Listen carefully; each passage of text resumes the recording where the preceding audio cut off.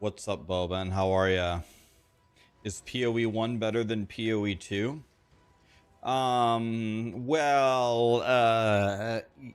Yes.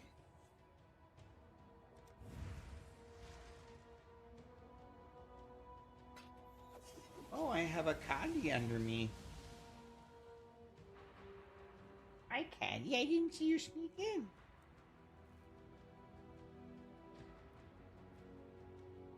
Got an Astromentus. Hi, Kuhn. Hi, Daisy.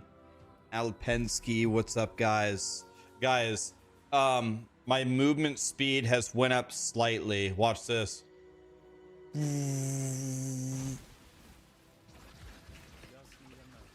I'm a super fast boy. We got the ultimate item of goatiness, Mage Blood. It's the goated item of goatiness.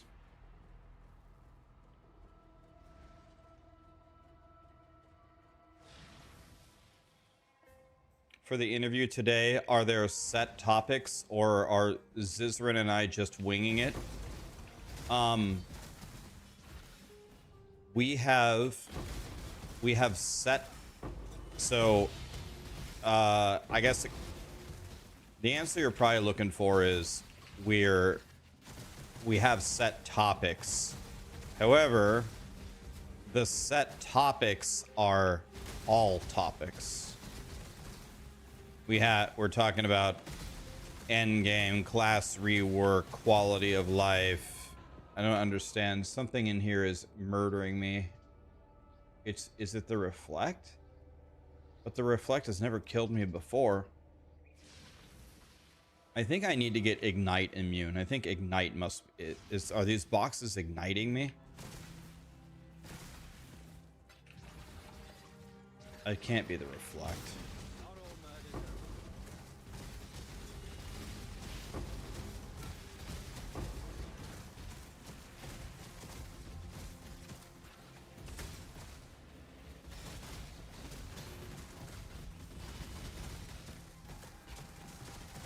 Yeah, it's the ignite. These ignites are 100 owing me. So I think we're gonna have to buy a taming that makes me immune to ignite. I can't believe in the end game at ignite is enough to 100 owe a character even with leech. It's actually insane how they have built ignite in this game.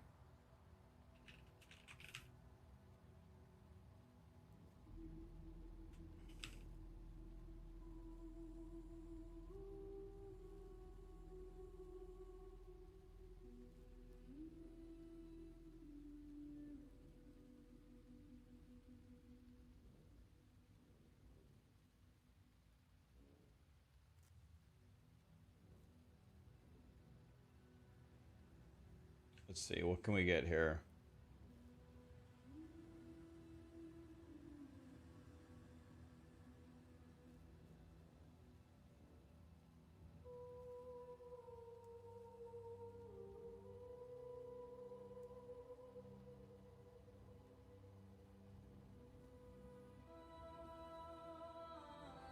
Is it reduced? Does anybody know what is the... So I want a taming and I want it to be corrupted.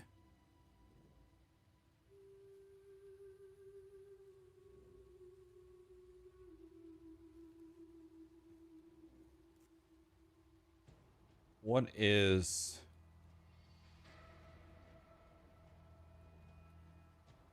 Does anybody know what the ignite thing is?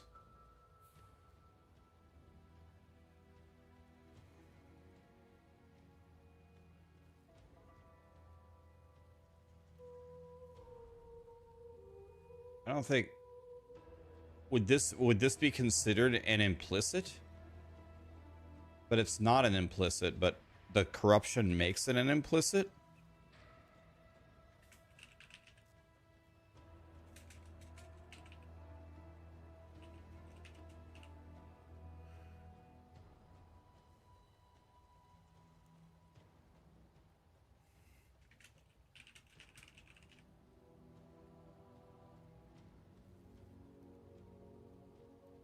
15 divine.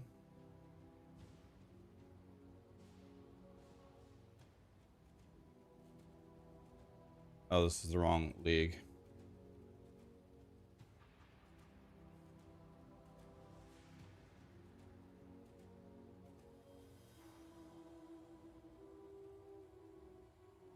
Oh, it gets rid of the 10 all res up here. Oh, I can't drop that.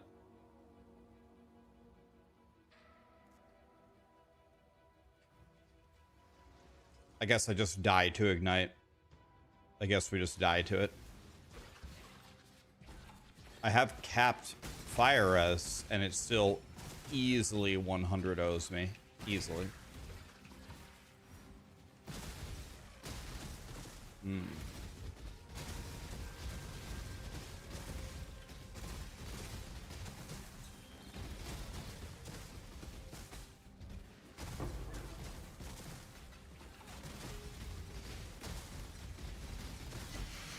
You can get can't be ignited on a jewel. Is that an actual thing?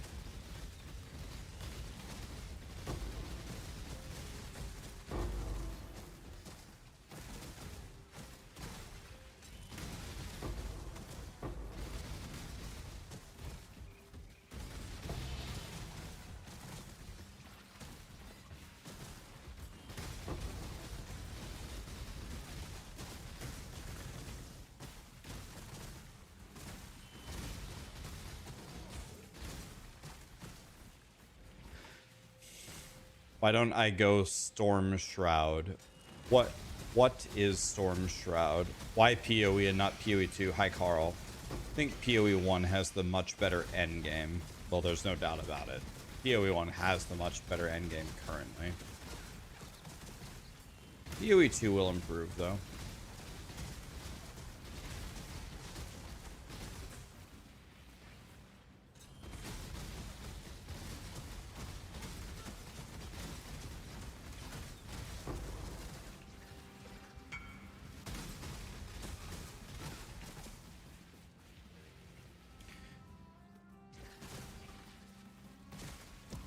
I don't even need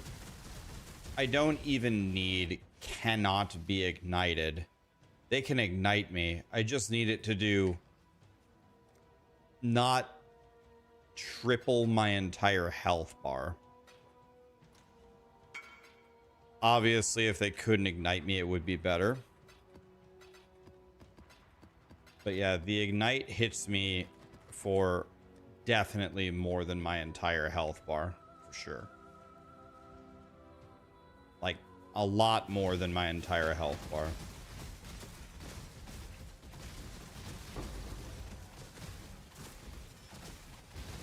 Like, even if I got, I think if I got 30% reduced damage from ignite, that would be good enough. Papa John can reduce ignites by 60. Maybe we do that.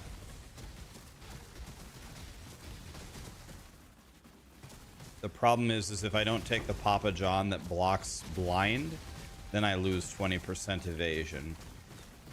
But I don't think anything in the game can kill me.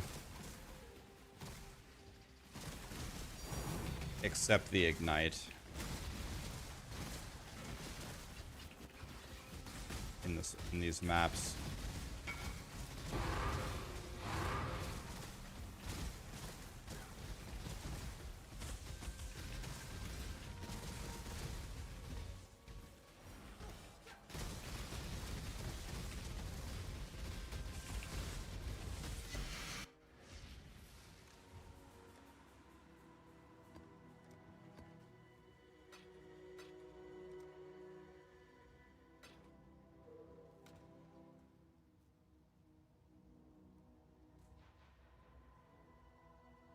Chance to avoid shock applies to all ailments.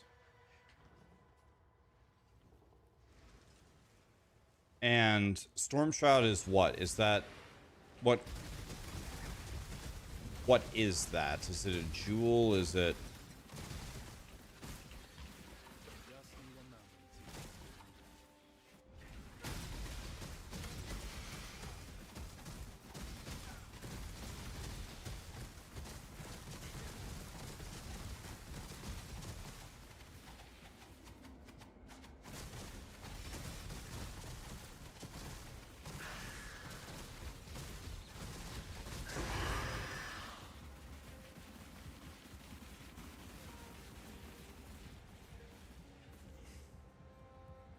Okay, so maybe let's see what the cost is.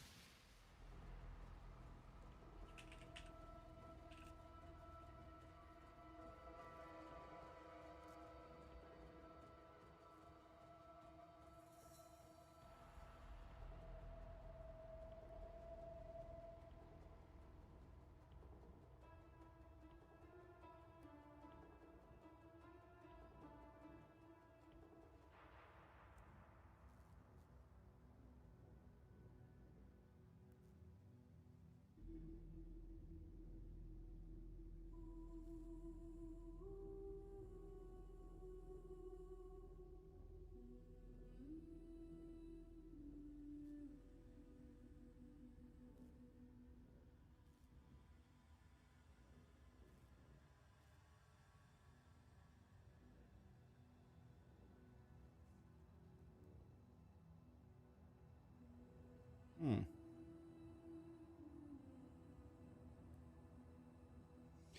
95 or 52% chance on a flask.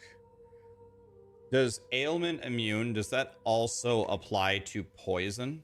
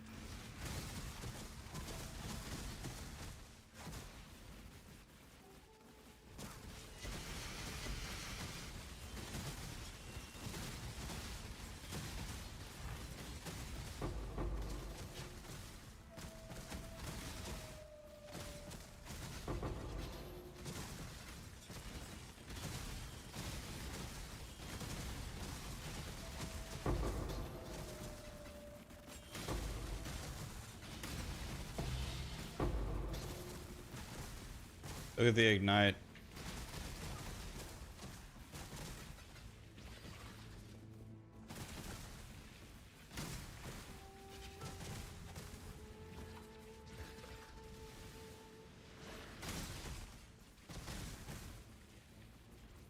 I don't understand. It says that this chest is locked. There's no monsters anywhere.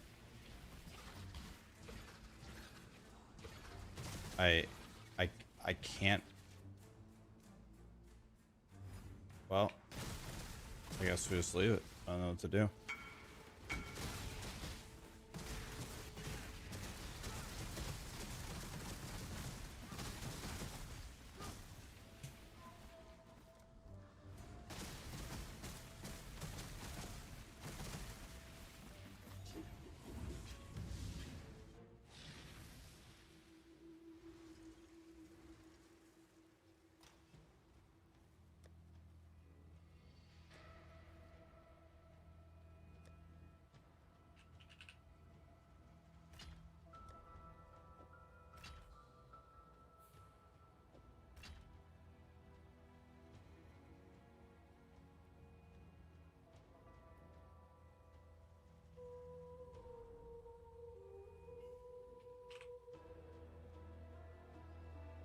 Or no. 560.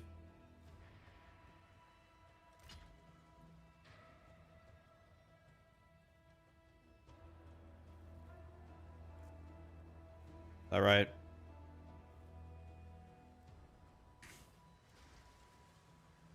Wait, that's not right. It's 520, right?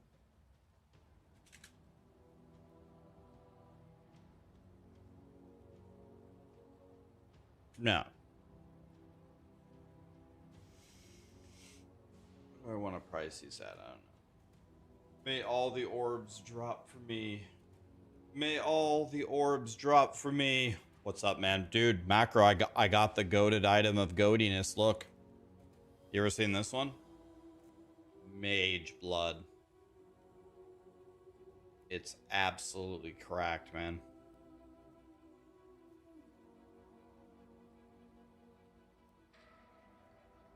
You just dropped a mage blood. What's it like to be rich, man?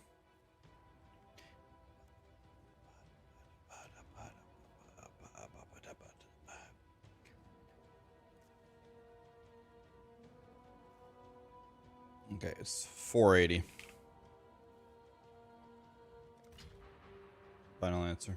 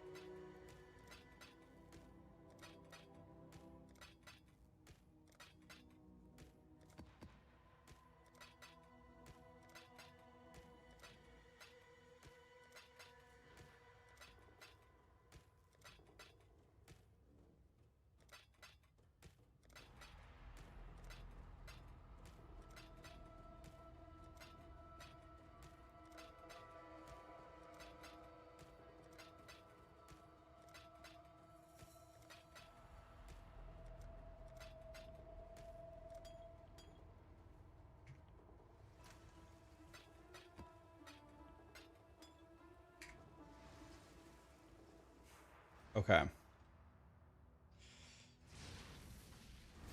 Am I playing the D2R ladder reset tonight this weekend or the upcoming weekend? Hi, Tifos.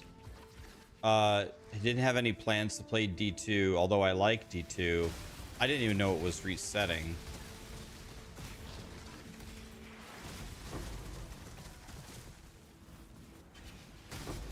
I didn't even know it was resetting, bud, if I'm being honest.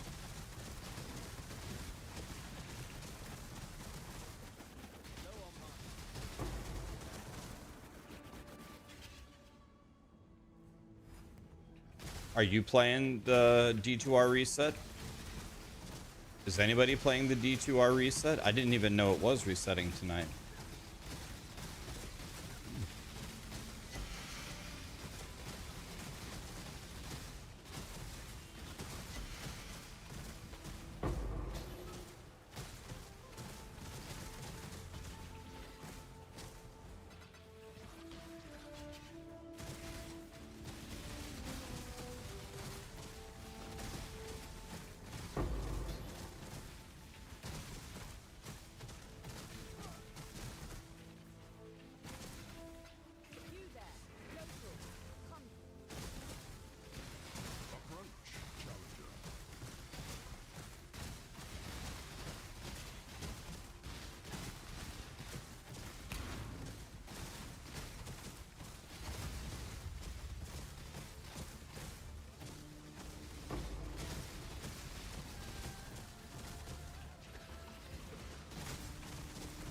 So I guess we should be doing...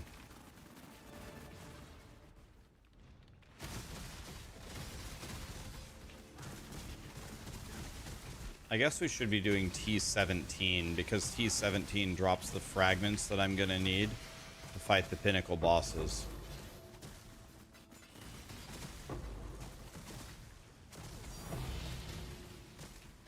Two Valdo's puzzle boxes and 2 Exalts.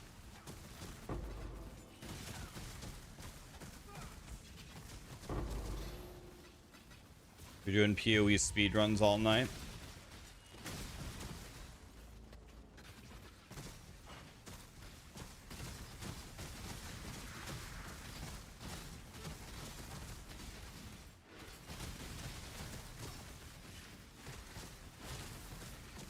Is there a clash between the Campfire and Last Epoch? I don't think so. The Last Epoch thing starts at 3 Central. What time is the Campfire? I'm doing the Last Epoch interview for sure. Doing that one for sure. So if there is a conflict, we're going Last Epoch. Just need a moment to catch my breath. I don't even know what is the topic of this campfire. What are we gonna Do we even know what the main idea is? Like what we're talking about? Oh, the PTR. Is this for the next season?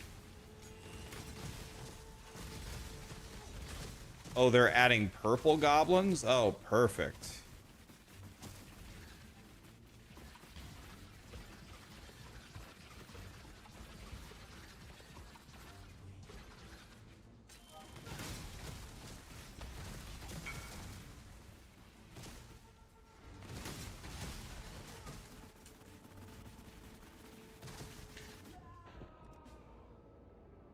All of my deaths so far have been Ignite. Every single one of them.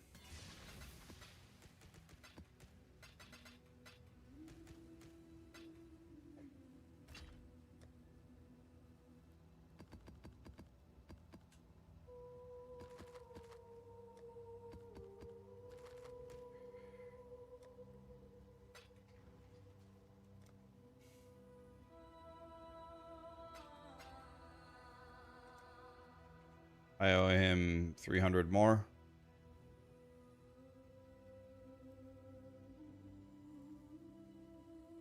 You want it chromed, right?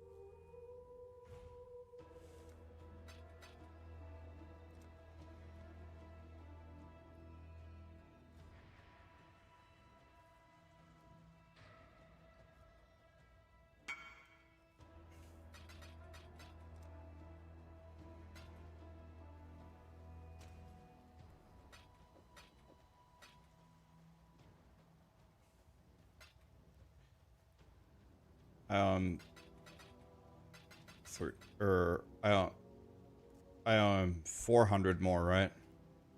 400 more? Whatever, he's getting 400. What? I think I owe him 400 more. Oop. Didn't mean to do that. Oops. Fat fingered that one. Is the chat history still there? Nope. Okay. Probably thinks I hate him. Alright. Oh my god, we got a lot of blue Z here. Let's see if we can get some divines here from this blue Z. 10,000 with some chunky dust here. We almost have enough to do a mega shipment.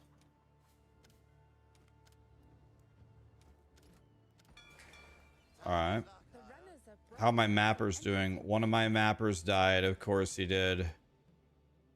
At least it wasn't one of the T10 mappers.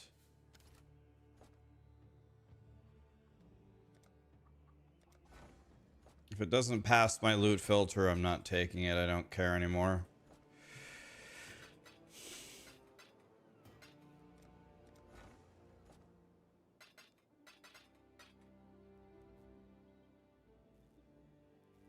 I don't know why this came up. Take it.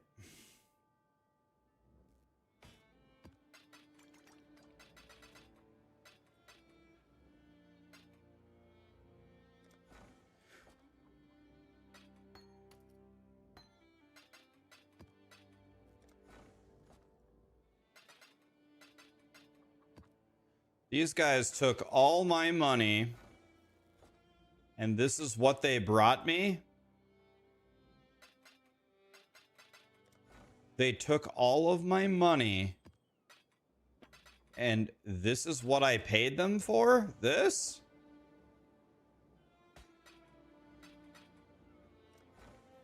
This is...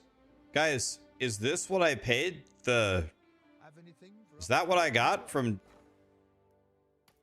T16 mapping? Like that? I'm on it.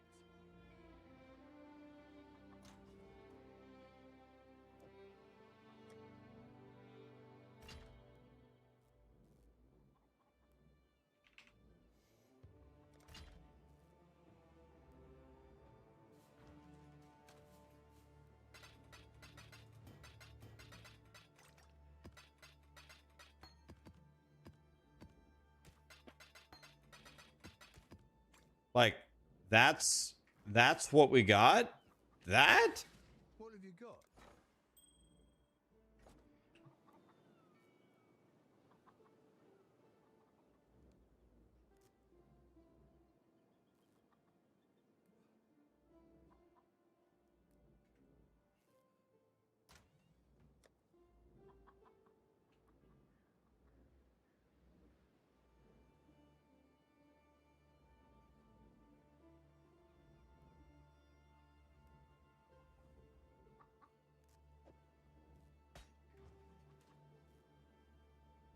Might as well call them the IRS. They take all my money and they give me nothing in return. Got a promising list of Yeah, I mean, what else could we call them? I don't have enough gold. the I need to next get set. a mapper. I've got plenty Need more. a Just mapper. Let me just grab the next few Okay, applications. mapping rank 5. This is what you guys get. You get Jimmy Bob.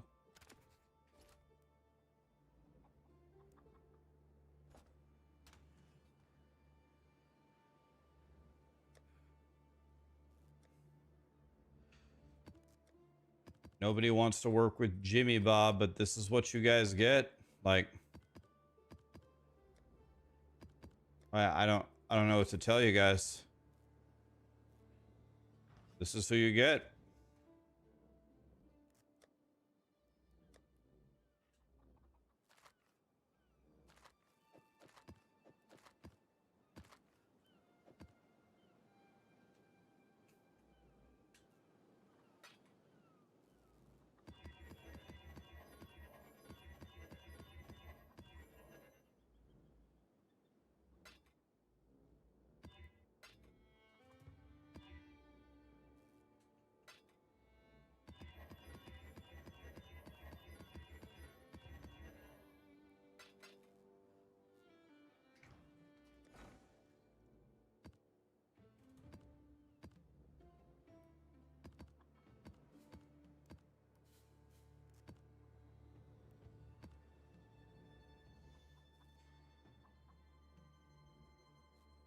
Okay, there's like no chance that any of them will die.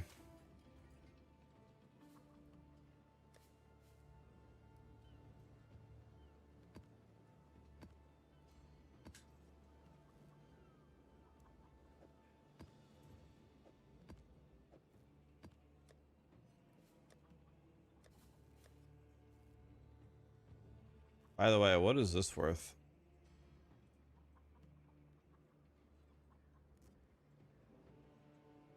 The main thing here is... The main thing here for this one is the 52, right? So I can sell this Dying Sun.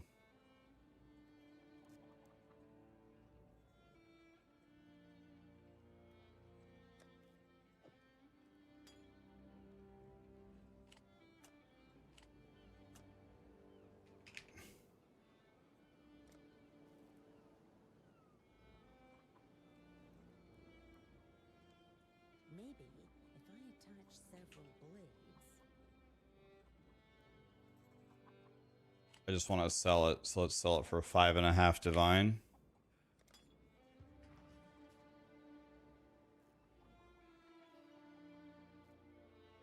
You need a 6-link spine bow. You'll get it, buddy.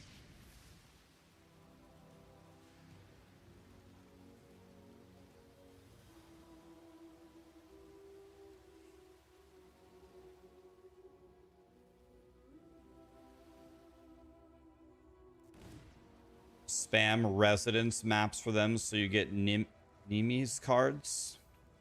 Okay, is that the play?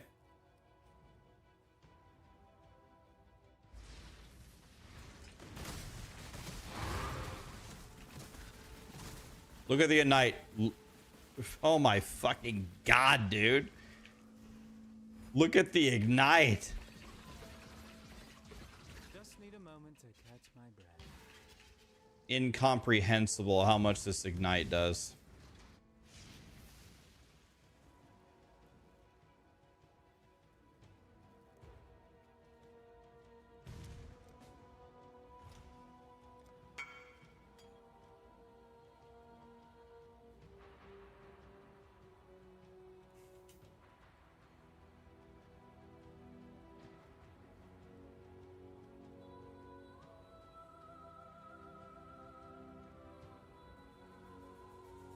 This will absolutely help. Which one should I drop, though?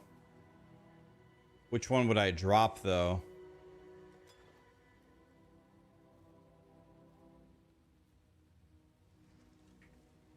The Jade Flask.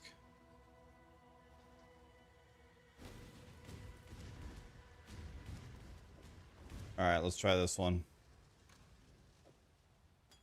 Durlagus does say to grab Storm Shroud.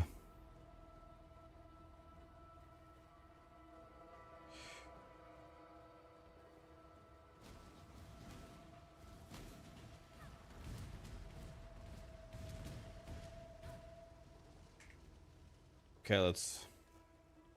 You really want to go get that jewel? Thank you, Einstein.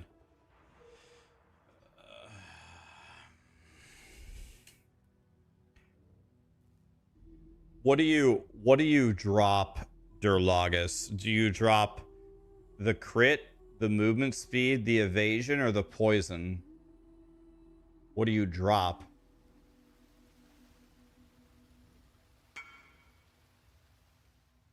The poison.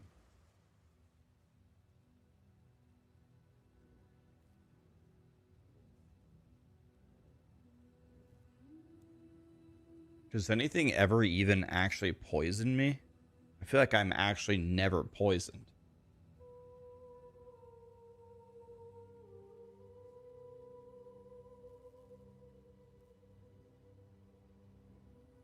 All right, let's just do it. Because Ignite is... With this strategy...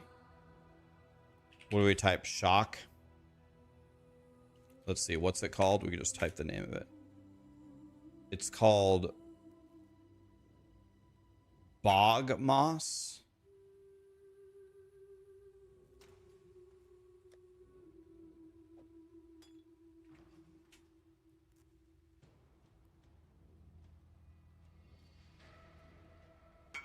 Of Bog Moss.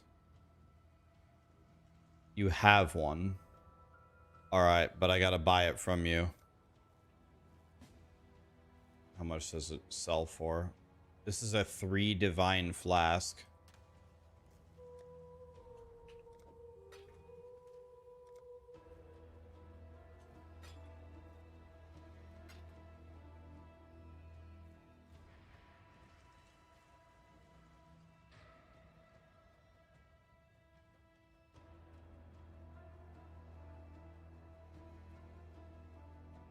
Poison will never... Poison immune is useless. Okay. Did we trade?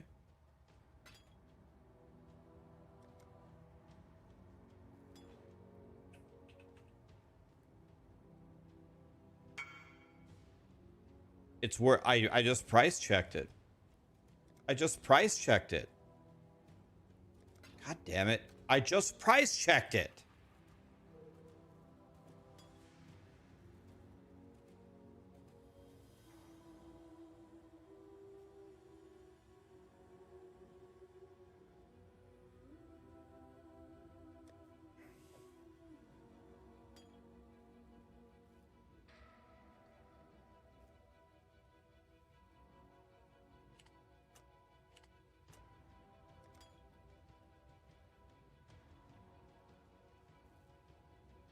Do any of the pinnacle bosses poison?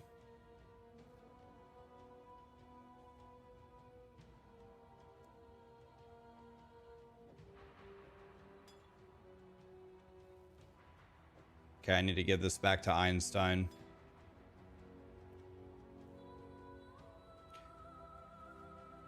Einstein, you want this ruby? You want this flask back?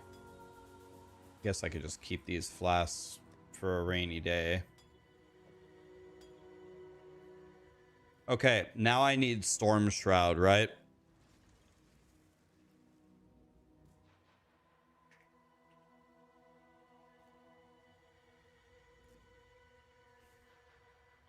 Is Storm Shroud at 53? Is that good enough, or do I need to divine this? Is Storm Shroud good at... Oh, you could just tell? Oh. Ignite Avoidance. Okay.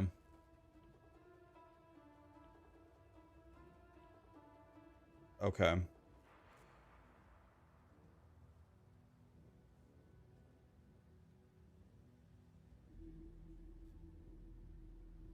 I think lightning is actually my lowest resistance too.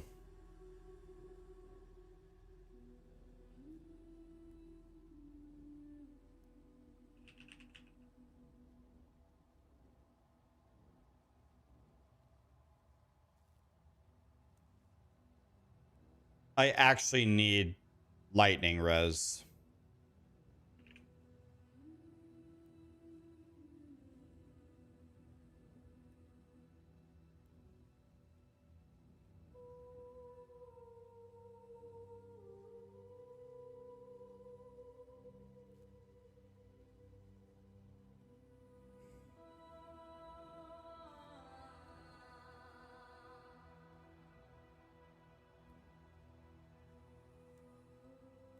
That's what I'm looking for. How do you... What about this bleed one? Is that good?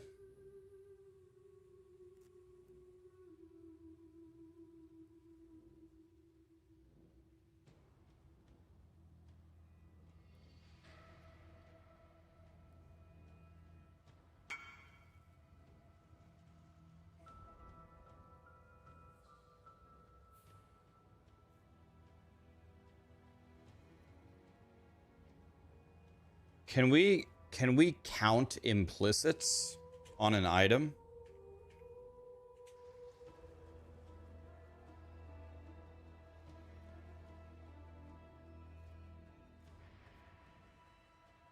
Are you saying that you have this one, Durlagus, or you're saying I should look for this one?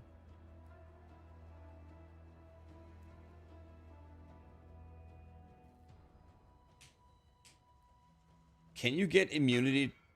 Can you get immunity to corrupted blood on Storm Shroud?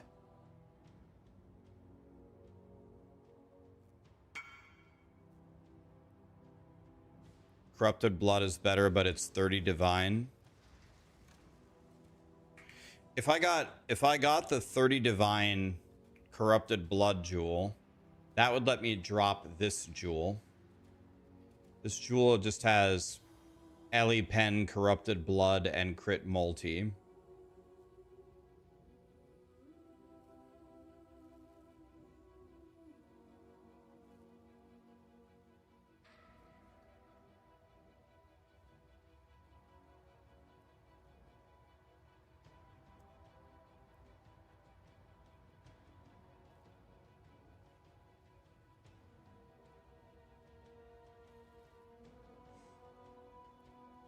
Let's see.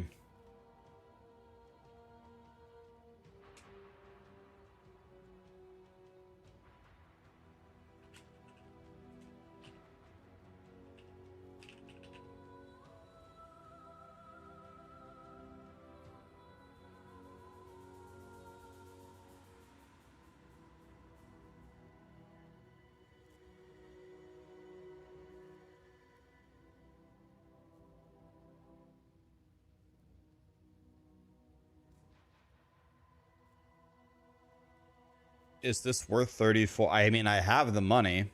I can buy it. I do have the money.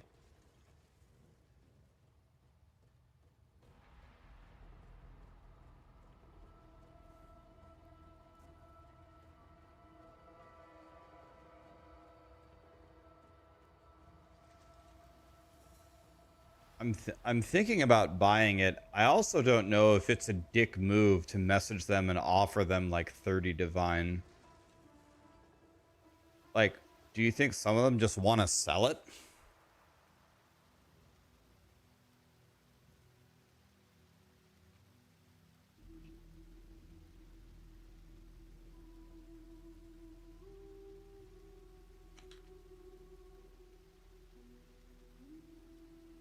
I feel like getting that corrupted blood immunity and freeing up the jewel slot lets me POB a 5 divine jewel 100% focused on max DPS, which would probably be a massive damage increase, no?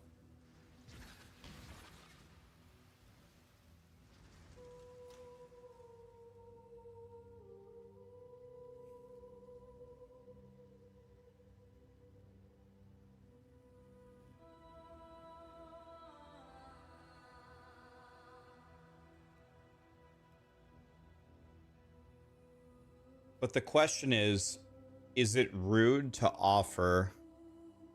Is it rude to offer 5 divine less than they're asking for?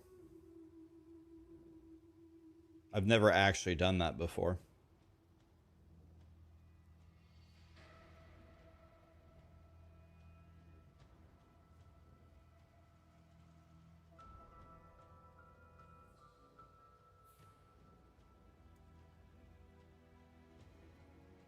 Tell them you're a streamer.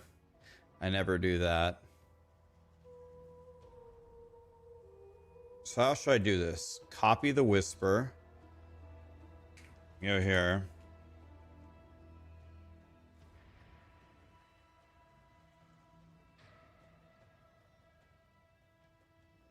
Should I delete this part and say,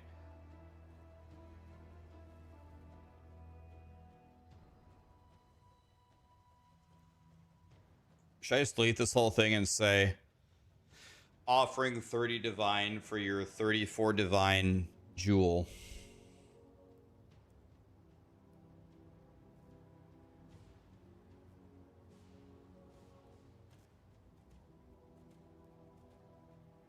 Send the message as normal and then say I'm offer 30 divine. Okay. That's a good idea. So go over here and type.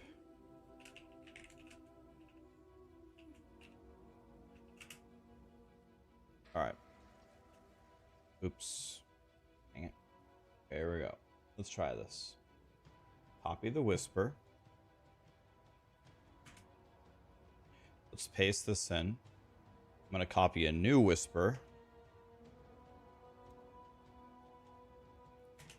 And then I'll say I'll offer him 30 divine. Let's see what he says.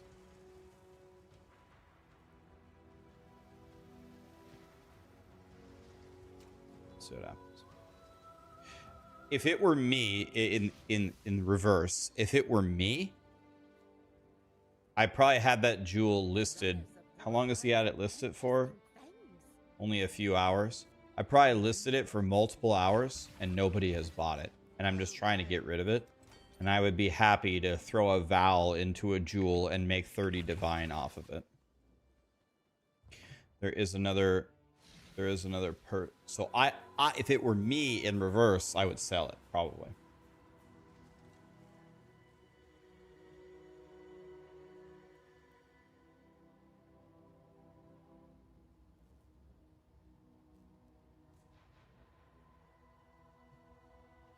There's another one that I can do.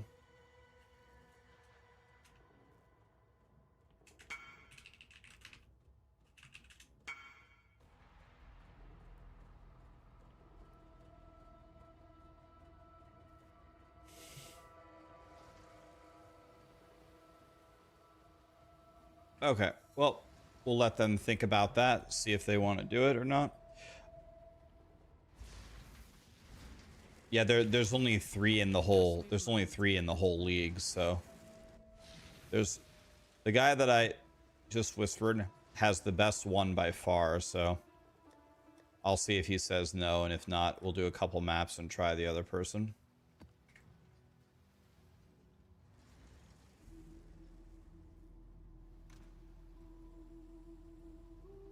All right. I need to be doing T17s.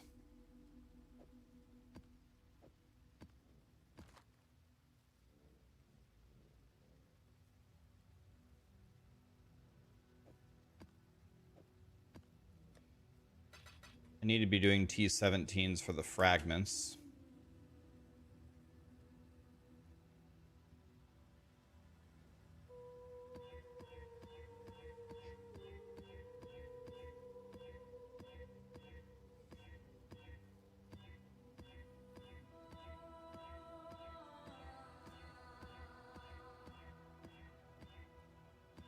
I've never done an abomination before.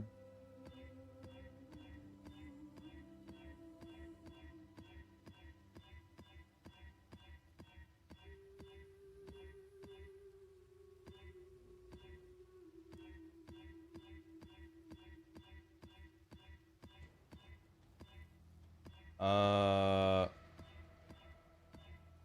think my filter might be a little bit too strict.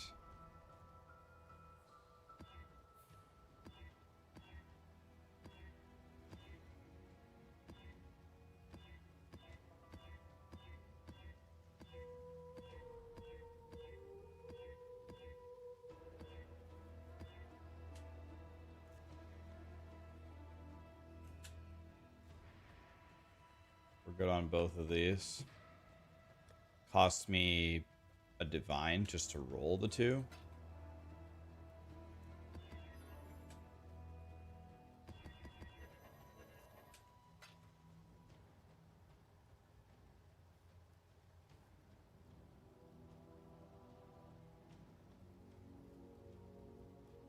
It would only cost me 10 divine to hit the corrupted blood myself. Does anybody know the actual odds?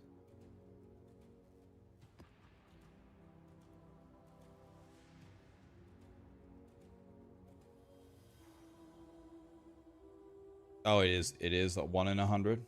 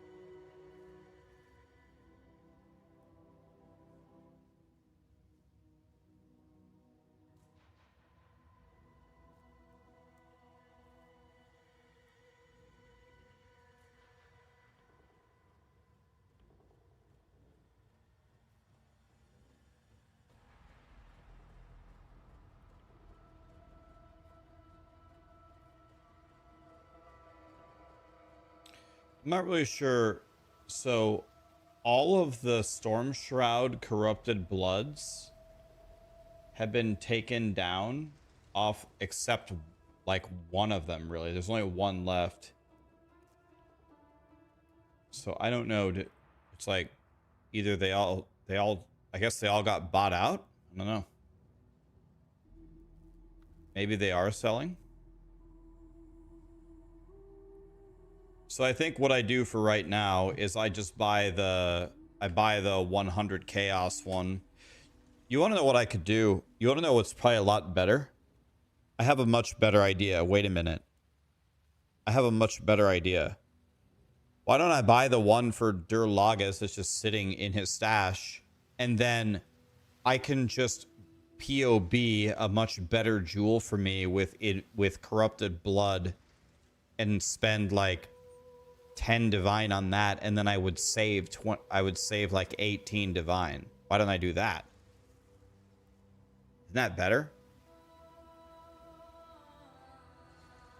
Isn't that way better now that I think about it some more?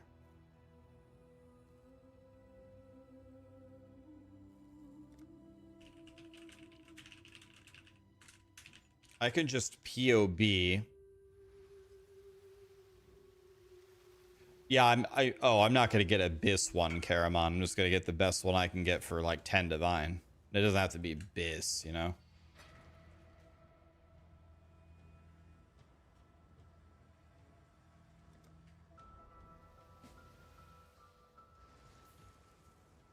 There really just aren't hardly any on the trade site.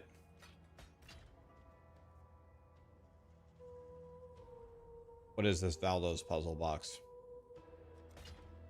Am I supposed to open this? Why did Durlagus give me this? I guess I gotta open it. Advancing Fortress.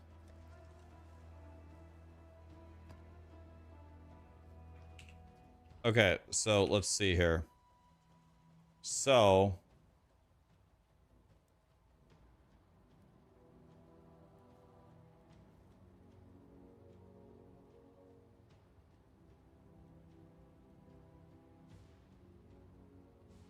crit multi, attack speed.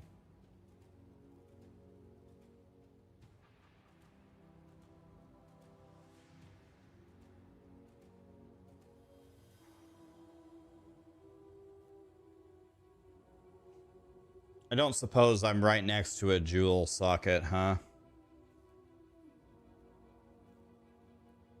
Could take this out.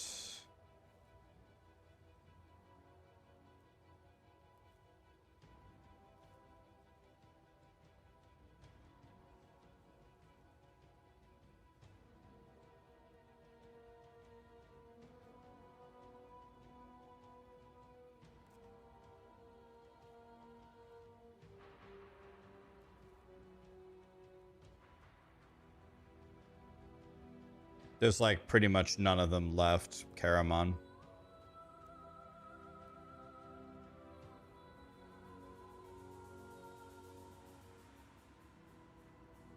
Okay, so I guess what we're gonna do is we're gonna get rid of this one.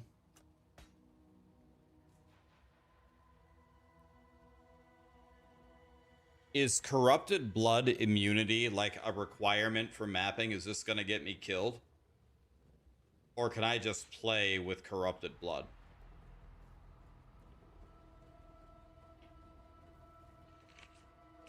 Okay. Let's go to POB.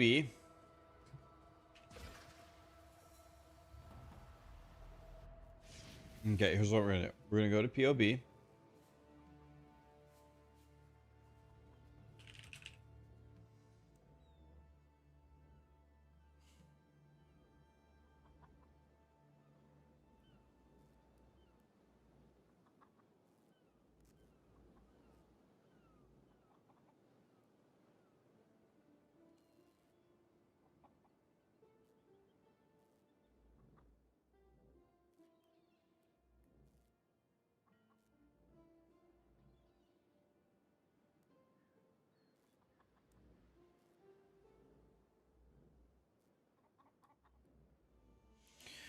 Okay.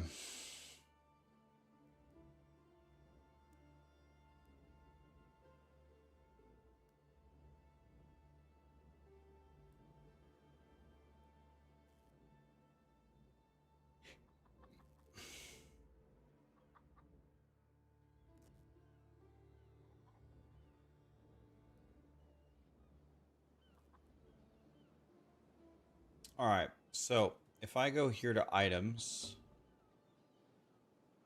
we can see here.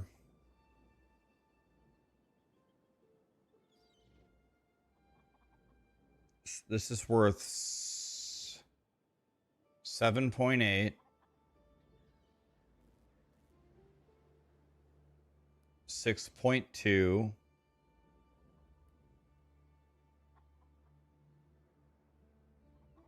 6.7. So this is my worst jewel by far. This one. Which is strange, because I would have guessed that this is actually my best jewel. But POB says no. So I want to trade for Morbid Bane. The runners have brought back some interesting things.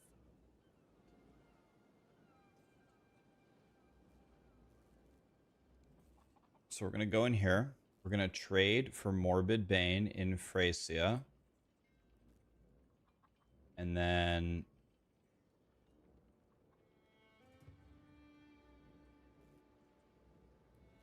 and I just want everything for DPS. And Morbid Bane is in socket 5.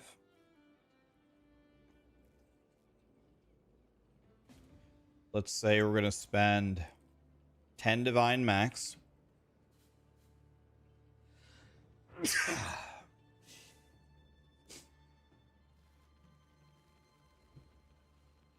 going to open it. So this has given me the search for what we need. But now I need to add in and I need the implicit corrupted blood cannot be inflicted on you, right? Search. And then now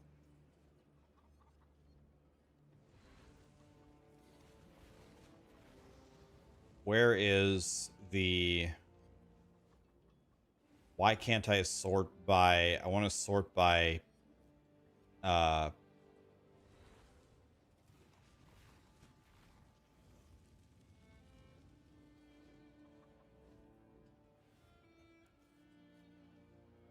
why can't I sort by this? I want to sort by this number. Why can't I sort by weighted sum? I can't do it with an and or what?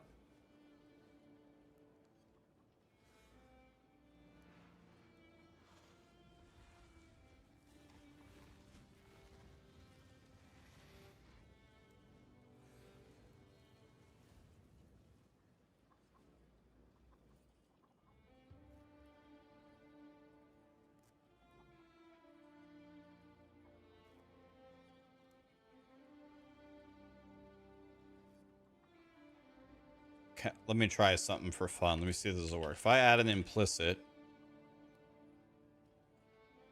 yeah, I don't know why this isn't working. If I search here... it should still work. That's what I'm thinking. If you add an and I add just... corrupted blood, it cannot... why doesn't it give me the choice? I know how to do it. I'll just do it myself. I know what I'll do. I will just set the minimum here. I know what I'll do. I'll get around it. I know how to do it.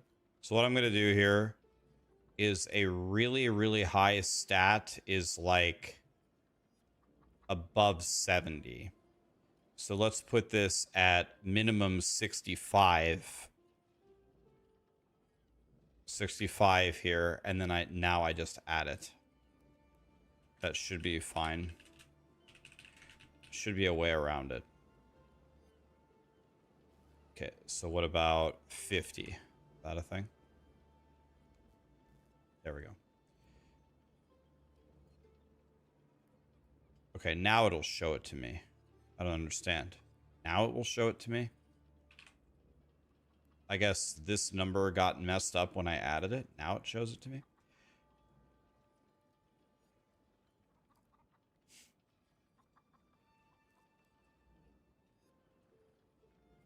So what this is telling me is the flat damage here is garbage.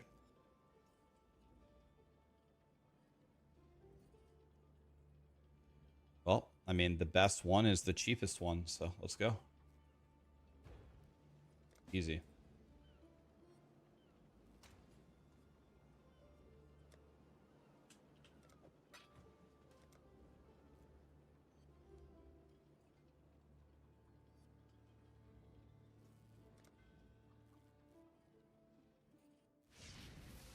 Yeah, it never asks me that when I'm in my hideout, so I wasn't used to that message. I was like,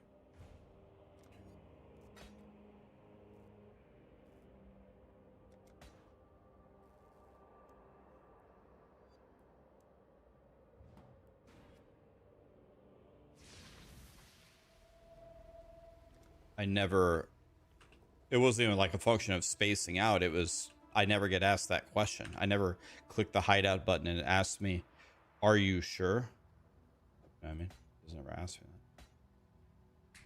All right, let's see if we can sell this for 1 divine. Okay, thank you for helping me, guys. Now, corrupted blood can't be inflicted on us, and we're completely ailment immune.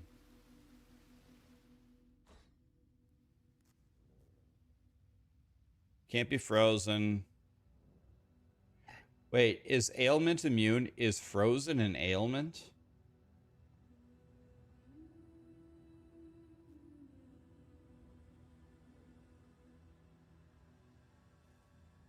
Which Papa John should I take now?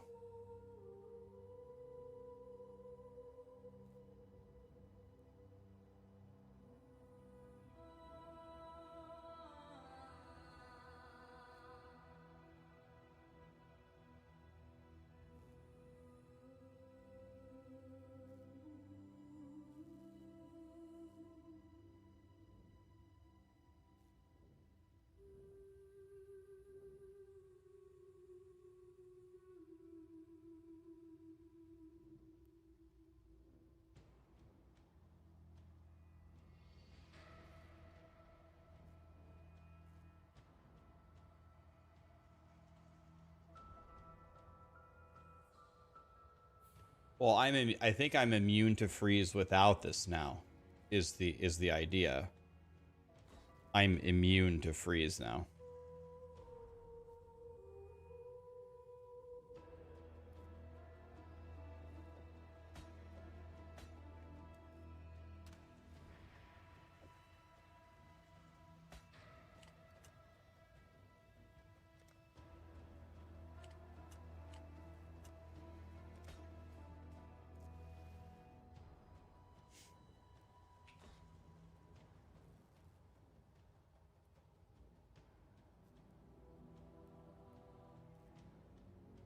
Lunaris doesn't seem like the right answer. Solaris.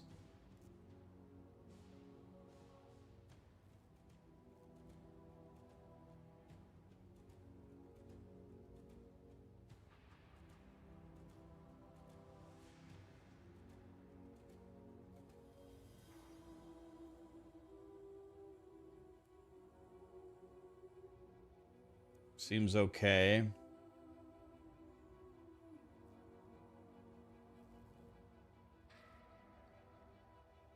Do any of the pinnacle bosses have deadly damages over time?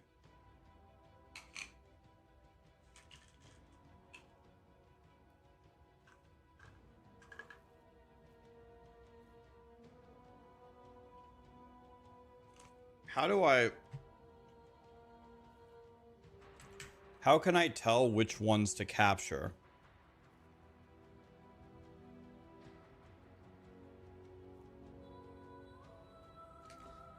How do I know?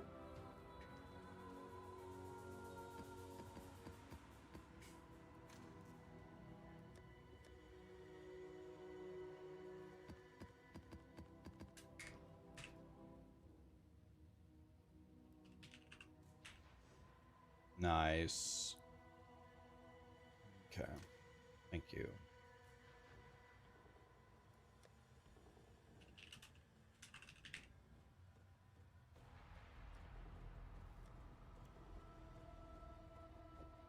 So I need this and a divine vessel, right?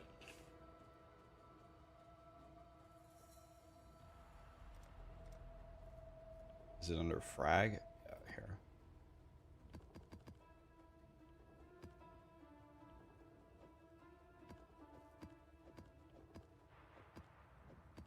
Okay, so thank you. So we go here. Lunaris. We need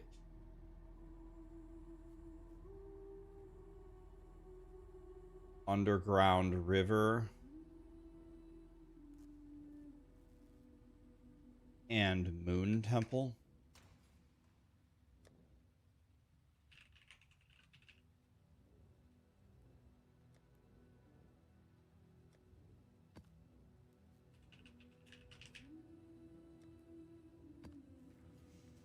All right.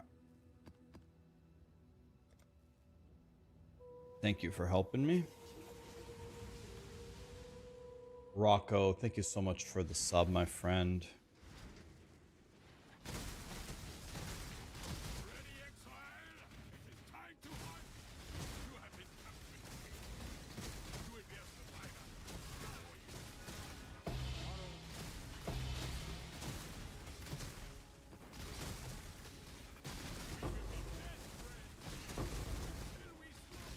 This one is captured. Line up. We will be best friends. Till we slaughter you. We will be best friends.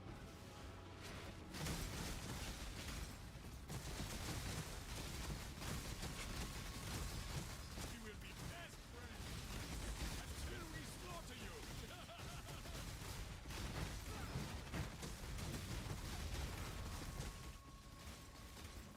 All right, we're just looking for the boss here, right? My breath.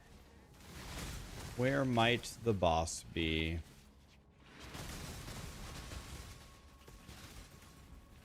The first ones look upon this map. Fine. You hunt well?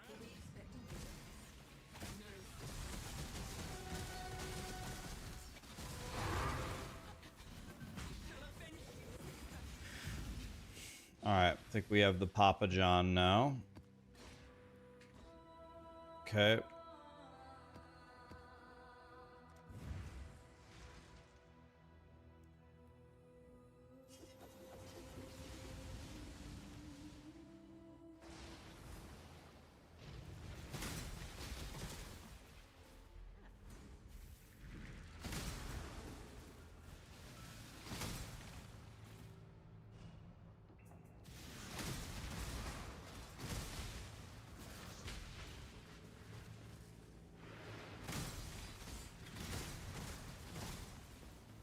Does anybody know what time the D4 campfire is?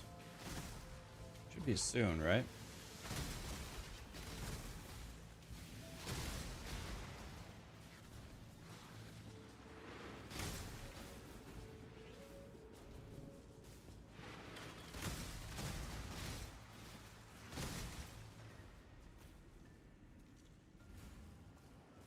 Less than an hour. They're starting at 12:30 Central. So it's in an hour 20. Okay.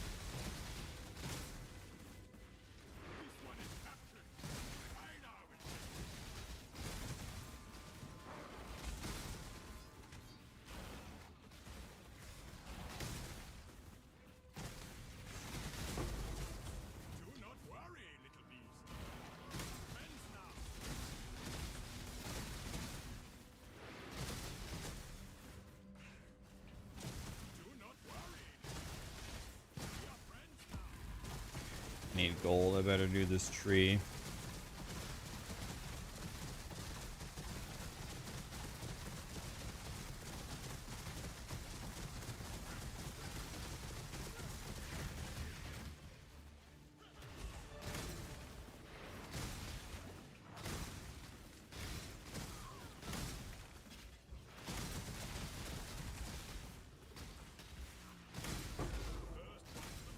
Capture with pride, Exile.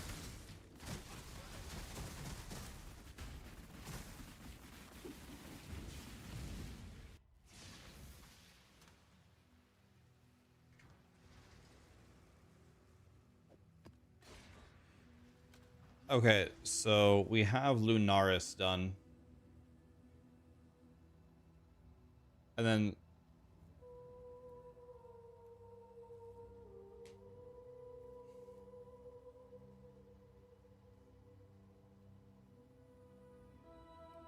should I just use Solaris?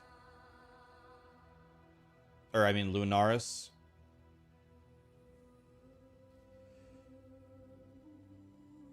Do the pinnacle bosses do a lot of physical damage? Do you think that this might save me against anything or not really?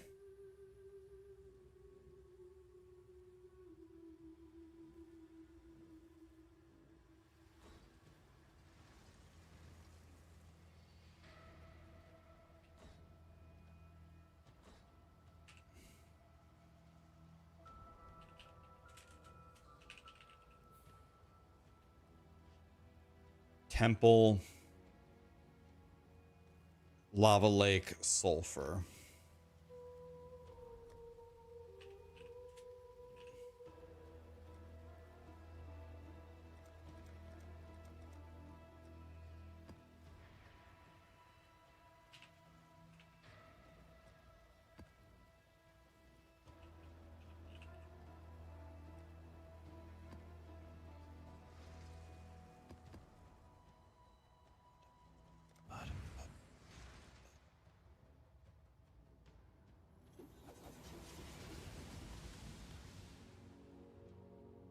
Is last Epoch gonna be after Diablo? Probably not right away. They are, well, they're 2 hours apart. I guess it's possible. Up you go! Hey! You have been You will be a survivor.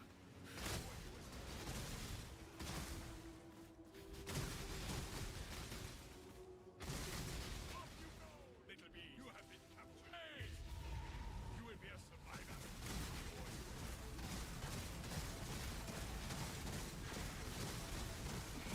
I need money, so we have to do this ore thing.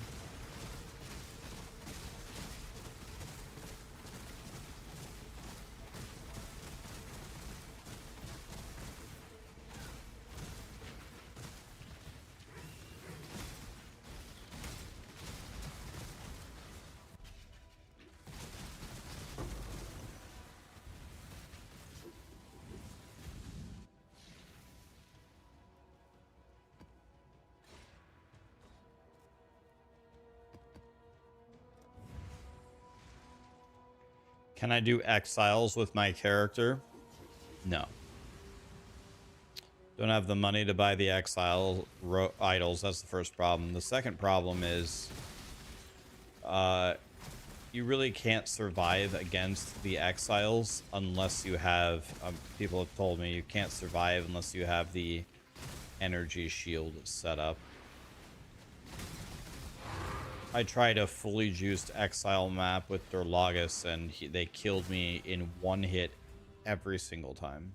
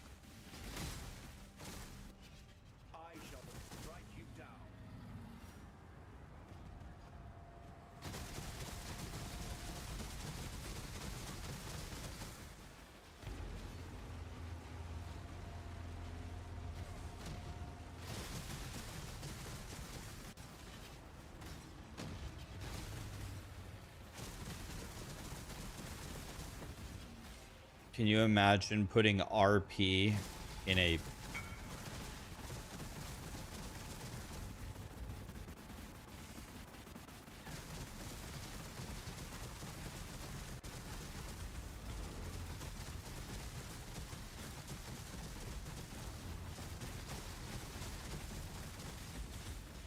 in a map boss?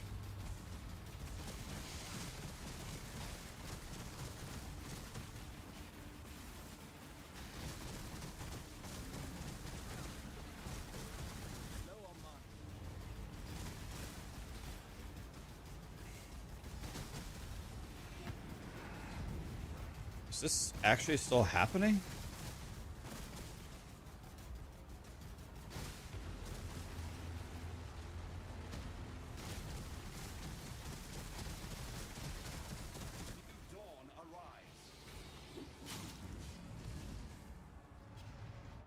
Hi, Grant.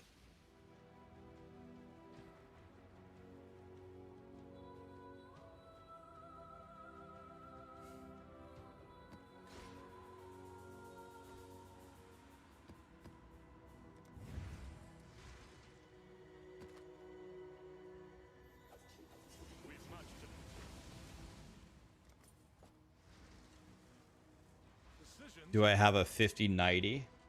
I do not. Kumi Bear, thank you so much for the... Or Kumi Bear, thank you so much for the sub, my friend.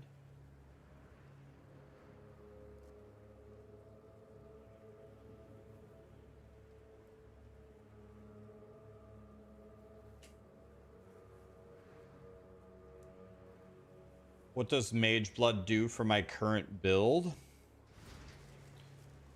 So Mage Blood gives me my 4 left flasks are always available. So I get 40% movement speed and then 55% crit chance at 70% increased effect. So movement speed, crit chance, movement speed, evasion rating, onslaught, and full ailment immunity. So,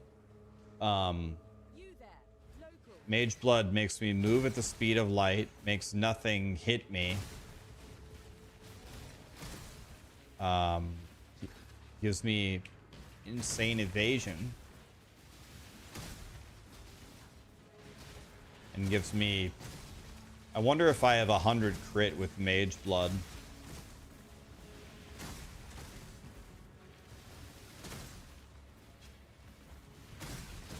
I might have 100% crit chance with Mage Blood.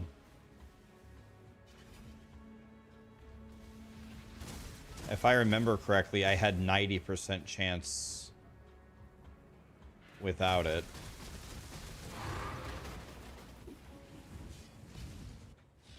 How much is in C?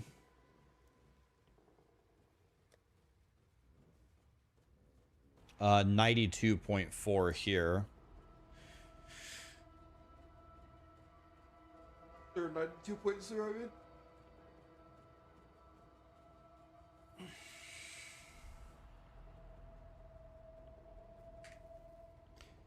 Okay, so now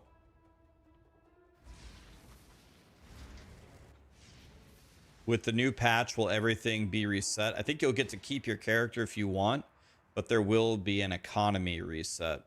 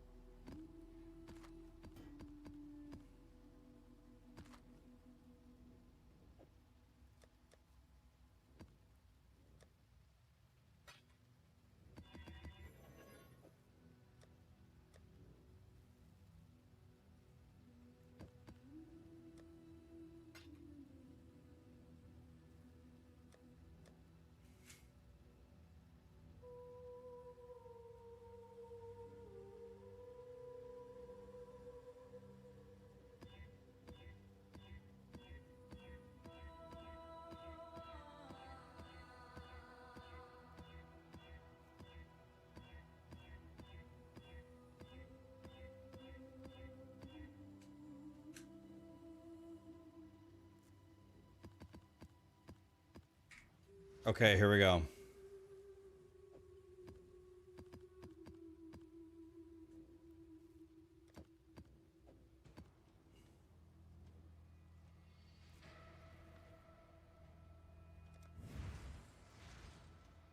What's my idle strat? It's strong box. So put as many strong boxes in the map as possible. I've never done an abomination before. First one. It would have been sick if the first drop I got was a mage blood.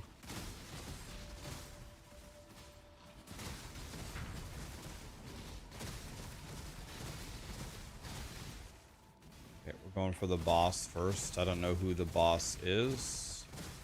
Probably someone terrifying who will murder me instantly.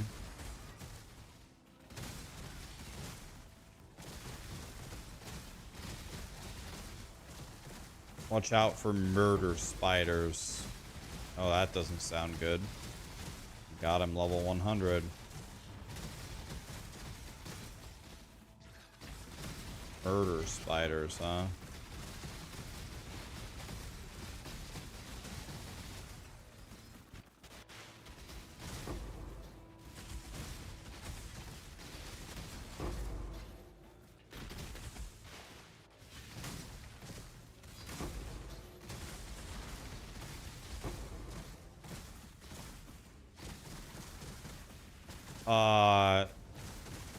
I don't think GCPs are expensive, but I thought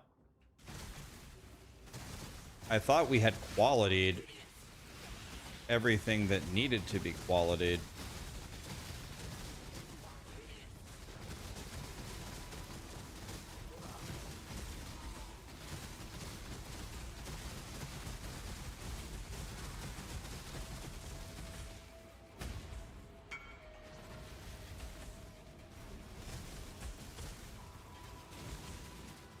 Wait, I have a taming?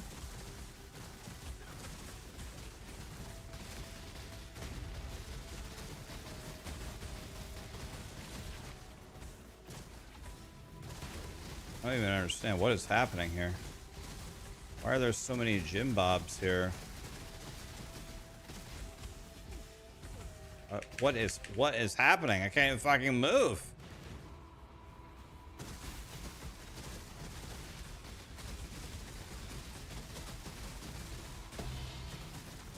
That was a weird fight.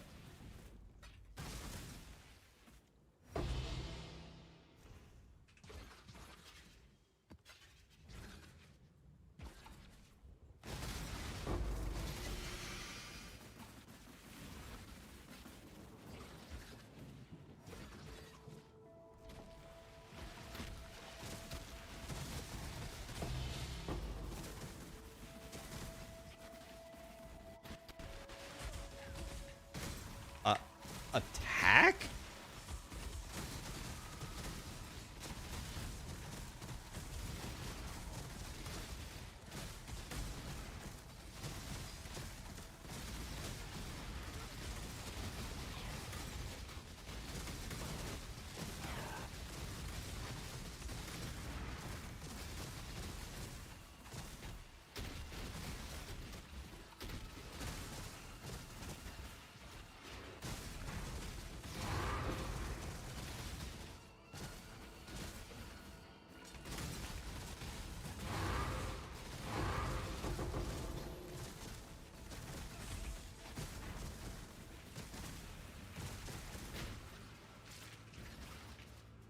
This map seems like it sucks.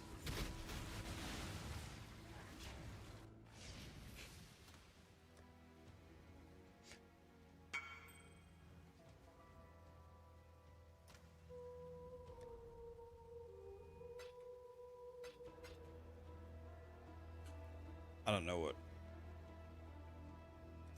So I give him 50 in the taming, probably.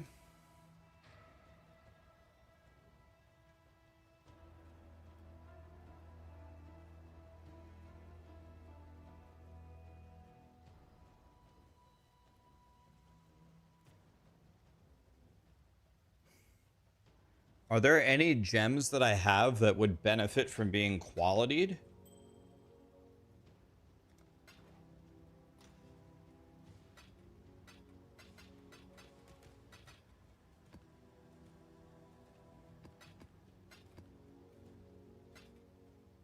I mean,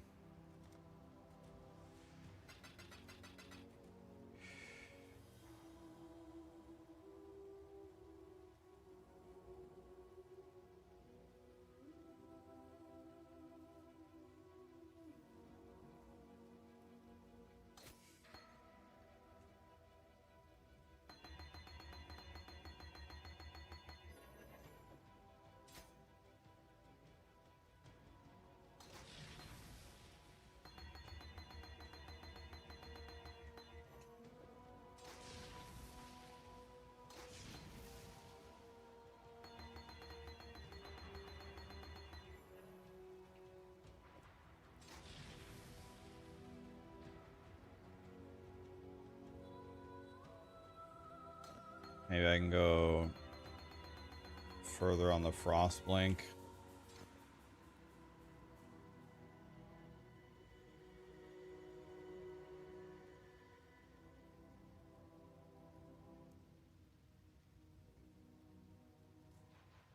I could make whirling blades attack faster. I'll be honest with you, I never looked at anything besides. Okay, that's already cursed.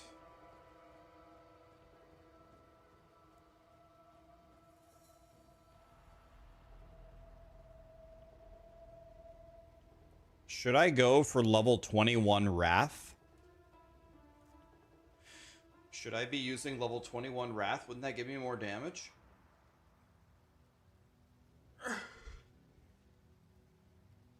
I have 194 int.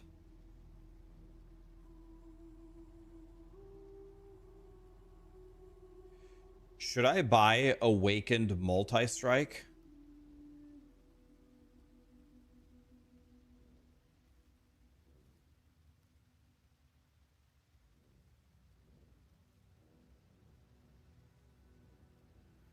Isn't that like 100 divines?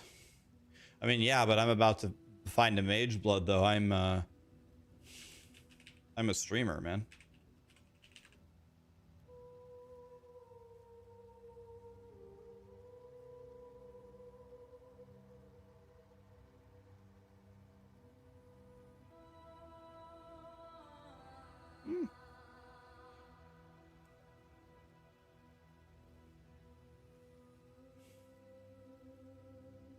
Maybe, yeah, maybe another day.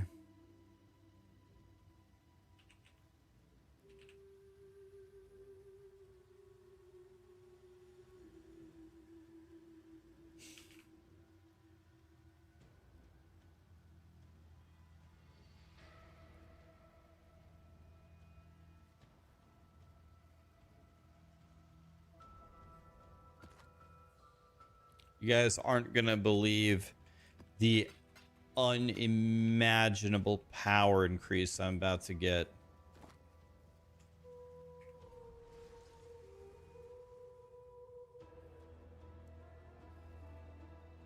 Hail, Lord Slayer.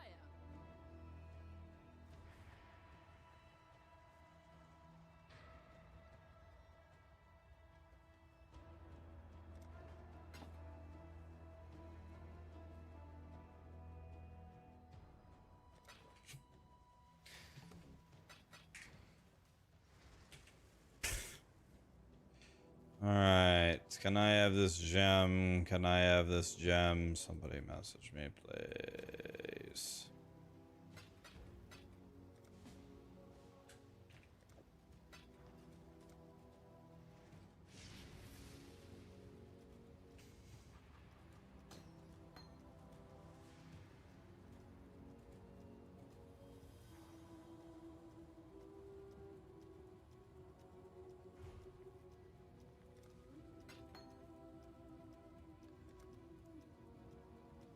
It was 75, right? Oh, 79. Oh.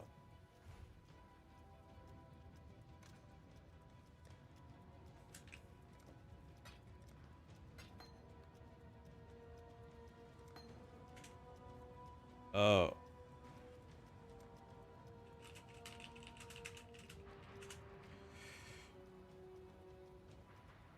I was like, why is this guy trading me? The one above it was 75 and he was 79. I was like, what? Slayer.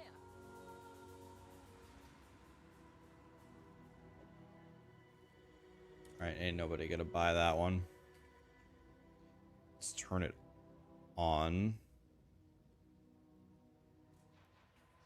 There we go.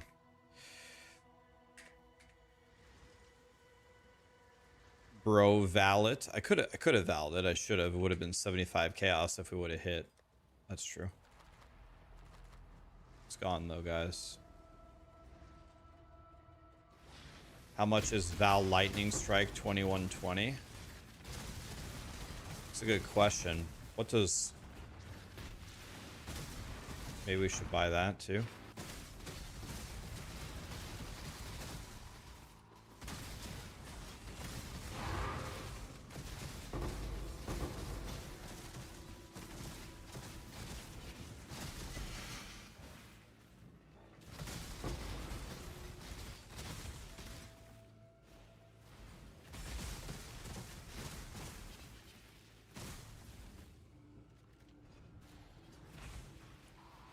Dude, I think...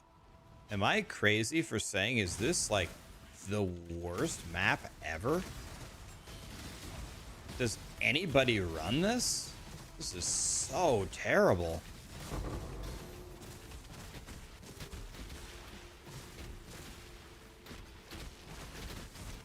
Boy, I would just suck a fat dick if I could fucking click the chest. Click the chest, I could instantly heal the full.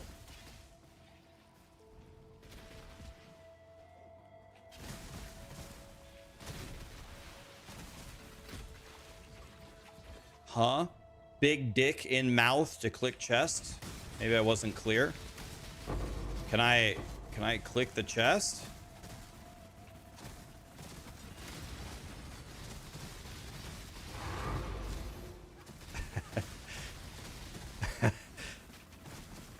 Dude, that reminds me, last night I read the funniest thing, and I was like, Sarah was sleeping. I was looking at, I laughed so hard, like I was trying to like not laugh because she was sleeping, but I just couldn't help myself.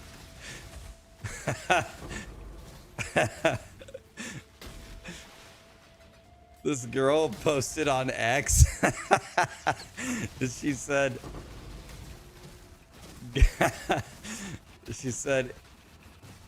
guys think, guys think a 9-inch dick is actually big, but it isn't. And then this guy responded, and he said, okay, we'll just call you Mrs. Deep Dish. I sat there and laughed so hard. Oh my god, dude. Oh.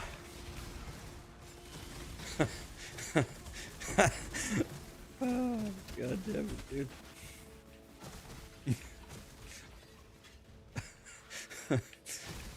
Oh. Oh my god.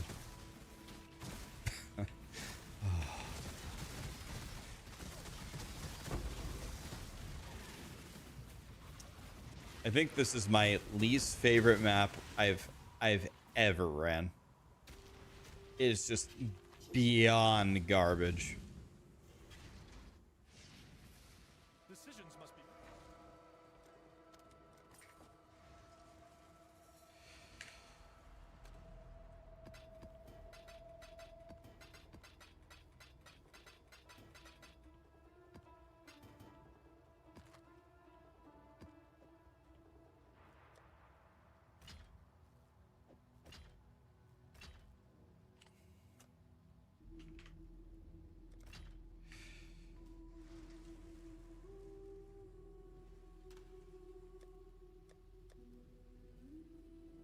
Let's try a Citadel. I don't know this map either. Let's see how bad this one is.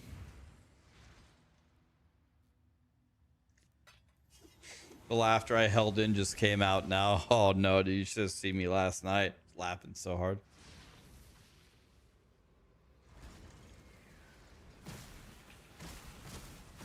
All suffering in this world stems from your actions.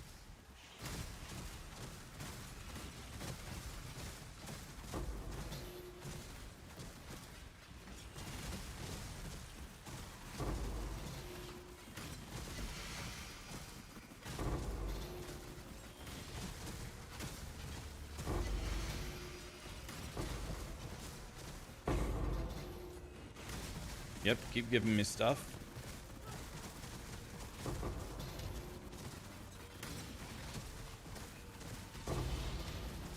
Two exalts, that could have been two divine.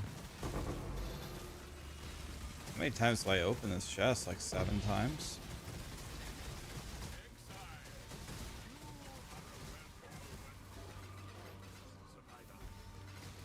Oh, I didn't add the delirium to the T17s. That was stupid.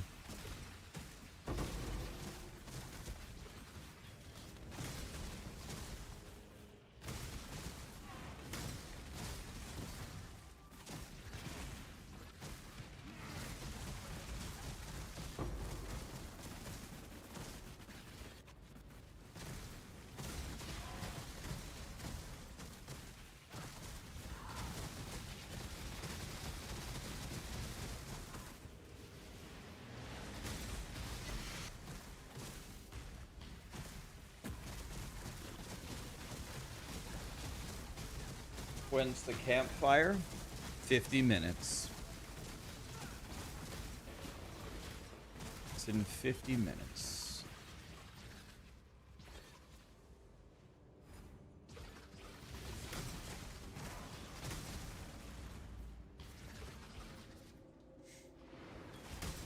"22 minutes," but that's just the 30-minute countdown, right?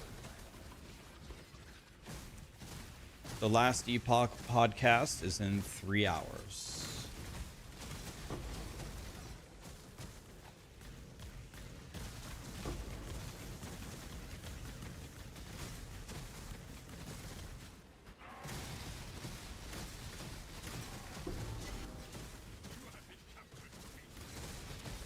Yeah, we're going to interview EHG about the new season.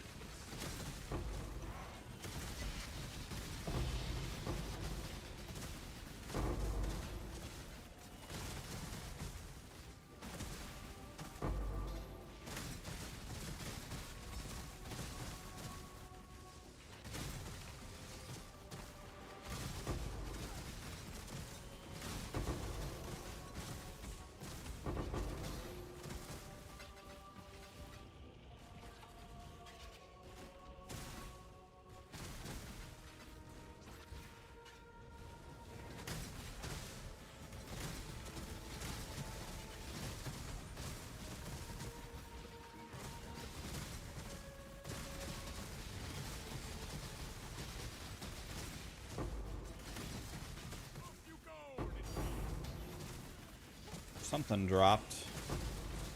We heard the tink. Dang, that could have been 2 more divine. Jump, jump, jump, jump.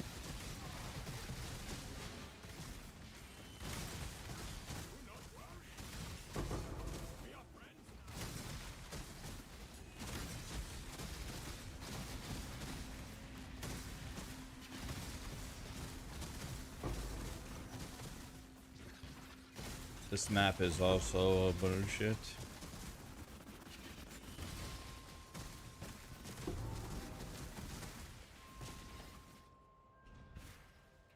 Two divines.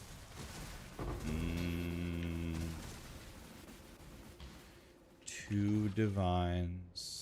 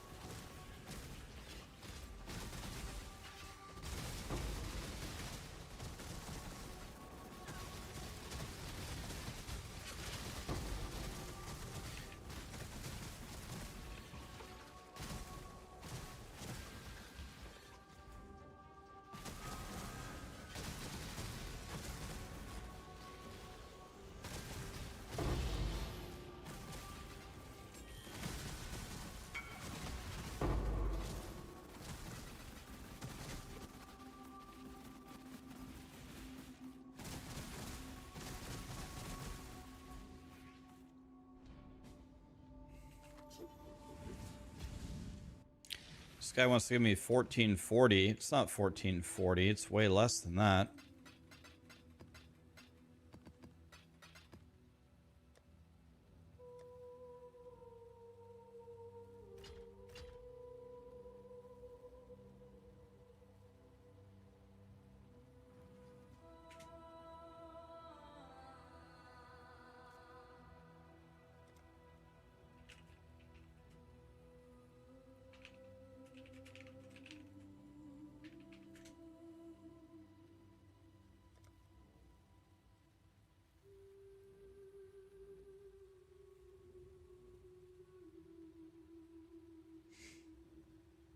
Yeah, he said he would give me double, but he doesn't need to pay me double. He's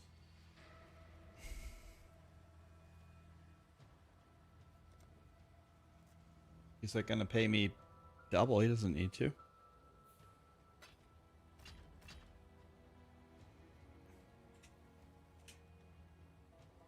Ah, whatever. That's good enough. That's right. That's about right.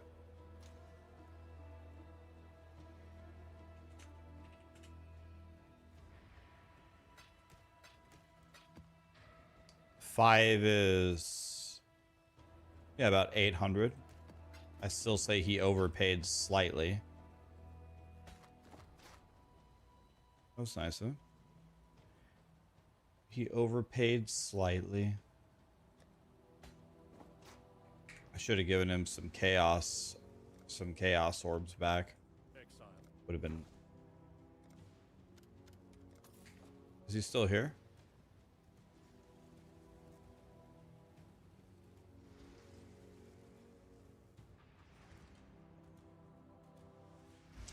Coffee Nomad Zinsk. Did I say it right? Or is it Zin SK? Or Zins KK? Thank you so much for the sub, my friend. Thanks for the prime. Yeah, it's just Flop Guns build.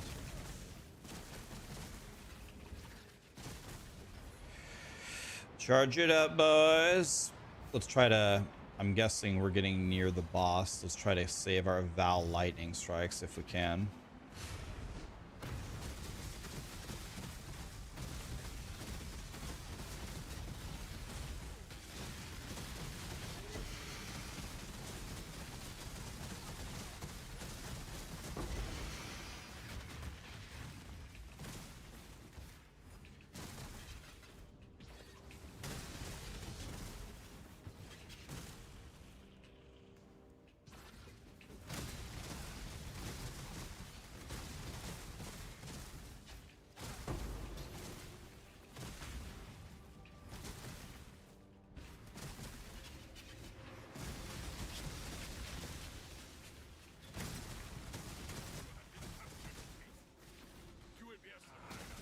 Okay, I have both Val Lightning Strikes. Let's see what this is.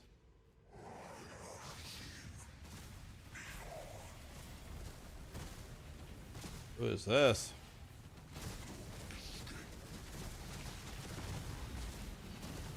Nice. Did my ultimate attack. He phased. I did 0 damage. Awesome.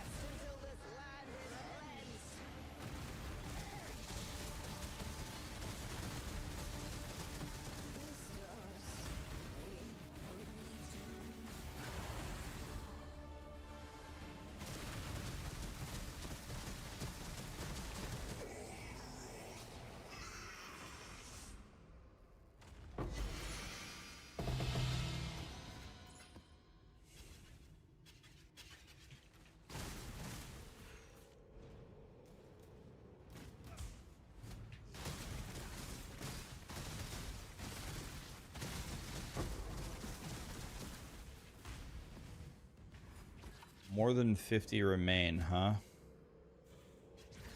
Oh, I see.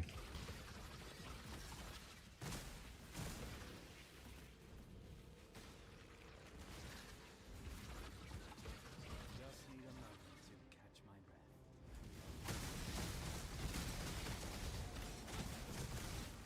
That was a great hunt, Exile. I now will write a mighty poem about it. Still more than 50 remain.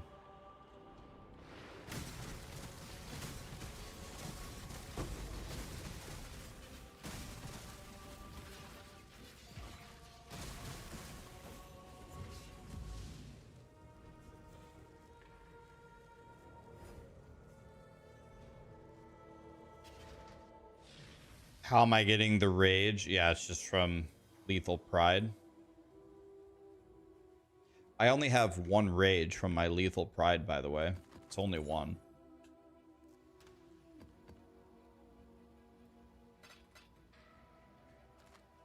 Oh.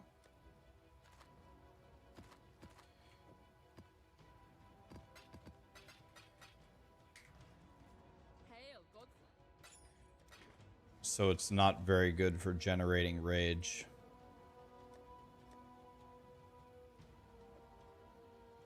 Okay, we still have 40 minutes.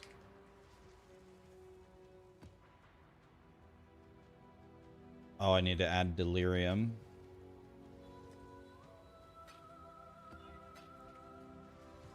Make it more difficult. I feel like Fortress and like the big red temple map are the best two T17s.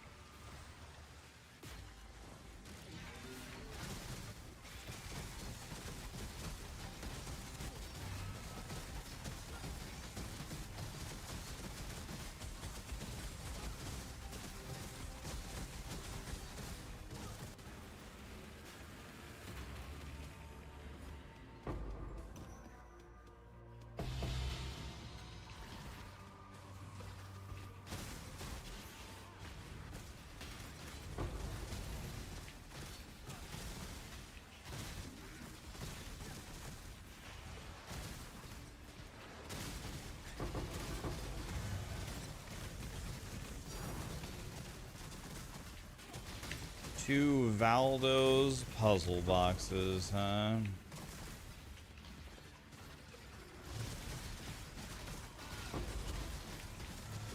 That's a little bit less than a one divine drop.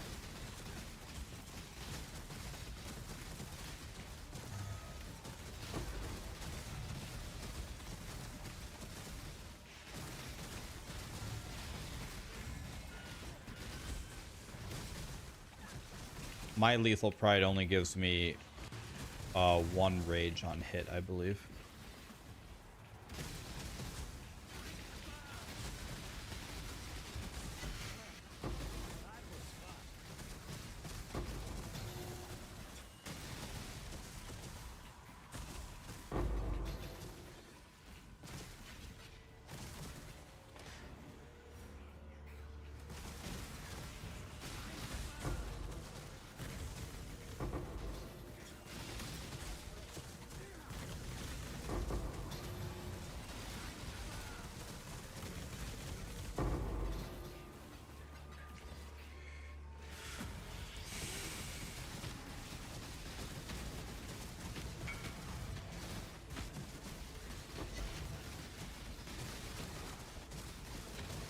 Craft fancy gloves for Ubers with Intimidate.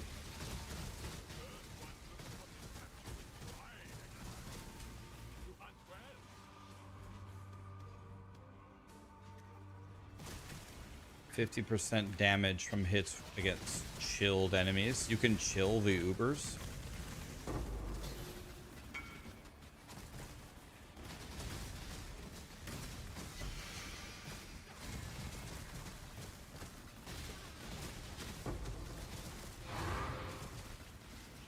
Do any of the Ubers do chaos damage? Yeah, like I only have 49 chaos res. Is that going to get me killed?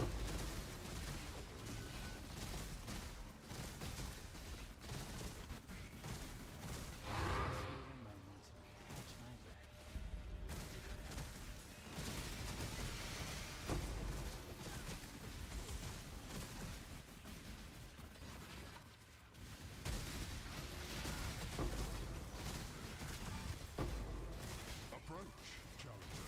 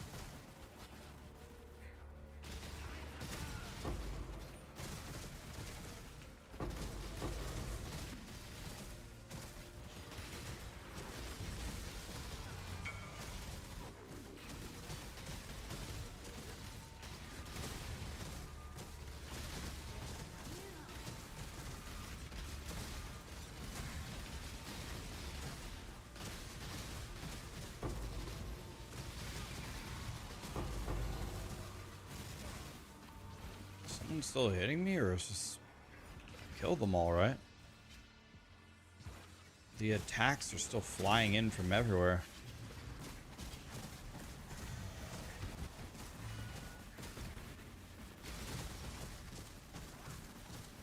You got 5 T1s on your body armor. Nice, dude. That's what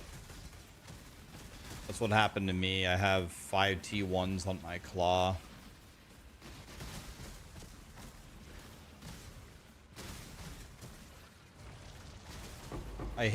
I got insanely lucky. You got the 22 spell suppression. That's insane. That's actually insane. Okay, it says there's 50 monsters remaining, but where? Maybe, yeah, I don't know. Here, maybe? 50 monsters remaining.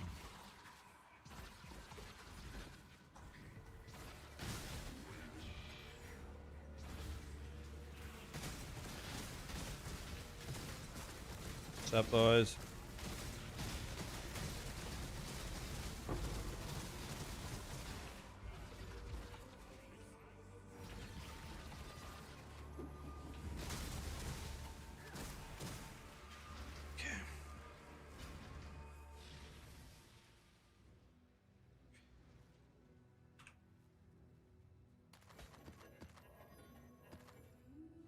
You have a 6T1 chest? 6T1, that's mirror, right? That's perfect.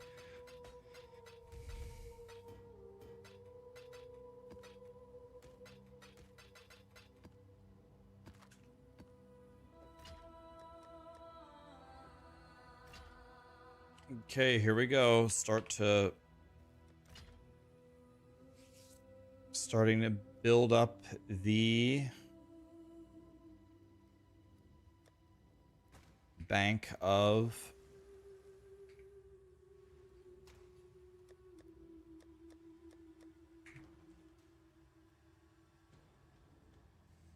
so I ran out of T17s.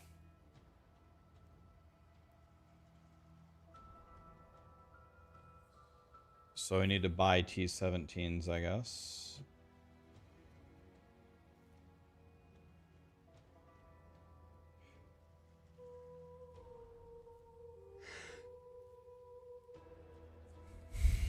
All right, so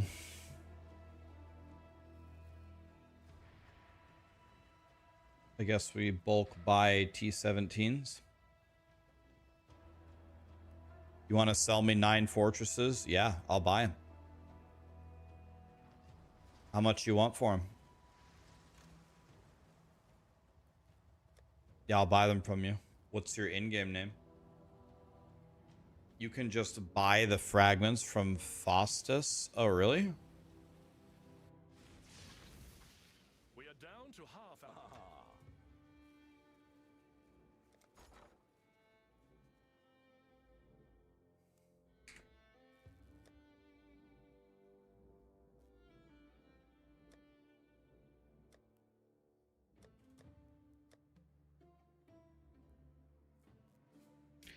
Oh. Right. Oh, you meant on the trade market. I thought you meant like you could gamble for them. I was like, oh, really? I didn't know that. What have you got for me? Yeah, I know you can buy them on the auction house.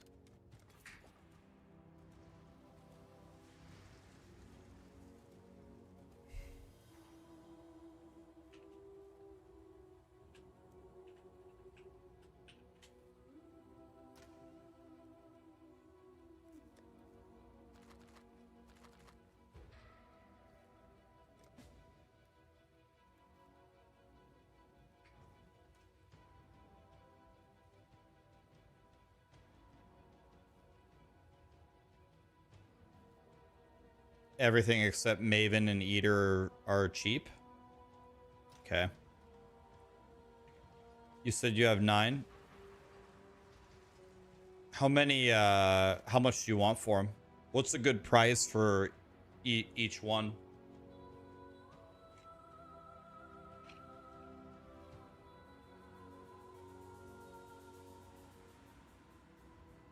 I really don't have any idea how I have 40 divine, if I'm being honest. How do I have 40 divine? Yeah, I'll watch the campfire for sure.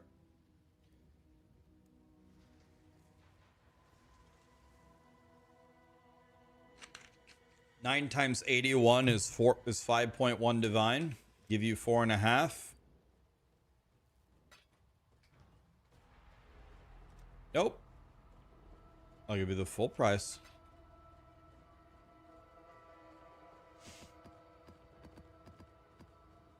Thank you, kind sir.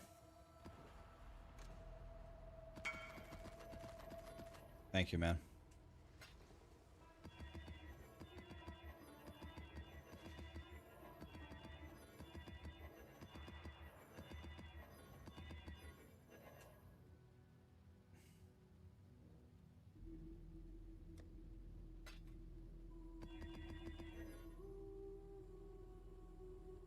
Oops, I applied, I forgot that you can apply multiple delirium orbs.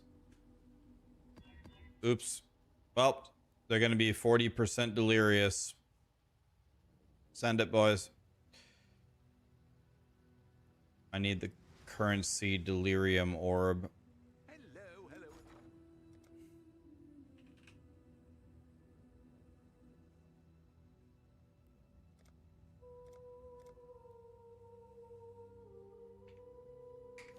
Hail.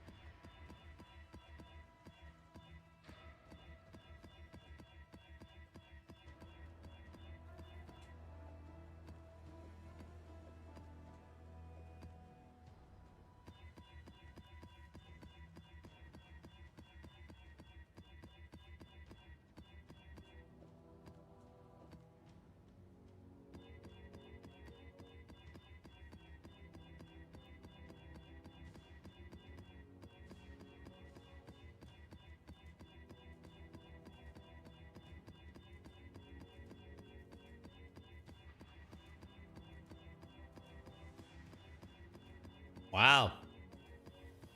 Nice. Goodbye, money. Well, we're bankrupt. Fucking unbelievable.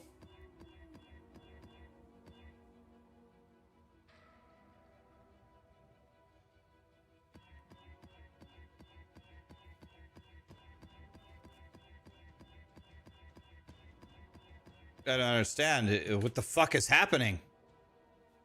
Oh, yeah, my regular expression got fucked up or something. What? What? Impossible.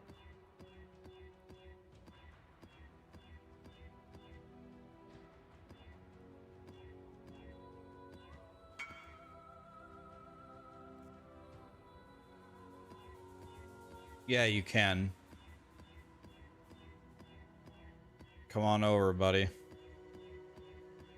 I'm gonna go for the boss first. Is this game for fucking real? I probably spent a divine in chaos re-rolling this map.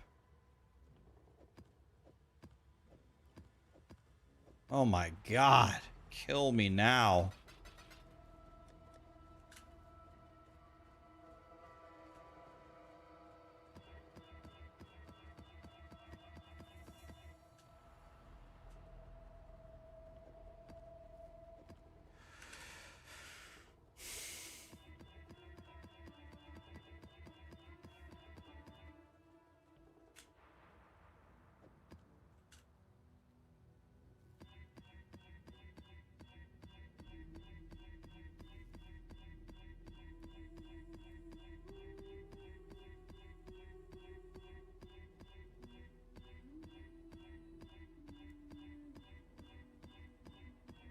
I need to make a new regular expression here.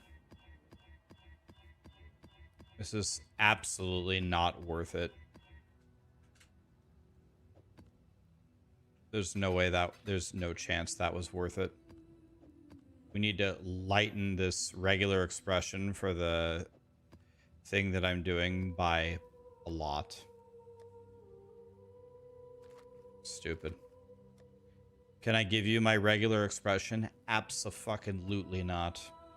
Nobody wants this regular expression. I'm gonna do you a favor and not give it to you. It's terrible. I need to make a new one.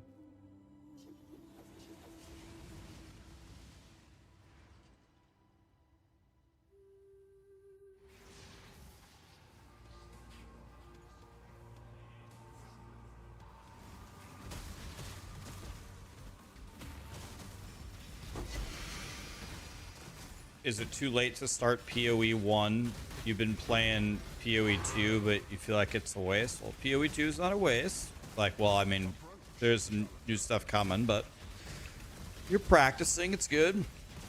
Is it too late to play POE 1? It is absolutely too late. POE 1 is over. Don't you dare log in. There's no point. It's completely over. No, I'm just messing. I'm kidding. No, come on in, man. It's fun. Actually, now is a beautiful time because now a lot of the stuff that was insanely expensive now is cheaper. I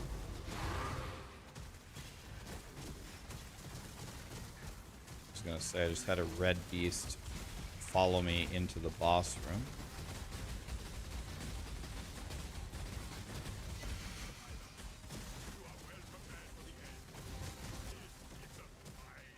I'm just messing with you. No, come on in. It's fun. Honestly, when you get kind of a late start in the PoE 1 league, when all the prices of everything have kind of normalized, like you could go on the auction house right now for like 10 chaos and get an insane, like some insane gear for starting. I forgot to invite the bro. Oh shit, my bad. Next one. My bad. That was a dangerous one. Let me rip through this one and we do another one. This time I promise I will remember. Not in mage blood, it's bullshit.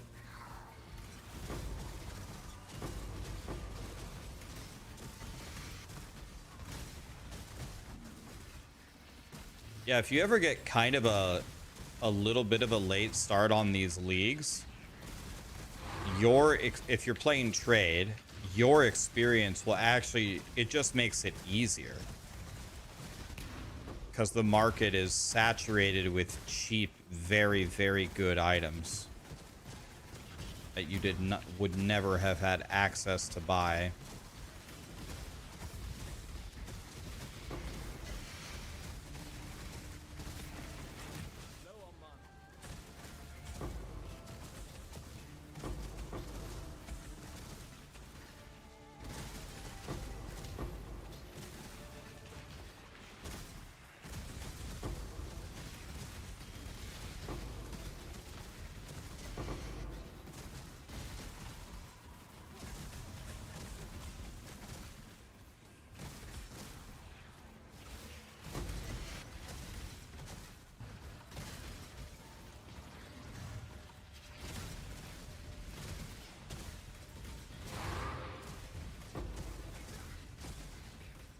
Can I have 500 divines? Will not soon forget. Goodbye.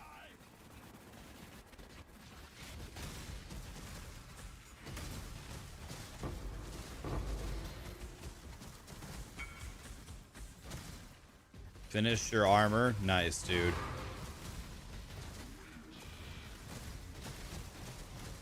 He finished his armor.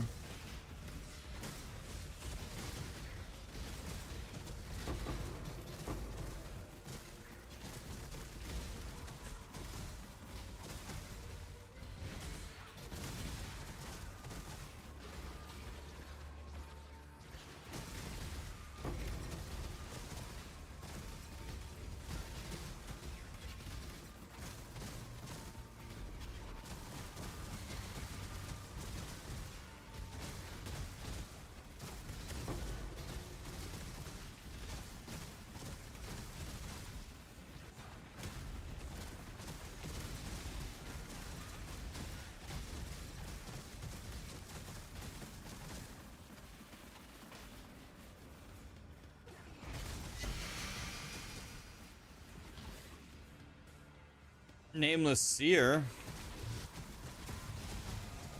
I have never gotten anything from the Nameless Seer. Never.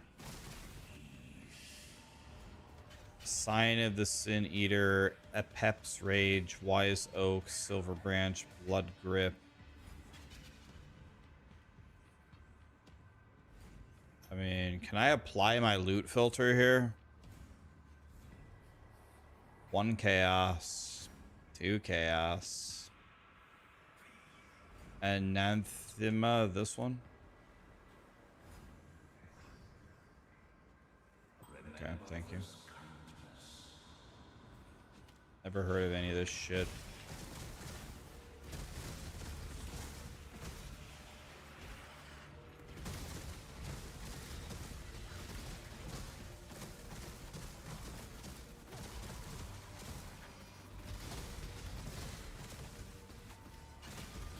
Looks like 20 chaos for this ring.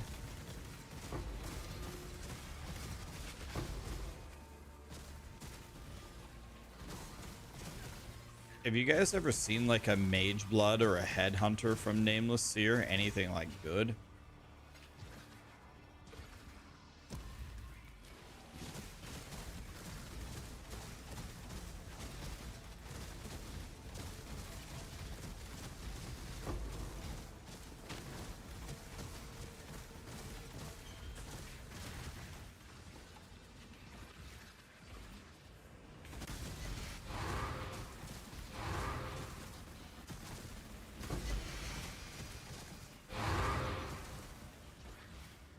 Just need a moment to catch my breath.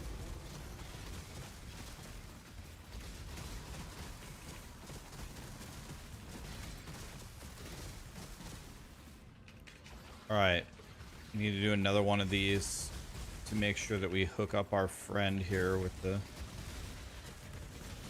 T17 clear.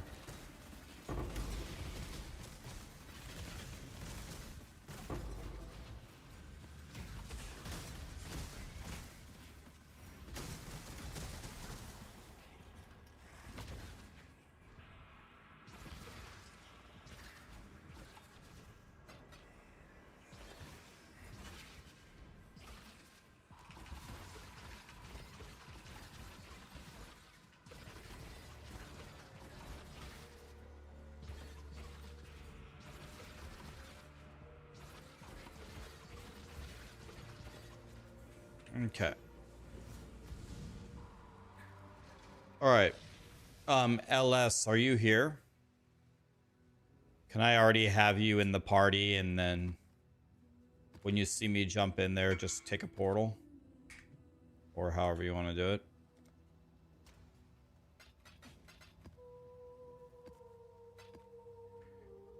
Smuggler's Burial Idol. He wants his... Yeah, no rush. You can be in the map. You don't need to... You can finish the map. It's gonna take me a second here to get ready.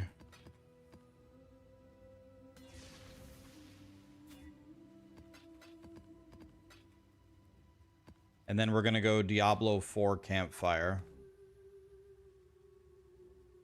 Oh, somebody died.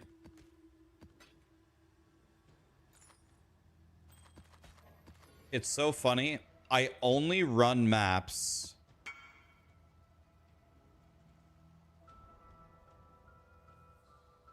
I'm still doing...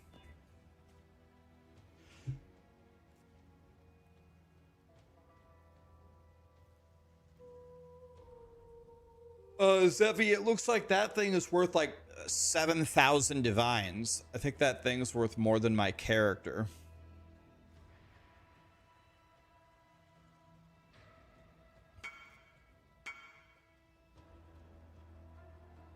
All mine for 8? Isn't that thing like 500 500 divine?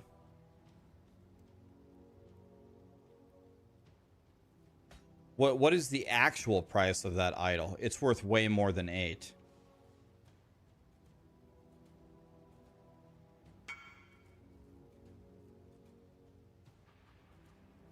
Hey, I got a perfect one. The cast speed and the power charge are perfect. I got a perfect one. Woo! I'm guessing the cast speed and the...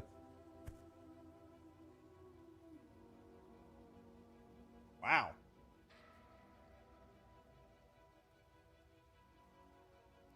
Which implicit should I upgrade?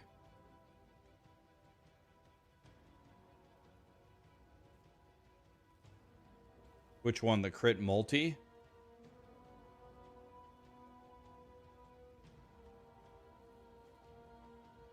I feel like this one's actually perfect.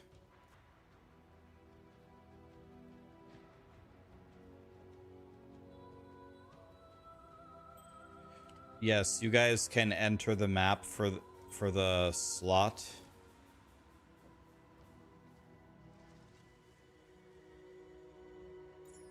Hail Godslayer. Let me go to the boss here.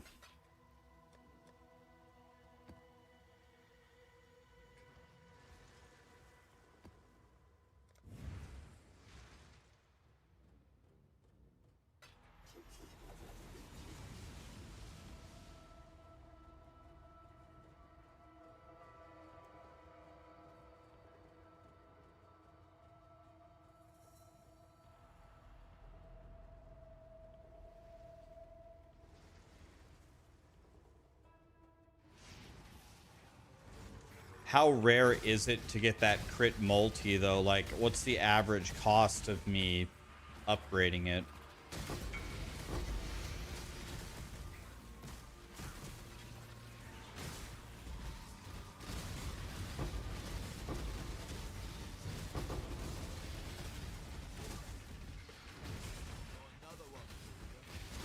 Okay, I hope that I don't know how strong this guy is going to be. I don't know how strong he's going to be with this many people. All right, you guys can join.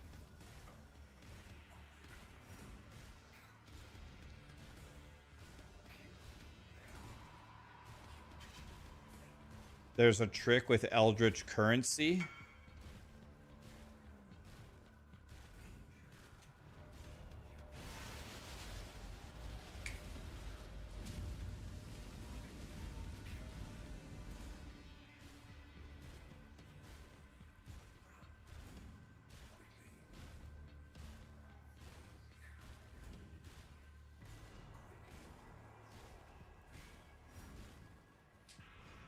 Step on in, boys, and nuke the boss as hard as you can.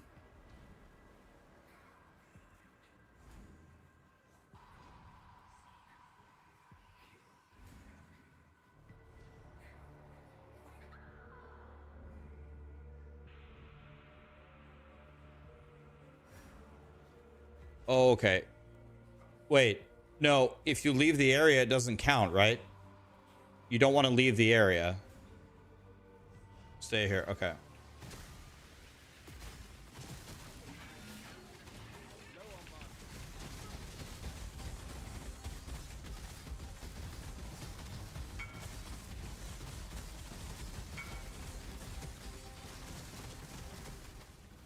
Is that...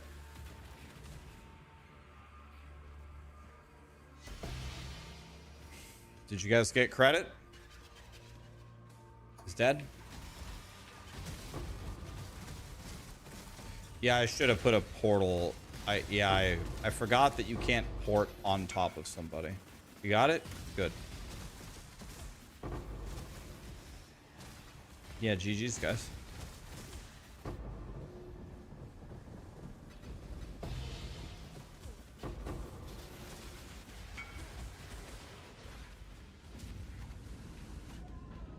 I can't. Dude, fucking ground degen, man, is something fucking else. Fucking unbelievable, man. You need to make an ARPG, man. There's gonna be nothing on the ground. There's gonna be no on death effects. I died to the stupidest fucking shit, man. I hope my mirror drops. Thank you, my friend. It absolutely won't, but that's okay. That's what makes it fun. No doors, no ground debuffs, no on death effects.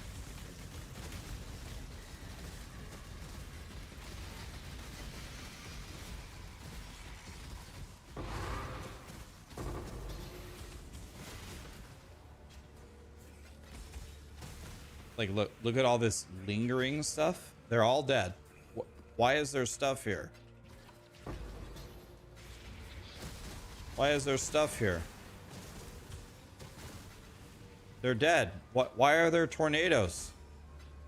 I won.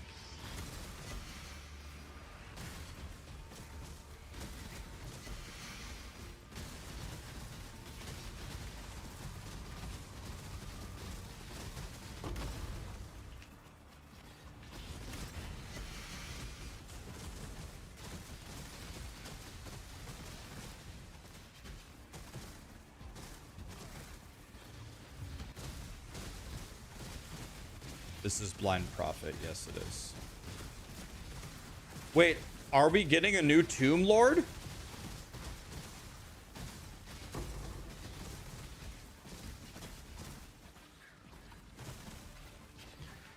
Are we actually getting a new Tomb Lord? Need a moment to catch my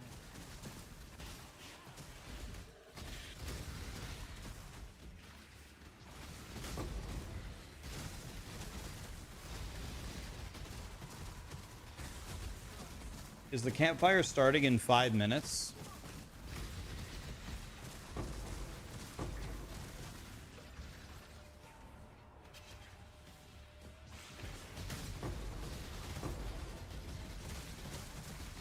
Yellow Helltide?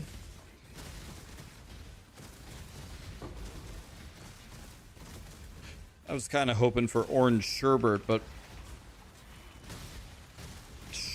sherbet, what's it called? That's what I was hoping for.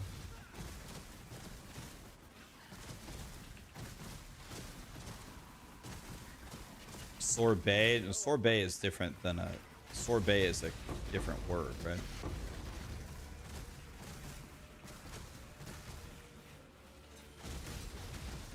Dude, when I used to go to Kickbee, they had the fruit or tropical crunch sorbet. Loved it. What time is last Epoch podcast? In 2 hours.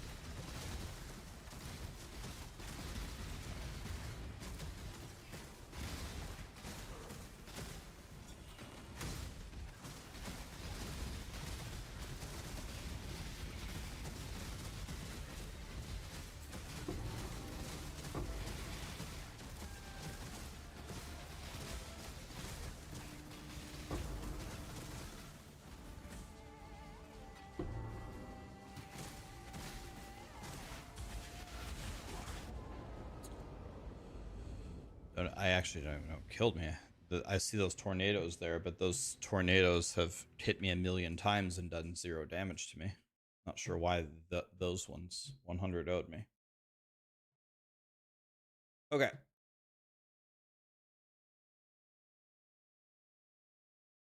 Yeah, we get hit by 300 tornadoes in a row, does 0 damage. Then all of a sudden, these different tornadoes 100 owe me. Makes no sense. Okay, so let's go. Diablo 4.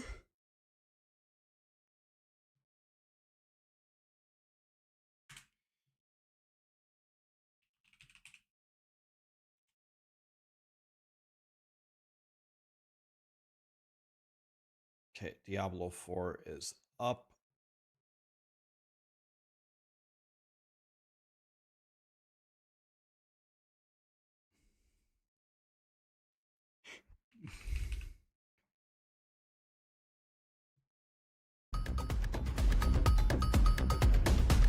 This is about what I expected.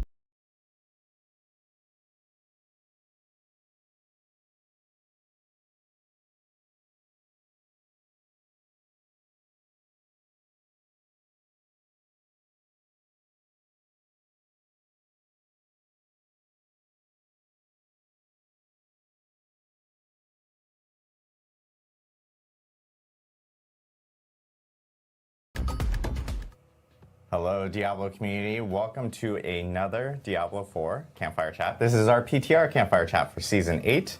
My name is Adam Fletcher. I'm the Director of Community here. Of course, I'm joined by this panel. A lot of familiar faces. Do you guys want to introduce yourself? Hi, I'm Colin Feiner. I'm a design director on Diablo 4. I actually can't Hey, turn I'm it Derek up. Nunez. I'm a lead seasons designer here on Diablo 4. And hi, I'm Charles Dunn. I'm a class designer working on the final design team.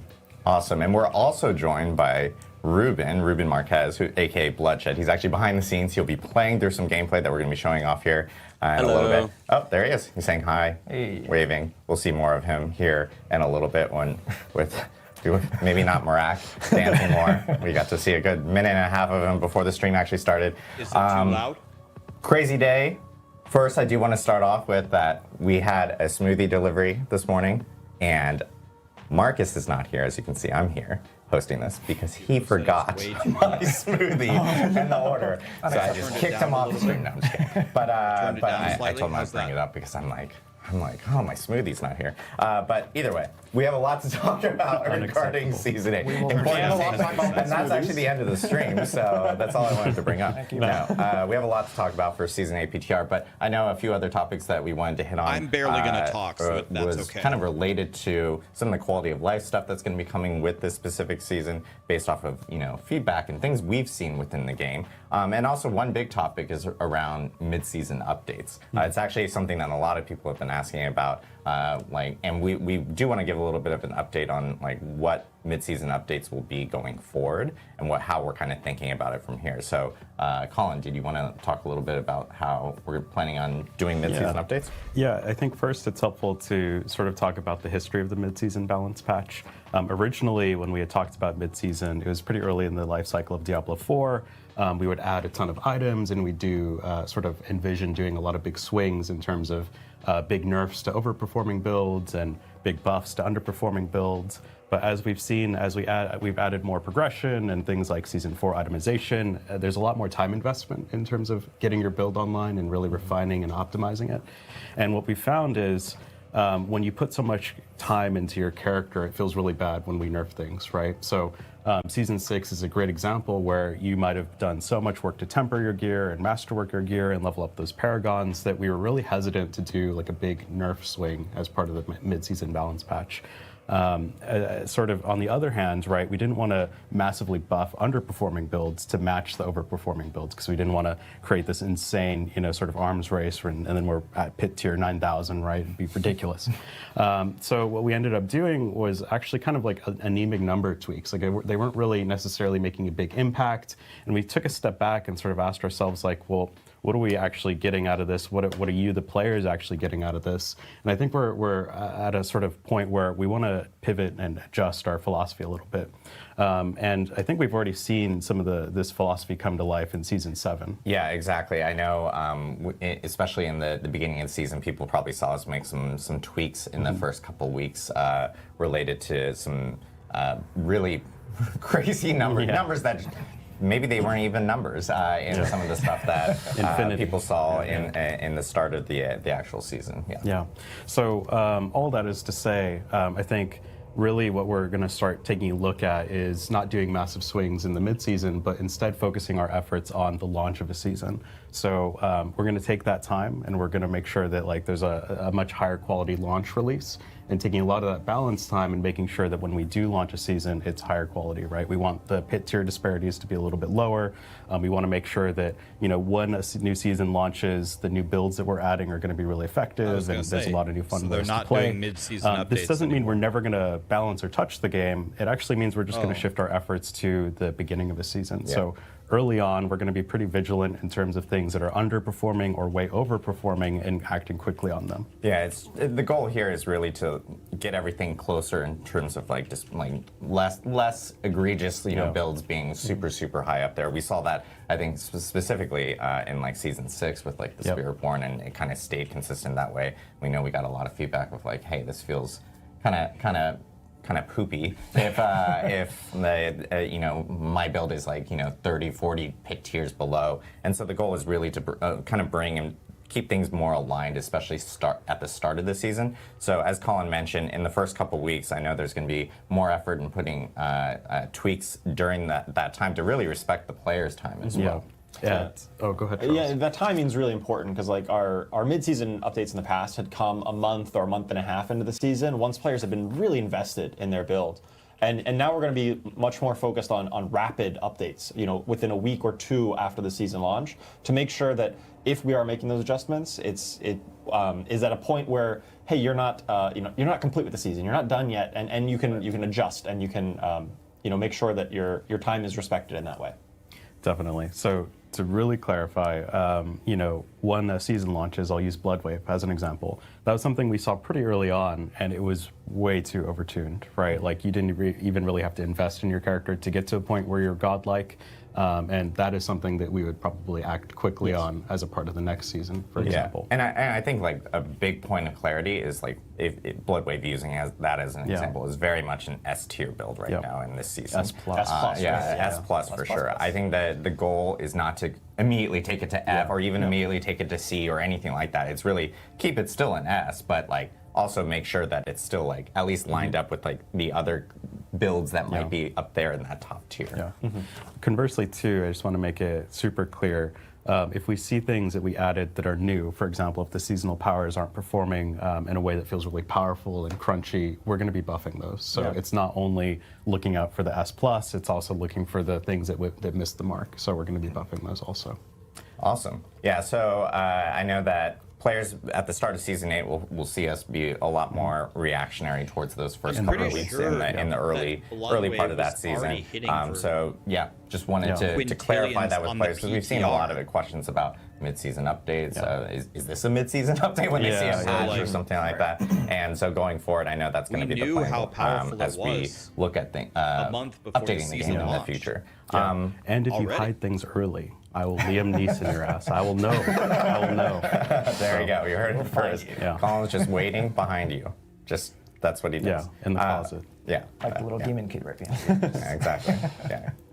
The other thing that we want to talk about is kind of like state of game, especially with Season 7, where we're at, and kind of how we're looking at that towards Season 8. I think I actually can't turn my mic up. It's as high as it goes, so I'll just turn them down slightly when I talk.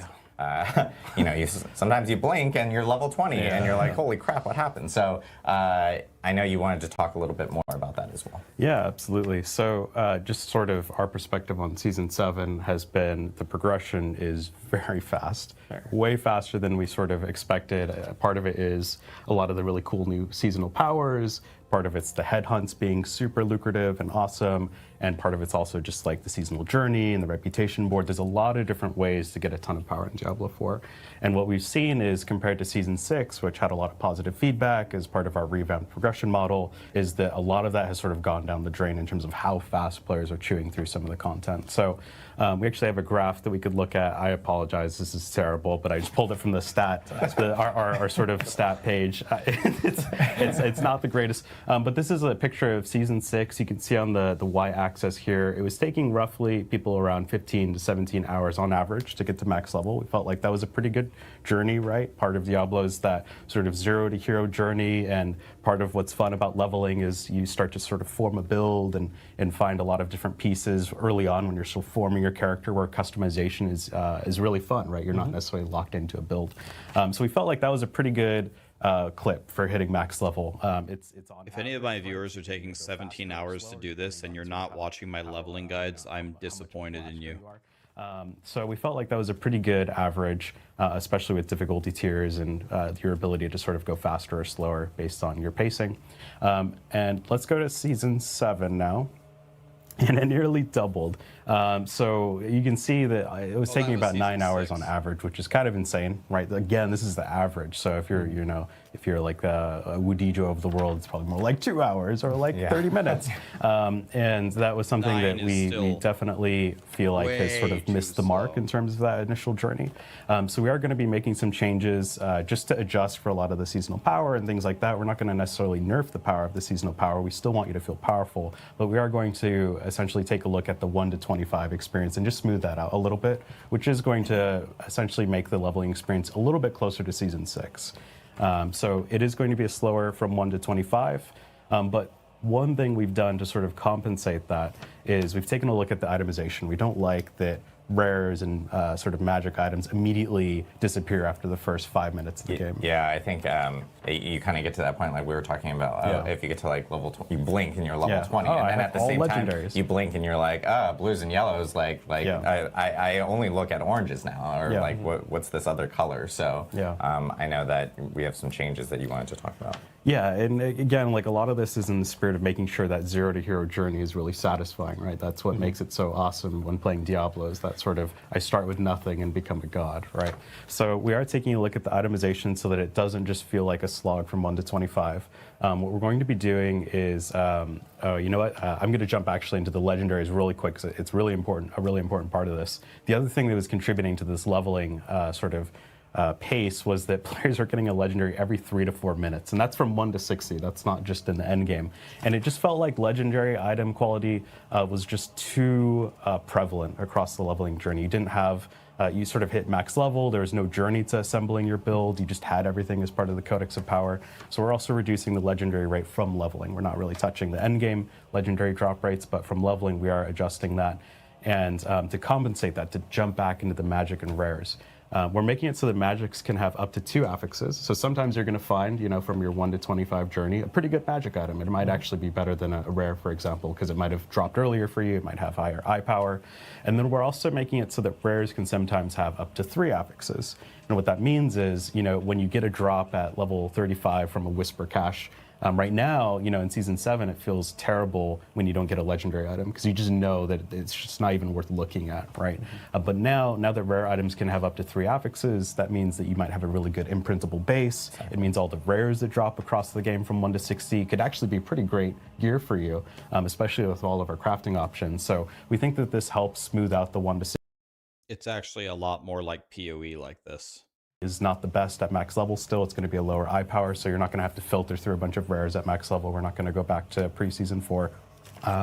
So yeah, we think this sort of smoothing out of the leveling curve, taking a look at the magic rarities or the item qualities is just going to make the experience feel a lot more rewarding and satisfying as you go through these levels. And then I know some of the other items we've been talking about have been like a little bit of that torment progression.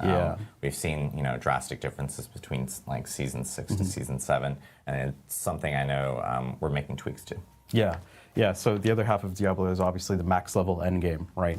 And we've heard a ton of feedback that like, it just feels like a weekend game right now. You can just blast through all the torment tiers. There's nothing that's really satisfying about it. There's nothing to work towards just because you're just getting so much power so frequently and just really crushing this content. So what we've done here is, if we go to the slide, we've actually given, actually let me jump into some of the stats here because I think it's really interesting. A lot of people got to Torment 4 very quickly.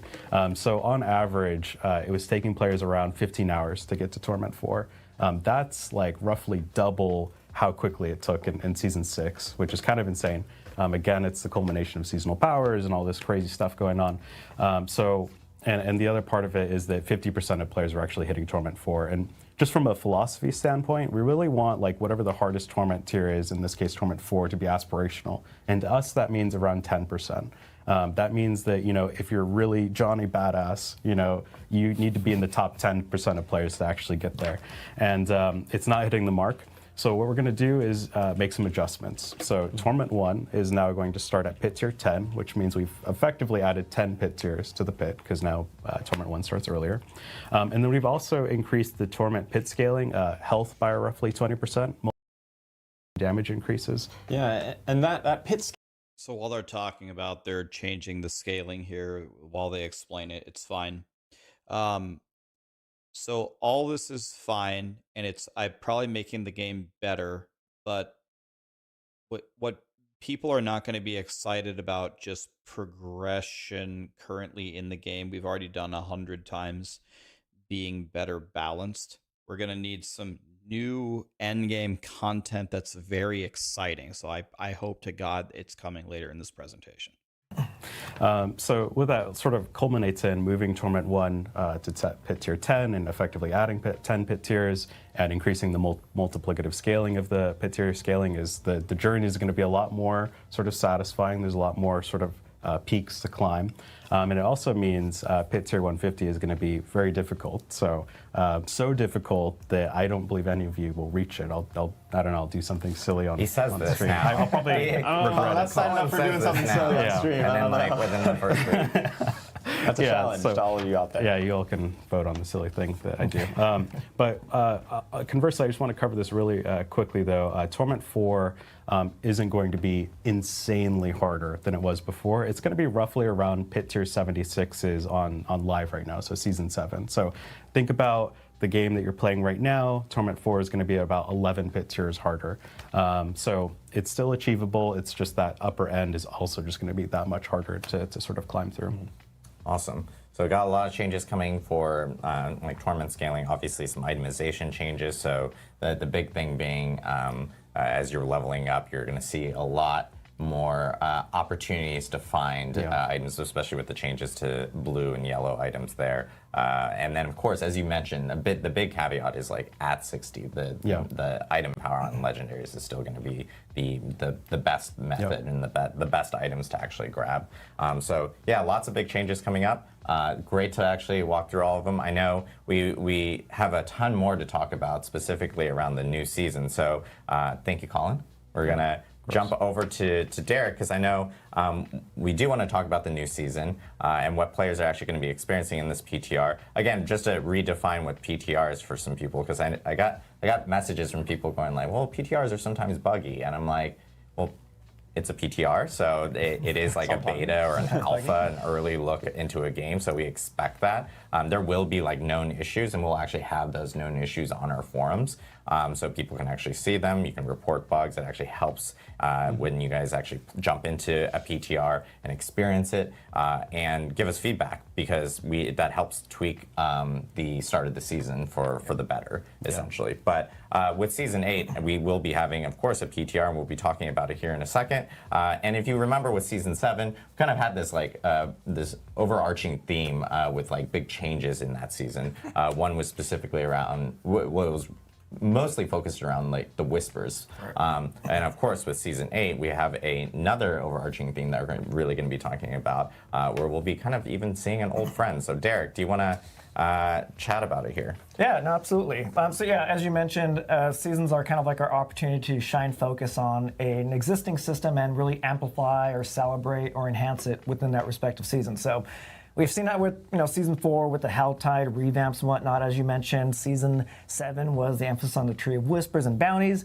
So as Colin kind of mapped out the journey to the end game, we wanted to shine focus on a major end game feature, namely surrounding our bosses. And we have a lot of really cool bosses in the world of Sanctuary, but more specifically the lair boss system, or as some of us, and we reference it to as the boss ladder.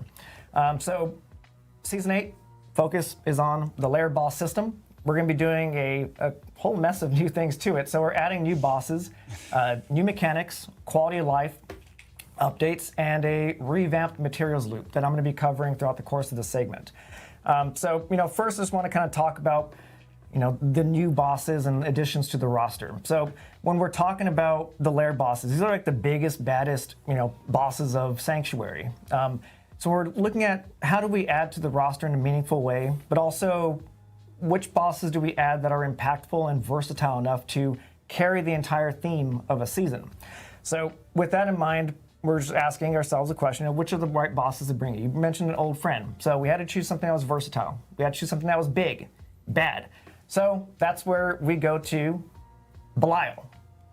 Yes, season 8, Belial's return. Belial's back in Sanctuary. He is climbing his way to the top of the lair boss ladder. He is the new, exalted pinnacle challenge within the ladder.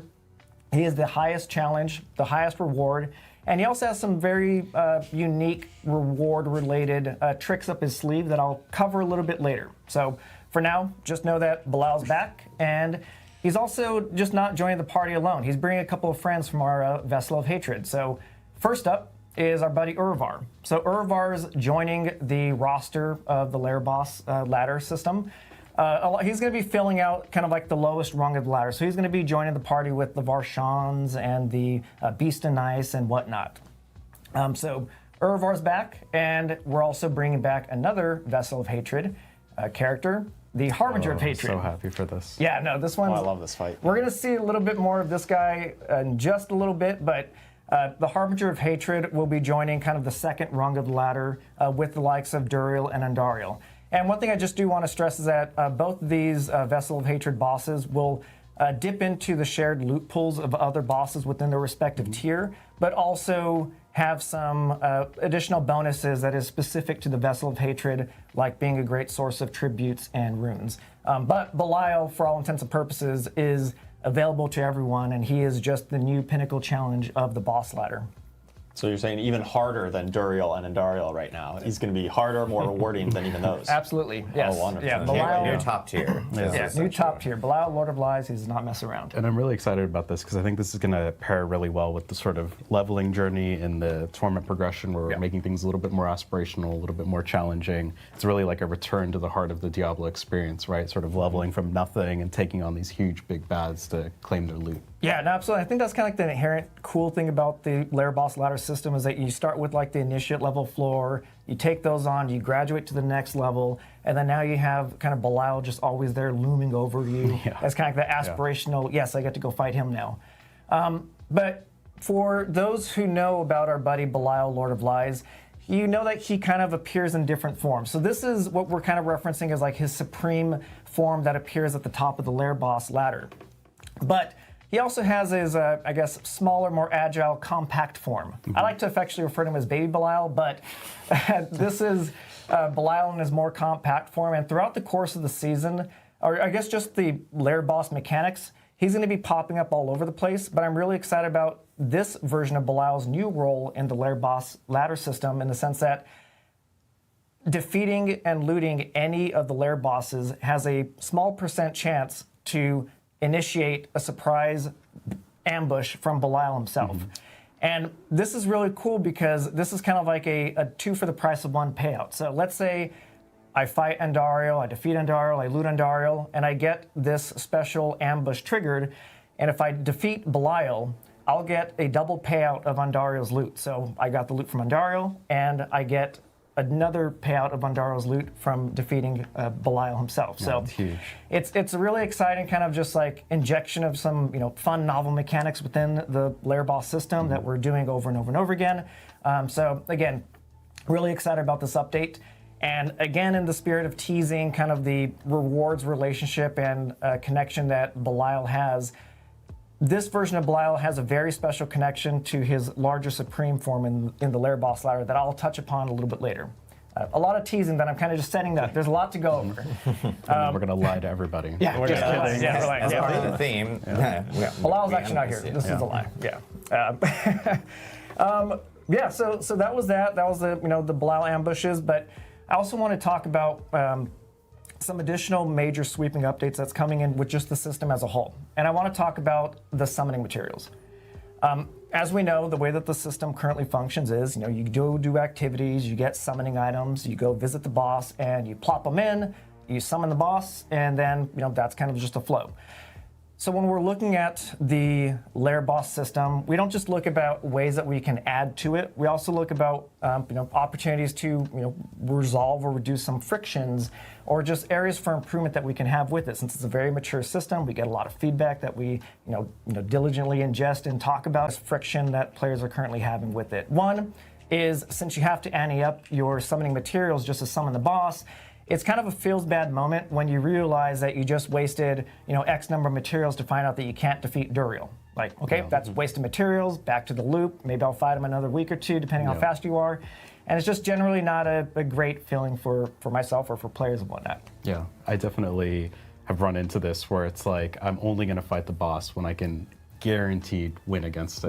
Right. So you never actually. And how do you know that too? Until how do you know? trial and error. Like you never really have that like actual fun fight with the boss where you're like, oh, am I going to lose or not? Because it's like, well, I'm just not going to risk it. Yeah, I've had at times where I'm like, I don't know if my build's quite ready, so I'll try to fight a boss. And then I'm like, oh, this is really tough. Like I die a couple times, and I'm like, do I really want to keep like retrying it? Yeah. Because like, well, I've already invested. I'm kind of committed. So with this new way, I don't need to invest those right up front. I can just go and fight them right away and see how strong I am without risking the materials. Yeah. So we're going to cover like the specificities of the new system and how it all works in a little bit. But the other kind of pain point that we identified with So they made it easier? regards to like the party play. I think my little earpiece is coming out of my ear. There you go. Now It's a back in common there. theme on this. Yeah. The earpiece just pops out all the time. We do it live here.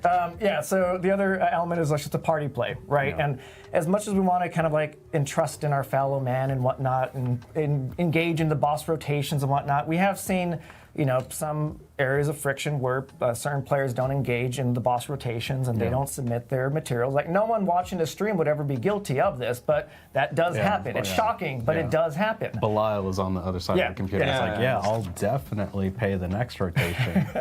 And then they leave and they take all their stuff. So that was another kind of area of friction that we experienced with the current summoning materials. So I think that's kind of enough of a preface just to set the tone for where the system is going now that we're introducing in Season 8. So what are we doing? I don't know. Let's find out.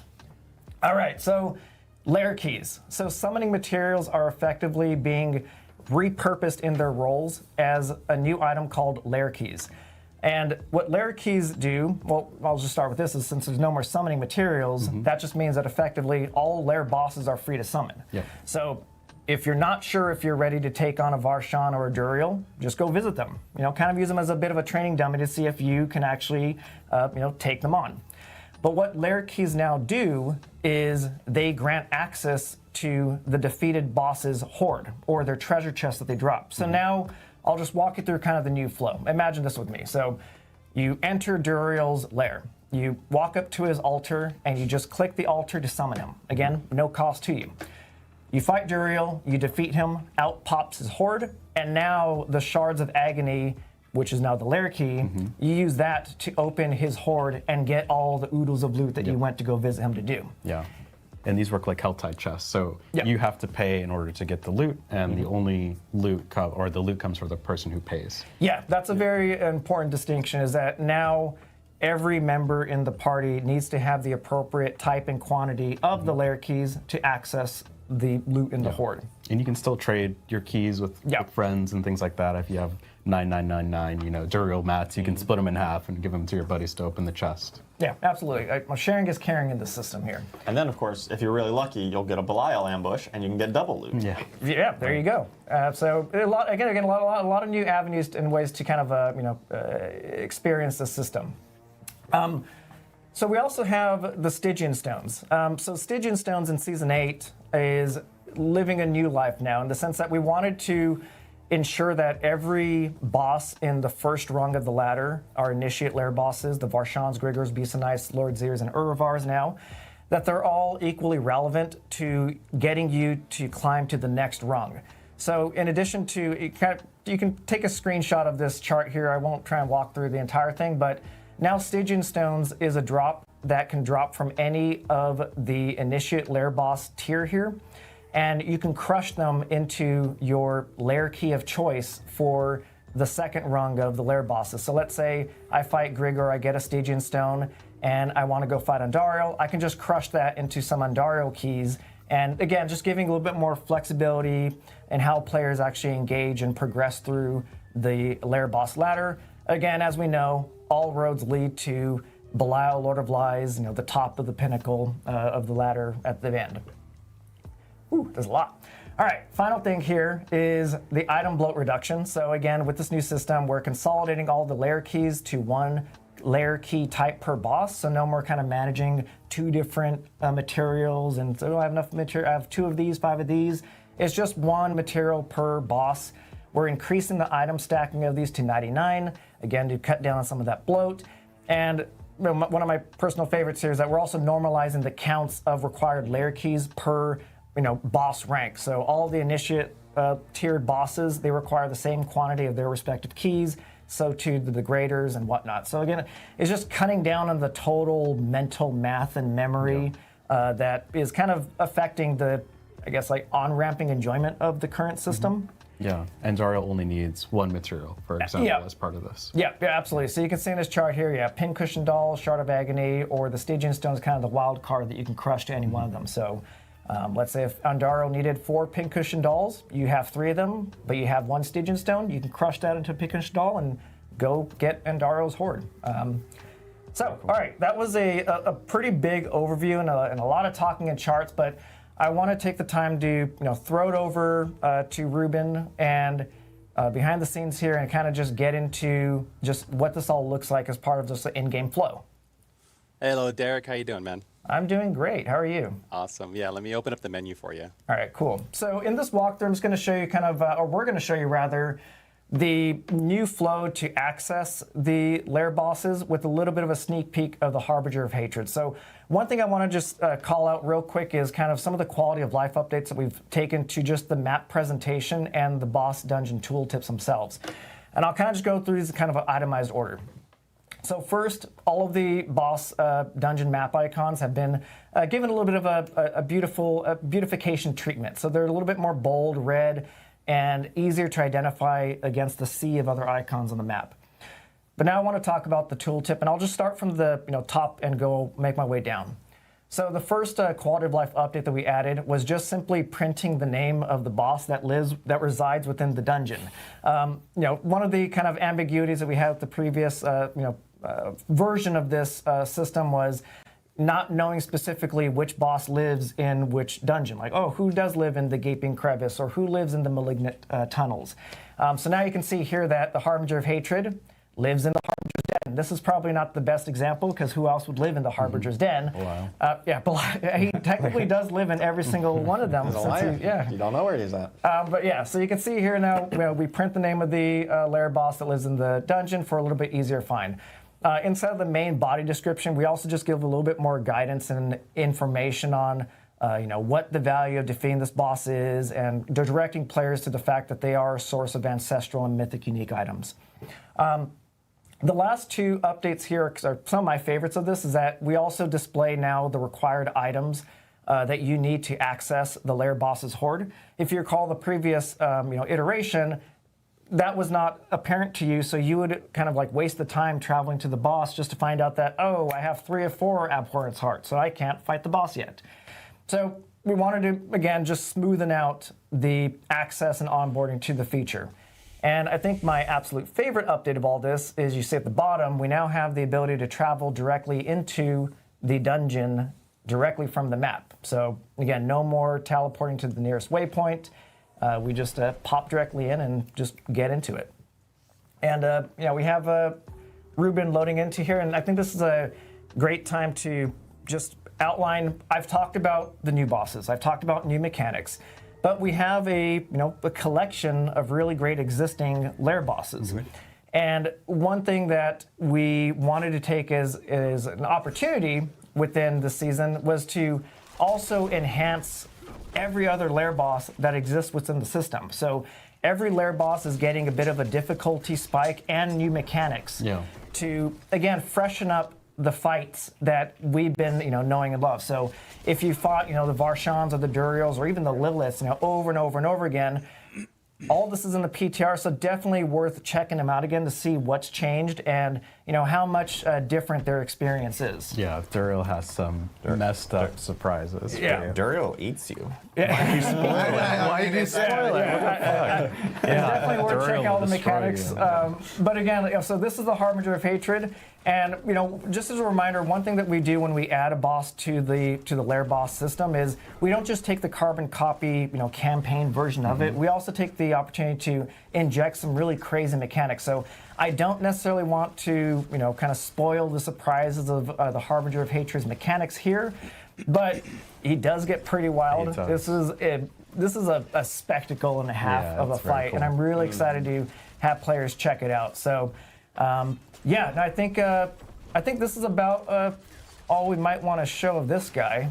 Yeah, we probably won't go into it. We don't want to spoil all the mechanics and everything. Even though we're kind of also spoiling a little bit of like a rogue build. Keen-eyed amongst you might have noticed some interesting things on rogue, which I'll get to in a bit.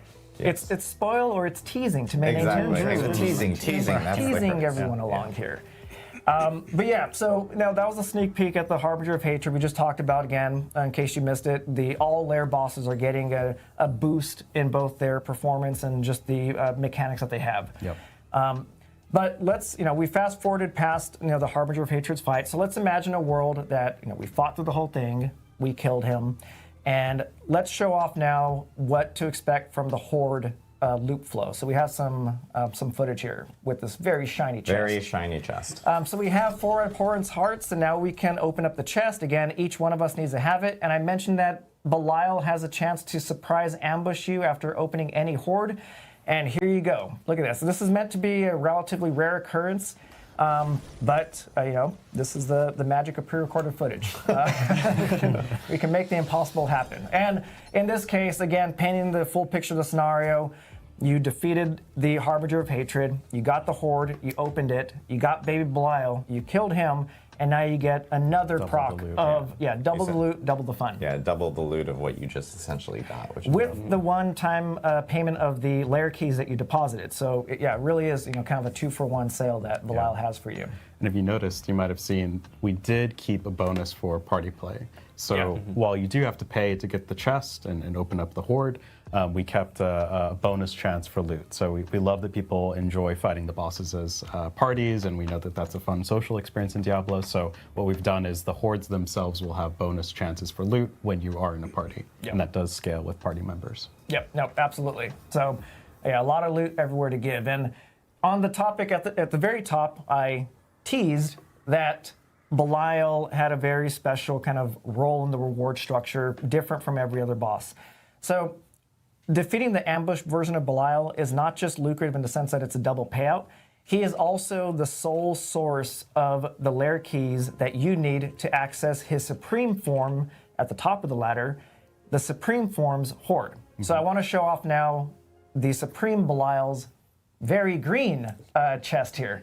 So you can see here, it doesn't open up right away. I have some options. So the really cool thing about the Supreme Belial's Horde is that you can set it to mimic the reward drops of any other existing lair boss. So let's say if you are trying to do Duriel runs to get the special stuff that he has, And you can set your Belial to drop the Duriel loot, and he will do so at an enhanced rate. So it's even better than if you just went to go fight Duriel specifically. Yeah, so if you're really targeted farming those specific uniques, you get, this Duriel, this version of Belial just gives you a much better chance of doing that as well. Yep, absolutely. And not just that in terms of like his value, he also guarantees 1 ancestral unique drop per kill. And he's also a really great source of the Infernal Compasses. So, if you want to, empower your Infernal Horde runs and whatnot, it's never a waste of time to go visit the Belial Supreme at the top of the ladder here. Yeah, and this is in Torment 2, and it all scales with Torment. So Exactly, the higher yeah. the Torment, the more loot you'll get. what we're seeing in this footage is just Torment 2. So obviously, like Torment 4, you would get more loot out of it because it's a much more difficult challenge at Torment 4, is much for more. sure. Yeah, it scales with the Torment tiers, and also if we were in a party in this example here, we'd get even more chances of great stuff out of it as well. That's exactly right. All right, cool. Well, that is the lair key and the lair boss. I'm just have a lot of things to cover here. I know we want to talk a little bit about kind of it's funny because people saw it as Ruben was on the map because they probably saw a term like with apparitions and everything. Right, yeah, there's a lot of teasing in this. I know, a lot of teasing. This is what not happens when planned. you use a live build and everything's fine. Yeah, it's exciting. But one thing before we hop into the next thing, I do want to reestablish so that everything that we just talked about as far as what we're introducing to the lair boss system and all the mechanics, new bosses and whatnot, that is permanent. That is just how the system works now. So everything is getting introduced in Season 8, but it's not leaving beyond Season 8. It is just there. It'll be an Eternal also. It'll be an Eternal. That's just how the system works. What the next segment, though, is all the seasonal specific stuff. So again, as Adam mentioned, you might have seen some Apparition Incursion things pop up. So let's get into the first kind of seasonal related content here. Oh, the top says Lair Boss. Okay, anyways, we do it live. Apparition Incursions. Apparition Incursions is a new open world seasonal event to empower your leveling journeys and also kind of just spread the narrative and dramas of Belial is back on Sanctuary and he's spreading his own sense of twisted realities across the land.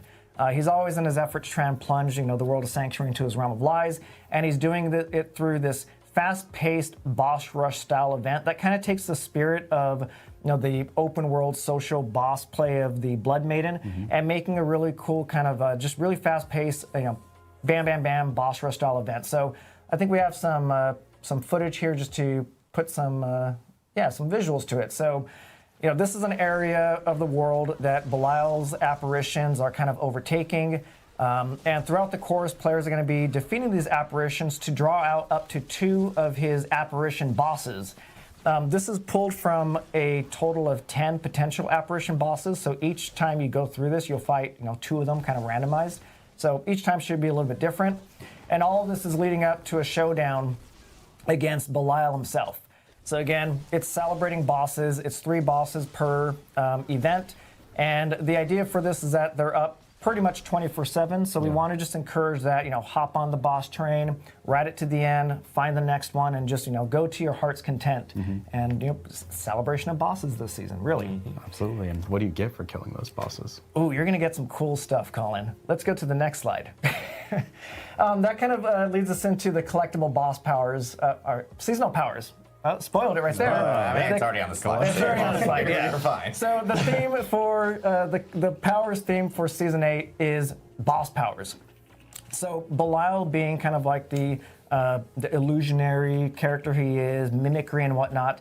In Season 8, players will be acquiring the ability to steal and mimic the powers of up to 24 targeted bosses across Sanctuary. So we have 24 collectible powers that are gathered from the first time kill of targeted bosses across the full content from level 1 till the very top. So you asked about, what do the apparition bosses give you? They're, aside from the loot and all that stuff, they're also your first source of your first 10 boss powers that make up the magic tiers. You can kind of see in this little chart here. Graduating from the apparition bosses, you now go into the world bosses. So each one of our 3 world bosses have a power associated with them, and then so too do each of our lair bosses. capped off with Lilith with her own boss power that you can acquire. It's like a ladder in the boss power. It's definitely celebrating the progression journey of bosses from the moment you log in to the moment that you're powerful enough to take down Lilith. Yeah. Bilal being kind of like the star of the season, he's special. He gets 2 powers because that's just how he rolls. Yeah, cheating. Yeah, and I think one of the cool things about this kind of structure, it's a very structured power climb. So little ambiguity of like, how do I get the Wandering Death's power? Well, go fight and kill him. It's just that nice little structured journey that kind of is a nice little stamp collection just to reward each kind of a tier of progression that you make across your leveling and endgame journeys. But that's not just the coolest part of it, in my opinion here, is that it's also just how the powers work this season. So you can see that we have 4 slots, the top slot and 3 little kind of like supporting slots. So the really cool thing is that each one of these powers have 2 sides to them that activate depending on which power slot you put them in. So you can have up to one main you can have up to 1 power slot into your main power slots, or you can have up to 3 powers slot into your modifier slots. And I just want to dive into this Wandering Death's chest beam example here. So if I were to slot the Wandering Death's power into the main power slot, I would actually unlock the full representation of his iconic chest beam power. So the main powers is activating and unlocking the actual iconic power that is representative of the boss. We're going to show kind of a little bit of a showcase after this, but that's how that respective area of the power system works.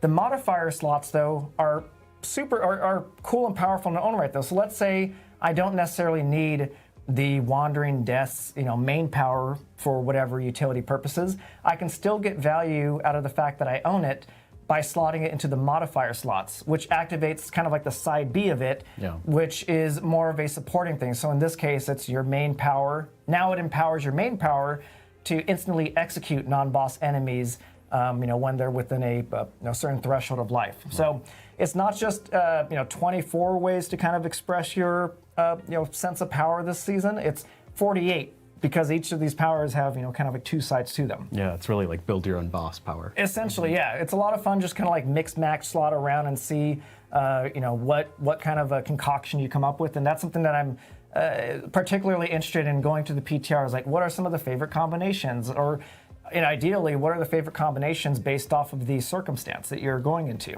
Definitely. Yeah, go ahead, Charles. One thing that I'm really excited about the system is in previous seasonal power systems, we sometimes found as you got really high, Paragon levels, your build is like super powerful. The relative impact of some of the seasonal powers was a little lower. They didn't really scale with you as well as we really wanted to. We've done an update in this season where these boss powers are going to scale with your Paragon level as you're leveling up, and so they actually are going to get more powerful as you get more powerful. Right. So the exact number that you as soon as you unlock it maybe is not the most powerful thing, but as you're powering up, it's still going to be relevant to your build at every stage of your progression. Yeah, it's really cool. And I like the fact that the powers don't kind of just live on their own little island. Like they get ingrained into the other systems that we're engaging with. So that's the high level of the boss powers for Season 8. And I want to toss it back to Ruben for just kind of a little bit of a live showcase of them.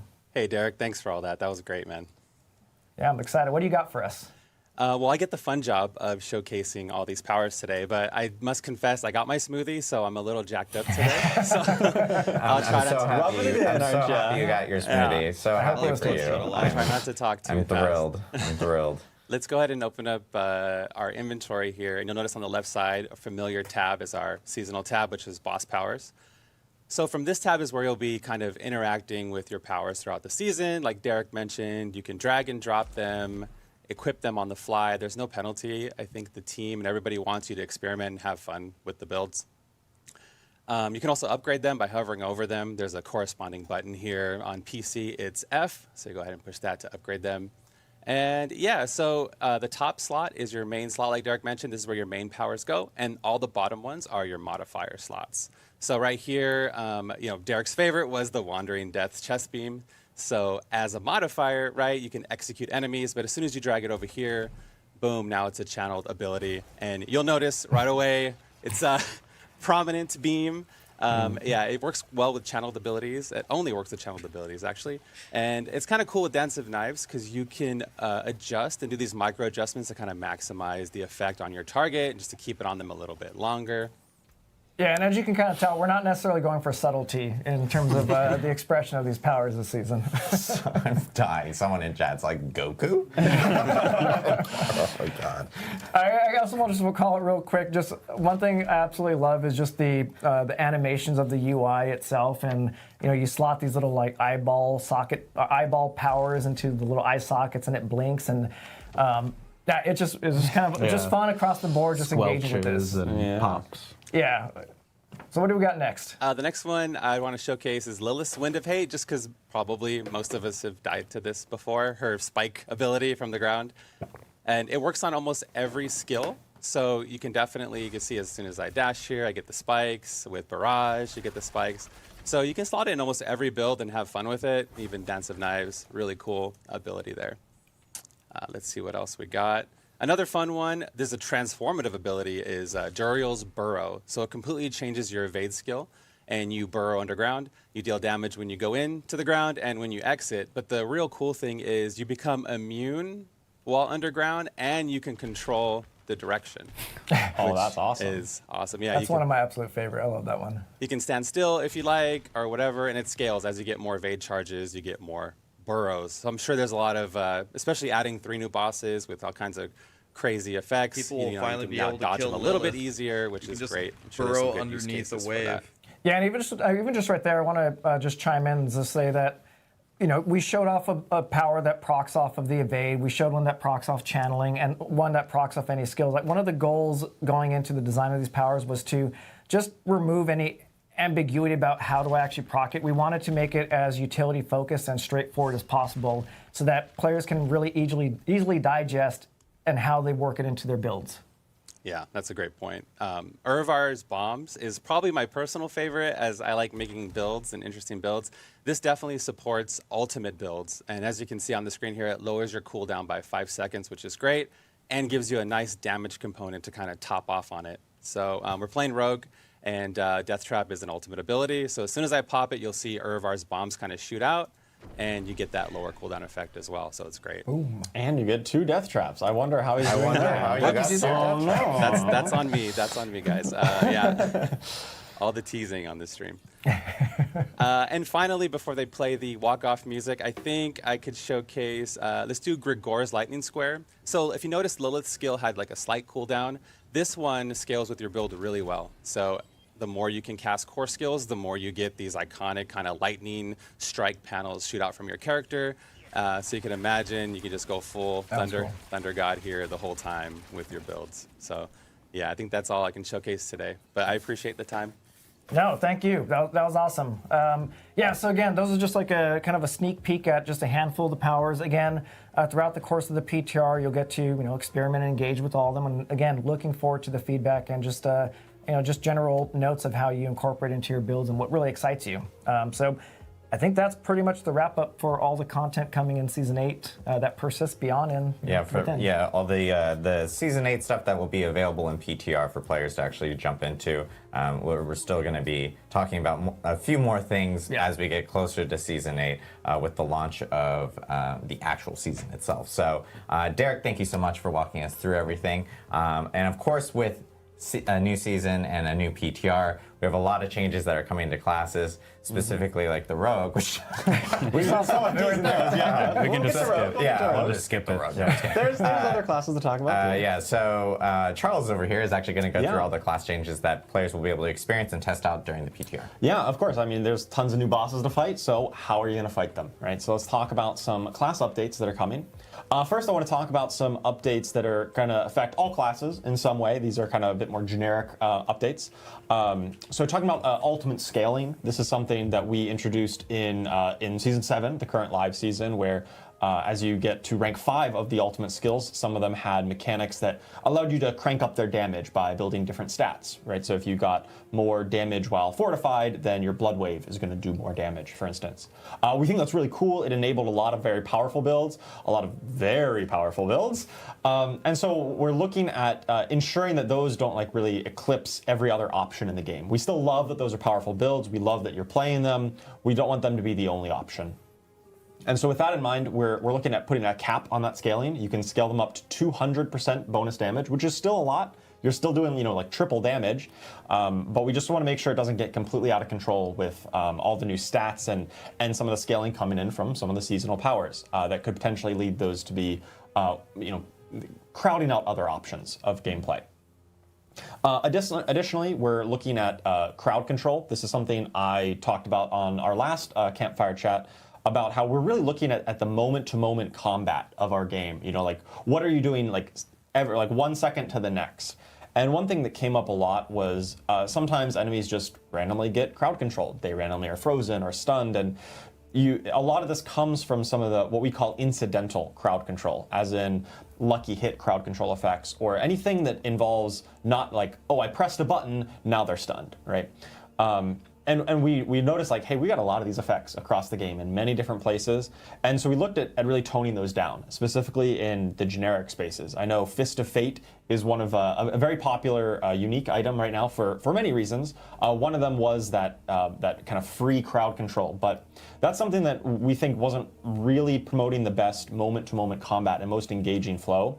So that particular affix has been changed to Lucky Hit Apply Vulnerable, but a lot of the other identity of Fist of Fate is still there as well. So it still has wide ranges on things. It still does random damage and a lot of lucky hit chance as well.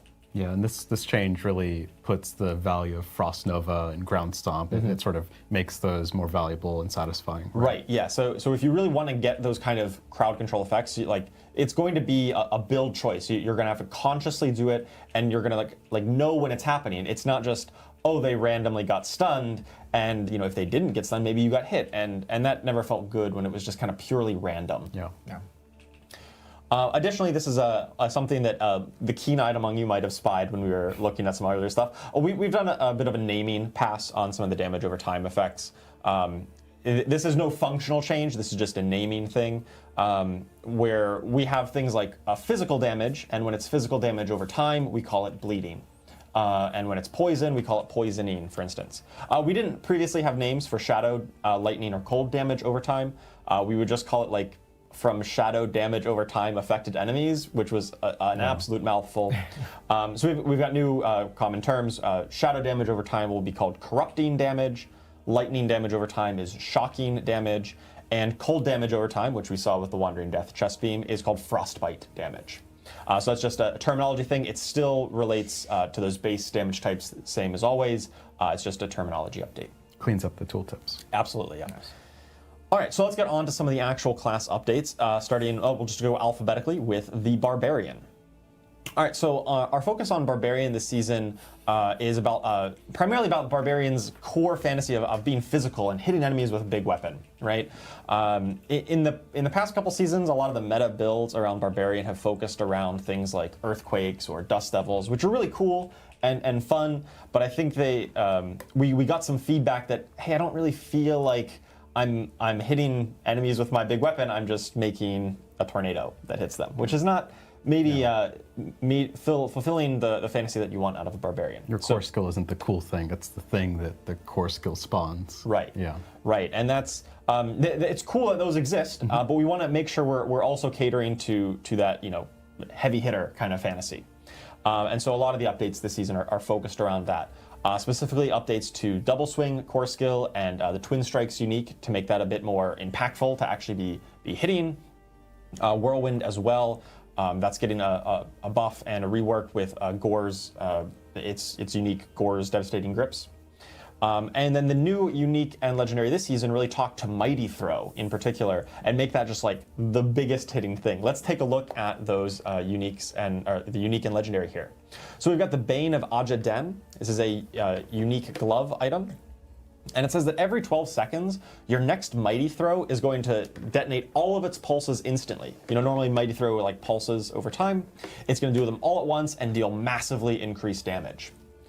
And that's going to pair up very well with the new legendary aspect of Delayed Extinction, which causes both Mighty Throw and Steel Grasp to gain multiplicative bonus damage rather than cooldown from cooldown reduction. So if you've got cooldown reduction on your gear or on the Bane of Adraden, for instance, that's not going to actually reduce the cooldown. It's going to be a multiplicative scale. I don't understand why I'm seeing 600% damage, 250% damage, cooldown reduction is now multiplicative damage. Like, I thought we were trying to move away from this.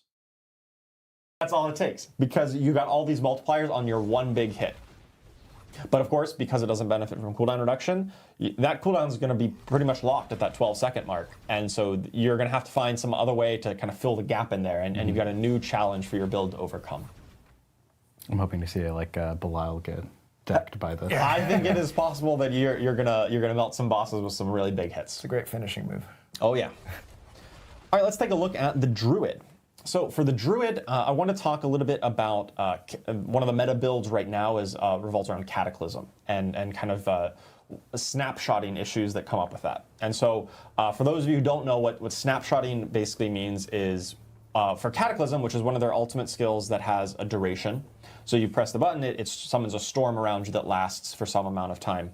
And if you get a lot of that cooldown reduction and you can cast Cataclysm a second time before the first one expires, currently, on the live game, the second cast of Cataclysm will keep all of the bonuses and like bonus damage effects or guaranteed overpowers or whatever that was affecting the first one. And that was definitely not intended. That is not how we wanted that to work. We didn't want bonuses from one cast kind of instance to carry over to the next cast. Now this can only happen in situations where you get that lot of cooldown, but it was kind of promoting this gameplay where it's very feast or famine. If you successfully kind of snapshot all the buffs, this build is insanely powerful. And if you mess it up or you don't get the snapshot quite right, you're actually really weak. And that led to unintuitive gameplay and this really big divide between the best and the optimal and like kind of the average normal case scenario. So we're addressing that where we don't really want to promote that between two different cast snapshotting. Yeah, we don't like snapshotting in general. Right, yeah, the kind of snapshotting where you are persisting things between different cast instances or equipping gear and then unequipping it to maintain a bonus. Those are snapshotting things that we don't think it promotes healthy gameplay. It's unintuitive in a lot of cases. You need to read a guide and follow an exact checklist to do it. That's not something that we think is good for the game. There are some cases where, with Cataclysm, giving the bonus to that whole that first time you cast it, you might say it's kind of snapshots for the duration of Cataclysm, but that's intended, where it says your next cast does something. That's what we want, but we don't want that to persist on to multiple casts or through basically infinitely. So that's one thing that we're adjusting on Druid. But we're also looking at promoting other playstyles as well. We think that build is fun, but there's other ways to play Druid as well. Specifically with Stoneburst, that's the Earth Core skill. It was kind of a channeled skill, which for a lot of our channeled skills, they are not allowed to overpower. But with Stoneburst particularly, we have reworked one of its legendary items to allow it to overpower when you detonate it at maximum size, which is really cool and opens up some new build possibilities for Stoneburst. And finally, I want to talk about the new unique Gathlin's Birthright. This is let's take a look at it on screen here. It's in a similar vein to Tempest Roar and Vasili's Prayer, where it is a unique helm that is very transformational. But rather than talking to werewolves or werebear build, it's talking to human form builds. If you don't want to embrace the wilds quite as much, you want to stay in your human form, Gathlin's Birthright is going to be the unique helm for you. It says, while you're in human form, critically striking enemies with your nature magic skills will grant you Anima of the Forest for 10 seconds. And when whenever you gain Anima of the Forest, you are infused with bonus key passives, Perfect Storm and Earth and Might.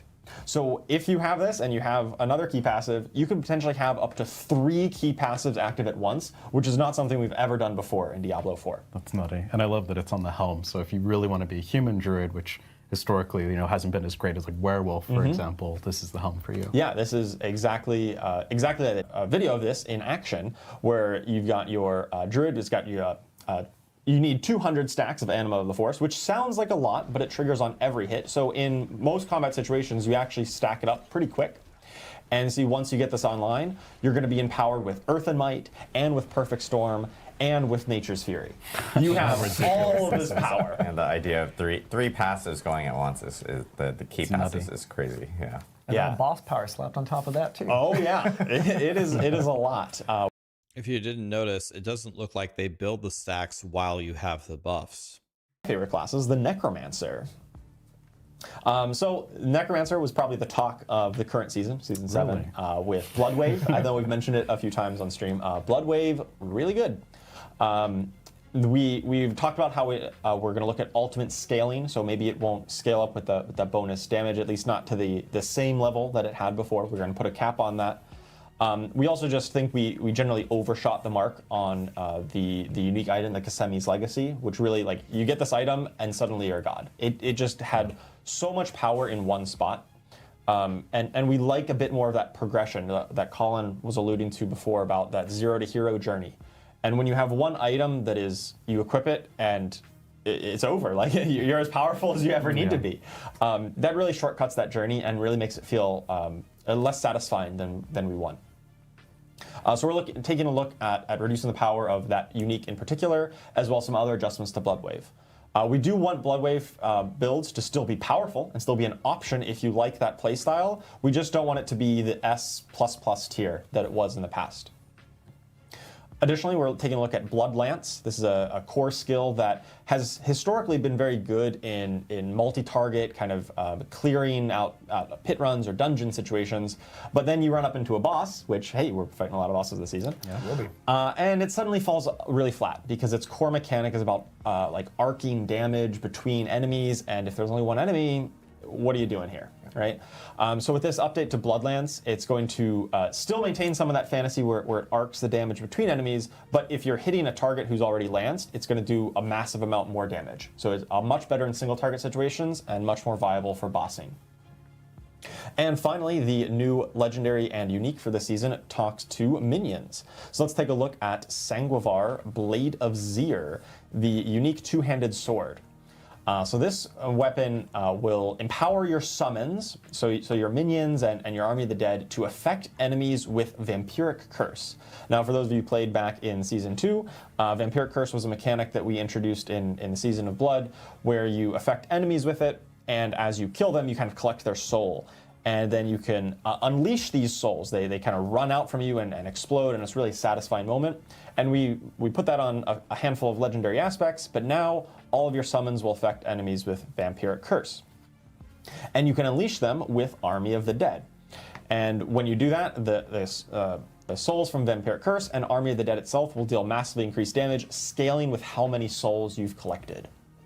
It's huge. I love Minion Necro. It's like my favorite one. Oh yeah. This is really cool for Army of the Dead and Minion Necro to just really be that impactful moment of summoning an army of skeletons to just eviscerate the enemies. And additionally, aspect of service and sacrifice. I love playing with this one. This one feels so good to play. Your skeleton warriors explode on death, dealing a massive chunk of physical damage to surrounding enemies. And to help make sure they die, they lose 25% life per second while in combat. So you're going to... Isn't that exactly the thing from POE2? Like, actually exactly? Yeah, it's instability from POE2. Your mages are going to be super tanky. They're going to take 90% less damage and deal massively increased damage. So you're going to have your mages up pretty much all the time, and you're going to be focusing on resummoning the warriors to run in there and explode and do their damage that way. That's awesome. It's a really clever way to make it feel like you're constantly summoning, and then you have your backline of mages just obliterating. Yeah, it's great. Let's take a look at Sanguivar Blade of Zir in action here. Oh no, sorry, this is actually service and sacrifice. So you've got your skeleton warriors, the skirmishers, they run up there. And then here's Blade of Zir, right? You get all those like skeleton warriors running out when you activate Army of the Dead. Not you just get the normal ones that are running around, but then they all you unleash a stream of them straight from you with the Sangrevar. Really impactful ultimate skill there. Yeah, Army of the Dead is just so underutilized, so I'm so happy to see it come back into the fold. It's great. All right, next up, we've got the one we've been teasing for a bit. Thank you, Ruben. The Rogue. Let's take a look at the idea with Rogue. So, as you probably guessed, the theme of Rogue this season is looking at trap builds, right, with both Death Trap and Poison Trap, in a way. Historically, Poison Trap has been kind of underrepresented. Death Trap builds have been quite popular, pretty powerful, and a lot of fun to play. Poison Trap kind of fell by the wayside a little bit. It had a number of issues that we're looking to address this season to really promote Poison Trap as a viable standalone build. And what we were seeing from Ruben was the Scoundrel's Leather rework. Now, this is a unique chest item that's been in the game for a while. It was about traps in the past. We've done a rework this season where when you cast a trap, or rather every 10 seconds when you cast the trap, you're going to get a bonus Death Trap. So you could cast Poison Trap or Caltrops, or Death Trap itself, and then you get a second Death Trap. And when you actually cast the Death Trap active button, you're going to kind of jump or teleport to that position, so you can just instantly get into the fray there. Oh, that's cool. Yeah, so rogues are all about mobility and jumping around the battlefield and doing that kind of thing. This is just another tool in their arsenal to really jump in, put the Death Trap down, which groups up some enemies, and then they're ready for you to slaughter there. But let's take a look at the new items that talk to Poison Trap specifically. The Bands of Icarus Rose, these are unique gloves that says your Poison Trap, which normally has a 9-second duration, it's always going to do its full damage over 3 seconds instead. So it's much shorter duration, but higher DPS. And it's always going to benefit from all of its upgrades. You know, that enhancement and those modifications, you just get all of them. You don't need to put skill points in. And normally the two choices are mutually exclusive. You get both with these. And they're going to be even more powerful. Additionally, Poison Trap will now also benefit from your combo points if you're using those. It's going to have no cooldown during the Inner Sight if you're using Inner Sight. And if you're using Preparation, its cooldown is going to be reduced by the Preparation trigger. So previously, Poison Trap didn't really interact with any of these three mechanics very well, and now it benefits from whichever one you want. That's so cool. So it really makes it more like a core skill, something I can work into my rotation. Oh yeah. You're going to be wanting to use this very often with this unique. And then the aspect of contamination, as many builds that focus around poison on Rogue often want to build critical strike damage, because that's really good with the poison imbuement. Poison Trap now also can scale up with some critical strike chance. So with aspect of contamination, it unleashes a poison burst when it detonates, like kind of initial upfront hit. And then if that burst critically strikes, which, if you build in a lot of crit chance, it probably will, or if you hit a lot of enemies, then you're going to deal increased poison damage for a duration, which will of course increase the rest of the duration of the Poison Trap.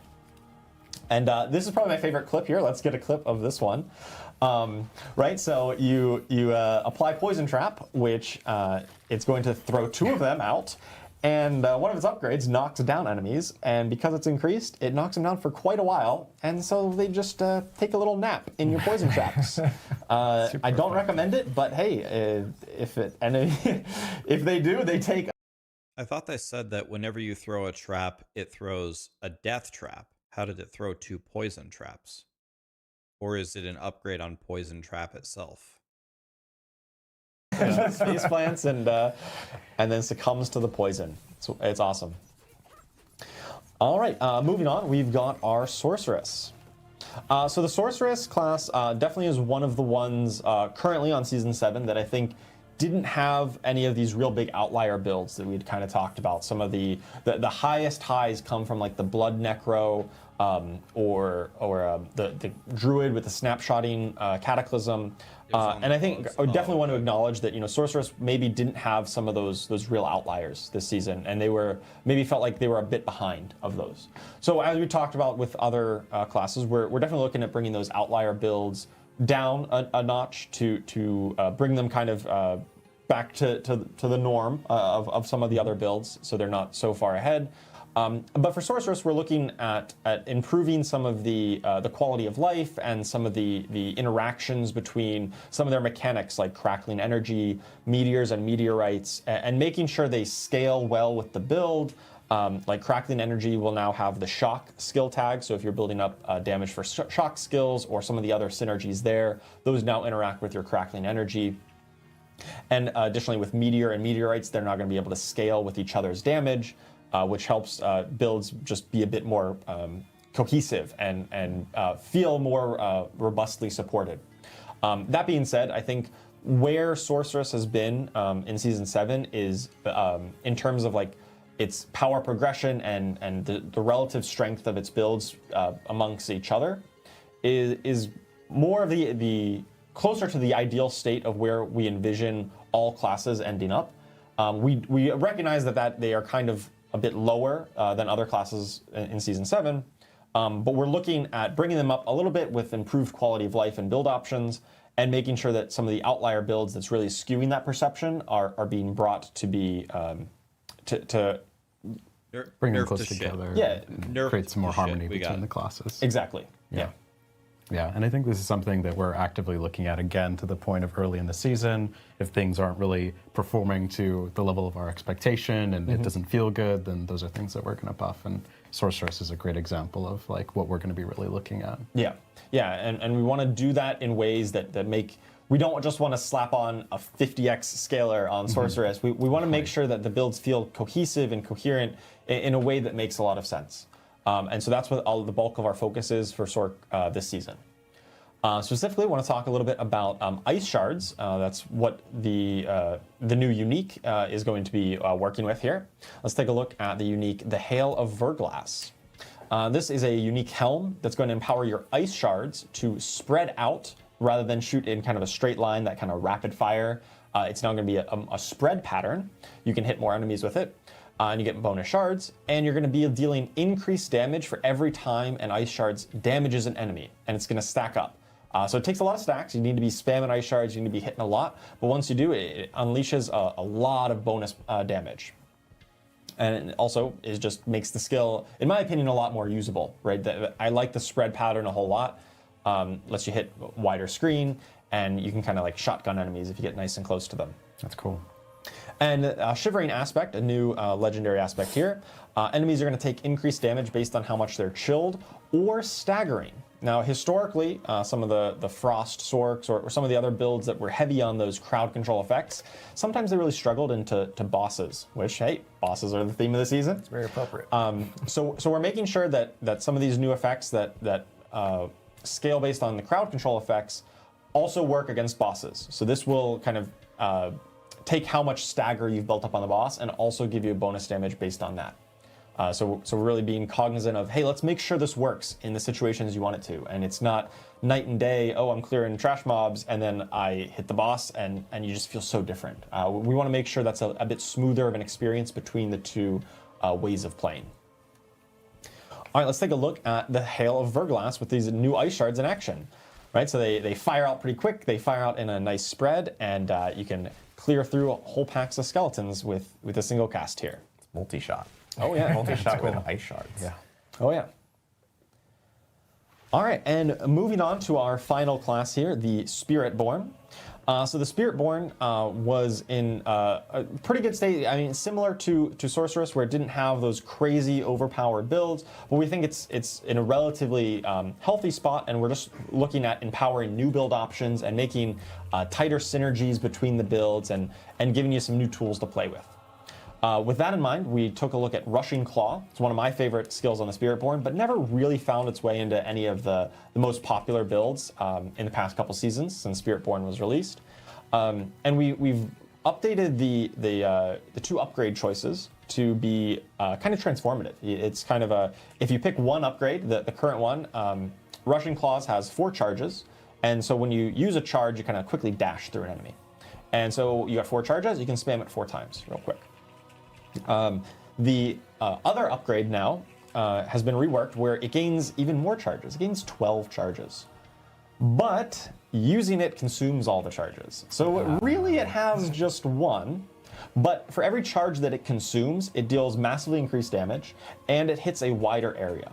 So now gaining cooldown reduction or gaining more charges actually just increases your damage output. And it promotes a very different play style for this. So you get kind of an option. You can choose the original version, which is still very powerful and very cool. Or you can choose the new upgrade and kind of spend all your charges at once, do a big kind of damage cooldown, and then work on building up those charges again to deal even more. Additionally, we've looked at Storm Feathers and specifically how they interact with the new unique item, the Sunbird's Gorget, which I think we've got a picture of right here. So the Sunbird's Gorget is a new unique amulet. This really works to synergize with the Eagle and Jaguar builds. So it says picking up a Storm Feather, which you can create in many different ways, will form a firestorm around you for 8 seconds that deals fire damage. And every additional Storm Feather that you pick up is going to intensify this firestorm. It's going to make it grow in size up to a maximum, and then it's going to increase its damage output. For as many Storm Feathers as you can spawn, this firestorm is going to get more intense. But it only lasts for 8 seconds, so intensifying it or picking up more Storm Feathers, it's not going to extend the duration. So it's kind of locked to that 8-second duration, and then it'll reset. So you really want to collect as many Storm Feathers as possible in 8 seconds, and then it restarts. And also this Firestorm is considered an Eagle, Jaguar, and Storm Feather skill. So you got lots of options for how you want to increase this damage through your other talent choices or your itemization. You got lots of options for how to work this into a build in either Eagle or Jaguar or both. And following up on the theme with Rushing Claw, we've got the new Rip and Tear aspect, where Rushing Claw is going to deal increased damage and is empowered based on how many charges you had when you cast it. So if you're taking the upgrade that gives you 12 charges, it's probably always going to be with 4+, and so it's going to strike an additional time.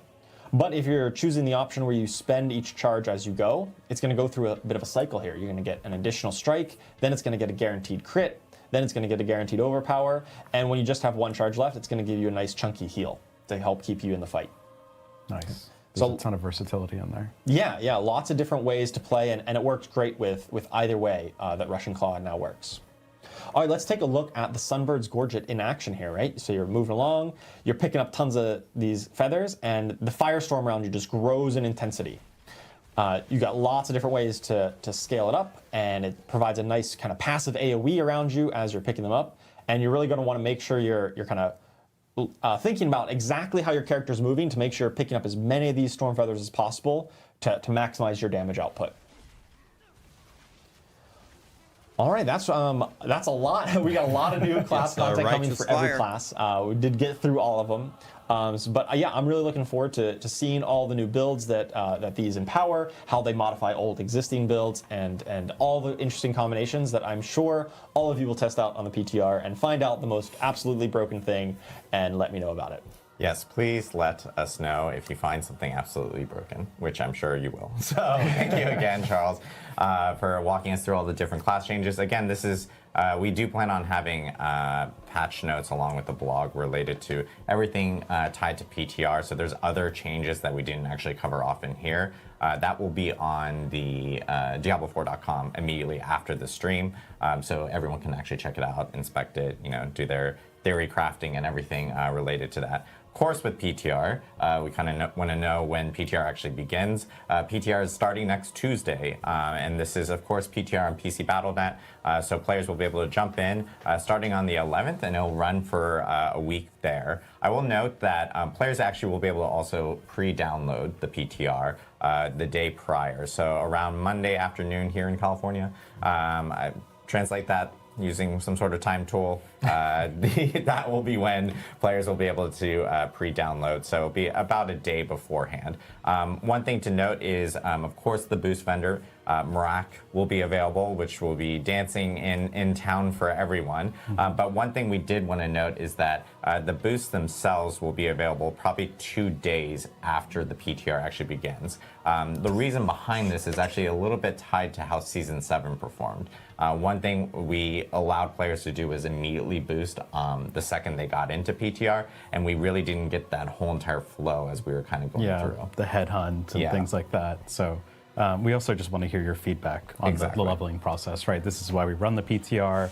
We really want to hear your thoughts on how the sort of more uniform leveling feels, how the legendary drop rates feel. So that is really valuable to us for launching a really awesome Season 8 Return of Belial. Yeah, and so after a couple days, Rack will be more than happy to take your Paragon levels to insane numbers. So PTR boosts will be available just a couple days after that. One other thing I do want to note is we will, of course, have our forums available and online for PTR. That is the best place to actually provide feedback. Of course, we do look in other places such as Reddit, Discord, etc. But I will say, like, the forums is kind of, we turn them on specifically, like a PTR section. So please put feedback in there because we are constantly checking in there for any notes, feedback from players on that end. One other note is within the PTR, you guys may see a term called the Reliquary that may just kind of pop up here and there, and we haven't talked about the Reliquary, nor will the blog later today actually be talking about the Reliquary. I will say that you guys will hear more about the Reliquary before the start of Season 8 in itself, but for right now, ignore it. I don't know. Turn a blind eye. I don't know. But it is a rework of our battle pass system that we're doing. We're trying to.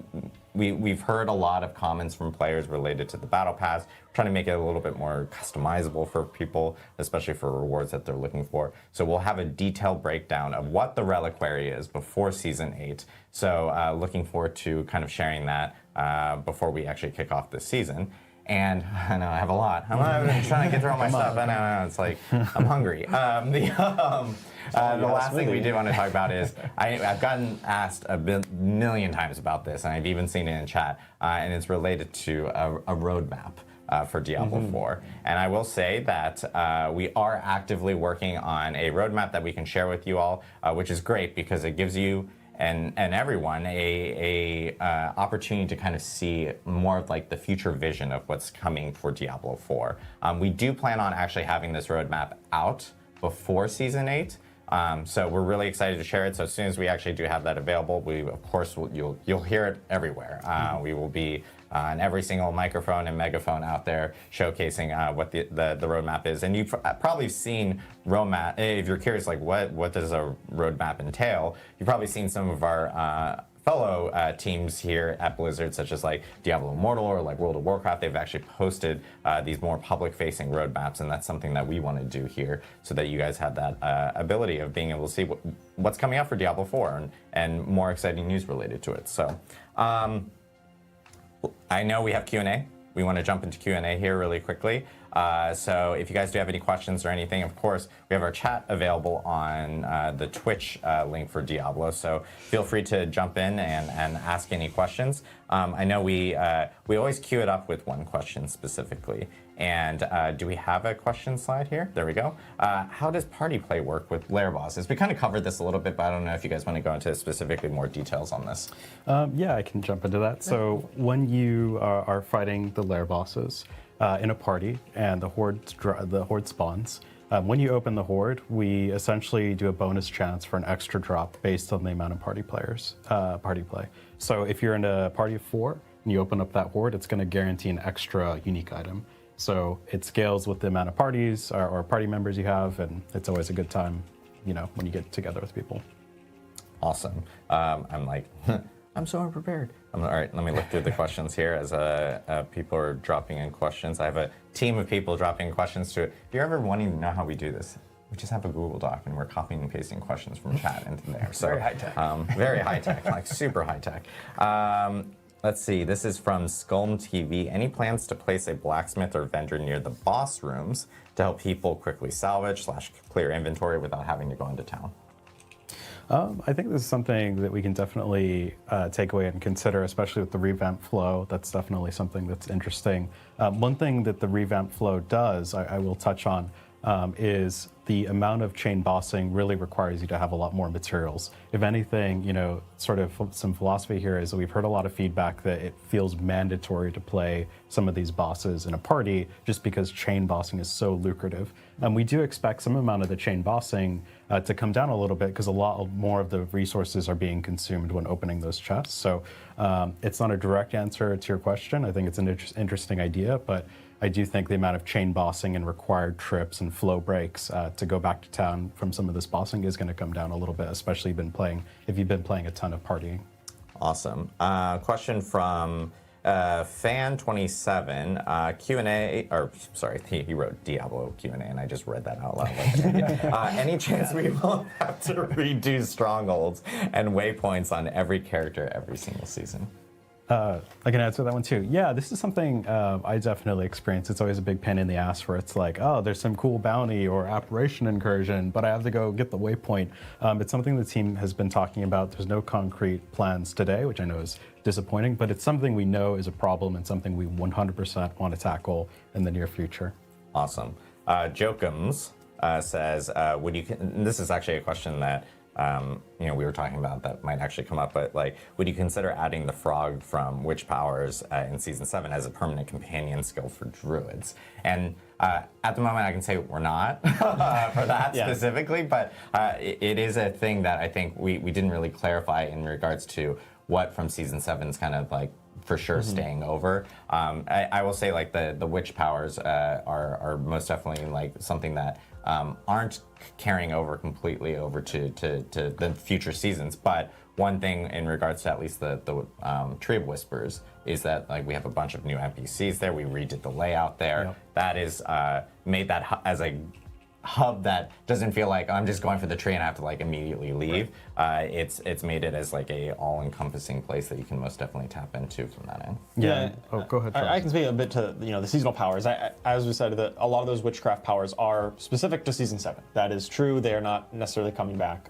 in Season 8. But we do hear that feedback, right? I think they got a really positive reception. Yep. A lot of the poison frog, one of my favorites, the fire bats, and all kinds of the other things that are very visually flashy and just a lot of fun to play with. We hear that, and that definitely helps us to inform making future content. In the past, we've done that where we've taken some favorite seasonal mechanics, put them on items to return. I can't speak to any particular plans, but just know that we do hear this feedback, and it'll definitely help us to help craft content in the future. We got a lot of questions related to PTR because I know, as I mentioned, this is a PC BattleNet PTR, and there's a few people like Kim from Canada, and I can't read this because the text color is so just jarring. But we've gotten a lot of questions related to PTR being on PC BattleNet and asking hey, is there any plans on bringing it to console, maybe Steam? I will say the reason why PC BattleNet works best for us is that BattleNet is a platform that is housed here at Blizzard, and is the processes of getting builds up there, making any type of change, especially for PTR where we're in a smaller window and we may need to change something really quickly. It gives us more flexibility and allows us to be able to change those things really, really smoothly. I know with other platforms and everything, there's more processes involved for good reason, because they have more checks and balances and everything. So it makes it a little bit more difficult on our end to do some of those fast iterations that we may need with PTR. So in the foreseeable future right now, we see PC BattleNet as being kind of the home for PTRs when we do end up testing anything. Question from my computer's telling me to update. It's been telling me for weeks. Don't hate me, IT. Chris Mate says, will the lair bosses have resilience/damage reduction that the world bosses have to ensure that they just don't get one shot too fast with some classes or builds trivialize? Yeah. I can't talk today. Trivializing. Yeah. I can't even talk. I think this is a great question. It's something we actually talk about on the team a bunch. And from our perspective, adding something like resilience would sort of devalue that power progression. We feel like it sort of disservices that sort of 0 to hero. Once Belial was really hard, but now I've gotten so strong I can just crush him. That said, we do think that the level of one-shotting bosses that has been happening is a little bit too much. There isn't enough of a journey to get to a point where I can just stomp on Varshan or I can stomp on the Penance at night. So what we have done is, like Derek mentioned earlier in the stream, we've massively buffed a lot of these bosses. Like, so much so that we're kind of like, try it on the PTR and see. But a lot of these bosses should present more of a journey to getting to a place where you can really stomp on them throughout the Torment tiers. Even Uber Lilith herself has been, or I don't remember what we actually call her. Echo of Lilith. Uber Lilith. Echo of We Lilith. just keep calling her Uber Lilith Uber internally. Lilith, Now it's it's just stuck. Yeah. Has seen quite a buff. And that should mean that that journey to getting to a place where you're really farming some of these bosses is a lot more fulfilling, but it's longer also. You're not just like walking into Torment 1 and one-shotting Varshan. Yeah, and that kind of ties into what I talked about with some of the outlier builds that were just like Bloodwave Necro, prime example of being something where you get one item and then suddenly you can one-shot everything. It's really not, it doesn't promote the best gameplay. Like it's just, like, it's fun for a little bit to go in and one-shot everything, but that's something we think it's much more engaging to have a little bit of back and forth, and you're not just going in and stomping them, but you do feel powerful, feel some power progression, and as you get more powerful and more gear and more Paragon levels, you do get more powerful and it becomes easier to overcome these challenges, and then you start feeling that real powerful stuff as you really complete your build. Yeah, and I'll also say, like, I think part of how we originally set up the boss ladder, it really did encourage the one-shotting behavior, right? Like, if you have to pay materials to fight this boss, why would you ever fight the boss when it's actually a challenge, right? You would only fight it when it's really difficult. But the changes that we've made have really sort of, you know, in a fun way, I'm hoping this plays out, that you can sort of maybe get a cheeky run in on Varshan when maybe he's really hard, but you get a really powerful, unique, because you don't have to risk anything anymore when to actually summon him. Yeah, I think it also kind of speaks to just the approach of injecting challenge across the lair bosses. Like we discussed, you know, we could just do straight stat boosts and that would definitely resolve it. But within Season 8, the team took the extra opportunity to also just inject new mechanics and updated mechanics to the lair bosses across the board to introduce that hiked challenge, but in an interesting way that's just more fun, I guess, really, for us to enjoy. We have a question related to, I'm going to speed through a few last questions here. Lilith, will Lilith ever make a entry into maybe the boss layer system or anything? This is from Ganon North. Yeah, I think that's something that we've been thinking about, and like what's the right place and what's the right time for something like that. She's in an interesting spot now where she's kind of like the pinnacle of the season's journey a lot of times, and that's something we can definitely think about, especially with this revamped flow of being able to summon the bosses. So we can definitely take that into consideration. That'd be a lot of fun. Quick question related to the Spiritborn. This is from the Schwab. Does the new Russian Claw aspect power give you all the previous bonuses at 4+ charges, or just the extra cast? It's just the extra one. So it's so if you're casting it at 4 or more charges, it only hits an extra time. It does not get guaranteed crit or overpower or heal you. It's you kind of either progress through one benefit at a time, or you just get the 4+ if you're using the new upgrade. I'm going to do 2 quick last questions. I will end on the one that everyone's asking. I see it in chat. Don't worry. In regards to, I lost it. There it is. From Mid Central Vowel. At what point will you start maybe potentially removing uniques that have proven to be not that useful, or do you guys feel like uniques are feeling bloated in the current setup? I think I actually feel like we don't necessarily have enough uniques in terms of speaking to every skill. Like, I think that's something that you see with the Poison Trap and you see with Ice Shards. That is sort of why we have the boss ladder, to give you more deterministic, or maybe not deterministic, but targeted ways to find some of the uniques you're looking for. This lets us have a lot of different uniques, but things that you actually have to target. The other thing I'll just say too is, like, part of the game is random items and figuring out how to assemble a build out of the random items. So, like, we don't want to get to a place where I just sort of log into Diablo and I get all the uniques I want, and then I'm sort of done with the game, and it's just sort of this linear deterministic track through getting the pieces that you want. But that said, like, we're always sort of listening to the feedback, and if it does start to feel like where I'm just constantly sifting through things I don't care about, those are things that we can absolutely take a look at. Yeah, and I think on the design side, when we're looking at unique designs, I think there are still some spots in the game, like with Poison Trap this season, where there were some skills or some play styles that had had some threads there, but it wasn't really a complete and cohesive build, and still require a bit more support. So we're still going to be looking for those opportunities to support builds or play styles that we think are interesting and fun with new uniques every season. But additionally, we are also taking a look at kind of the catalog of uniques we have in the game. So a good example on Rogue again is the Scoundrel's Leather this season. That was an item that was sometimes played, but not often for its actual unique effect. For some of its affixes, actually, it was pretty powerful. But its unique effect was pretty lackluster, and so we've done just a whole rework on it. We said, hey, what's the identity of this? Well, it's talking to Death Trap builds in a way, but in a way that wasn't super compelling. And so we said, well, let's kind of scrap that existing effect, and how can we better support that? Let's take another try at this. So that's one way that we're going to look at to find those underused uniques that really maybe don't find a home. We're going to constantly be reevaluating them and seeing how we can kind of plus them up and make them achieve the potential and fulfill that build niche that they were intended to do in the first place. All right, I'm going to end it with the last question because everyone's asking this related to aspirational content. Are there more plans for that? Things like whether it's potential leaderboards to more like end-game type of features and stuff. Where are we in regards to some of that? Yeah, I'll say the team absolutely, this is top of mind and something that we absolutely want to improve in terms of adding more milestones for you to reach, more satisfying and more rewarding milestones and celebrating those milestones. So the team is actively sort of looking at what are ways that we can level up some of the aspirational feel of the game.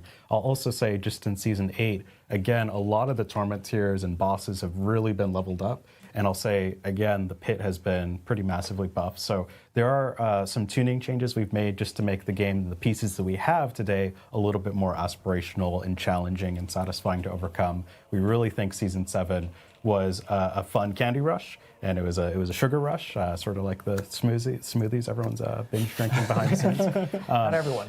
Not everyone. Okay, Yeah. Only the important people note behind now the that screen. says that it got delivered midstream. Oh, okay. Wow. Yeah, Marcus redeemed. Yeah, but Season 7 was really fast, and we do think when the game reaches that state of where just nothing really, you have to work for it, and it's just really fast, and it's over in a weekend, totally, there's not enough things to work towards. So we are sort of taking an approach, again, with some of the balance changes to make some of the game feel a little bit more aspirational, and it's a focus for our team going forward. Yeah, I will say we've had conversations about this. I feel like almost weekly. Colin and I talk about it a whole lot. I know there's a lot of discussions happening and a lot of people thinking about that specifically from that end. So, huge shout out and thanks to you guys for jumping in, and to Ruben, of course, for jumping into the build and running through everything. Again, PTR is going to be starting next Tuesday. You can early down. Okay, so.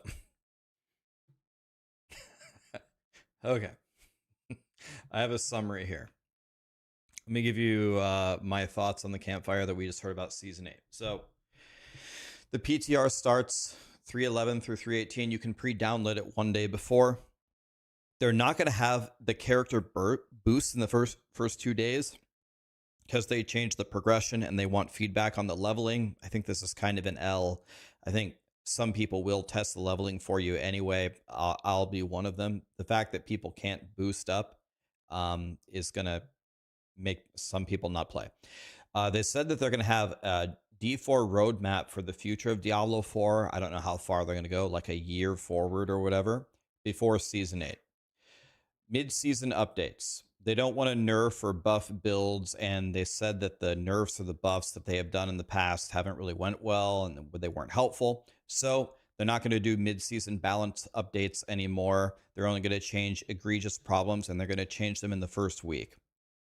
I'll give you my thoughts on everything at the end. Let me just tell you what they said, and then I'll tell you my thoughts at the end. Season 7. They said the progression is too fast. 50% of all players hit Torment 4. They want it at 10%. They want it to be aspirational. They're going to make it harder. Leveling is way too fast. Took people on average 9 hours to get to level 60. I hope none of my viewers are taking 9 hours to get to 60. It's so easy. I'll make a video if it's taking you that long. It takes no effort as well and no gear. Legendaries drop every 4 minutes in the campaign. They said that's way too high. So they're going to change it. They're going to make legendaries more rare. They're going to make magic items have 2 affixes. They're going to make rare items have 3 affixes. It'll be really like Path of Exile. Path of Exile, you're just playing with rares throughout the campaign. You very, very, very rarely get a legendary while you're leveling up.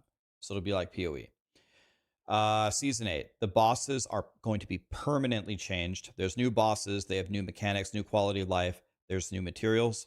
Belial's the new highest pinnacle boss, and he can ambush the smaller bosses to give you double the rewards. To fight the bosses is free. There's no entry fee anymore. What you need is you need a key to open their loot at the end. The keys are tradable.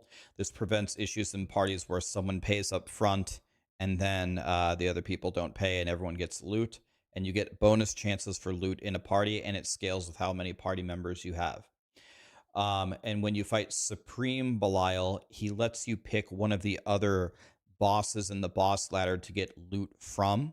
So that way, if you like want something from Beast and Ice, you can just fight Supreme Belial, and then you can get Beast and Ice loot as well to target farm a unique that you might need. Now, in Season 8 only, like all those changes are permanent, they're going to add boss powers. You're going to fight 2 random bosses out of 10 in kind of like this open world battle, and then the final boss will be Belial. There's 24 powers to collect, and it looked like you can also upgrade them as well. There's 1 main boss power and 3 modifying boss powers, and they scale with your Paragon level. So I said a lot of the powers that they've introduced in previous seasons, they're really strong at the start, and then they're useless in the end game when you get really strong. So now they're going to scale with you to be strong all the time. I will say, in general, the boss powers that they showcased via the videos, I actually thought they looked pretty cool. You can shoot Kamehameha waves. You can shoot the Lilith waves back at the other monsters. I actually thought that they looked pretty cool. They're making quality of life in the game. The map icons are getting better. Tooltip updates. Now you can instantly port inside the boss layers. You don't have to port to the waypoint, ride to the boss layer, and then go in, which it's a good quality of life. I'm glad that they're doing this, but it also, every time they do something like this, it's like they further diminish the open world, which was supposed to be the defining feature. Anyway, class updates. Ultimates are now capped at doing 200% increased damage. You're not going to be able to do incidental crowd controls as much anymore. For example, if you want to crowd control a monster, you need to press Frost Nova or cast Ground Stomp. You're not just going to randomly crowd control them as much through something like Fists of Fate. Dots now have different names. It's no functionality change. It's just fix the tooltips. Shadow is now corrupting. Lightning is shocking. Cold is frostbite. They're making class changes everywhere. They're making barbs more physical. They said barbs aren't like the big two-hander, big smashy boy. Now they're going to be again. Double swing, whirlwind, and mighty throw are getting updated. Druids, they're fixing cataclysm, snapshotting, and they're updating stone burst. Necros, they're going to nerf blood wave, buff bloodlands for single target, and have something for minions. They're doing the explodey minions like you have in Path of Exile 2 with minion instability. Rogue traps are going to be buffed. Sorcerers, they said the sorcerer and Spiritborn in Season 7 were a bit on the weaker side relative to the builds in the game, but that's where they want the feel of the game to be. So instead of buffing them massively, they're going to nerf the super overpowered builds. So Ice Shards, Crackling Energy, Meteors, and Meteorites are going to get buffed up, and Spiritborn is going to get Rushing Claw and Storm Feathers. This will be Pox's build. He'll play Righteous Fire because the Storm Feathers now put the fire tornado around you. They did Q&A. Party play with the layer bosses. You get bonus items based on the players. They actually said that during the presentation. Will you put a blacksmith by the boss room so we don't have to port to town? They'll consider it, but they said chain bossing is going to happen less with the changes anyway. Do they have to redo strongholds and waypoints each season? They said that they'll think about changing that. They said that they thought it was annoying. I'm not saying that this is exactly the answer, but if you keep giving us everything every season, then we have nothing to do. Diablo 4 has the biggest problem with nothing to do. So going to do each stronghold once at least gives you something to do. I'm not saying whether that specifically is the answer or how fun that is, but yeah, something to consider. Will the frog from the witch powers carry forward? No. Will the layer bosses have resilience so they go get one-shotted? No, that takes away from power fantasy. But the bosses got massively buffed, and not just with their stats, they have new mechanics. Do they feel uniques are bloated? They actually said the opposite. They said no, they feel like there aren't enough uniques, but they don't want full uniques to be best in slot. Is there going to be aspirational content in the future? It's top of mind for them. And I don't want to be like overly negative here, but I feel like I have heard this for many, many seasons, and I feel like it's been Diablo 4's biggest problem for a long time. So I'm constantly eagerly awaiting this to translate into more of an end game for Diablo 4.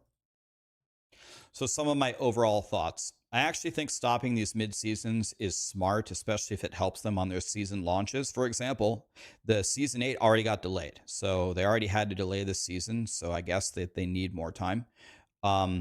Again, not to be overly negative, but one thing that I think needs to be said is Diablo 4, I think in terms of revenue, has made a colossal amount of money.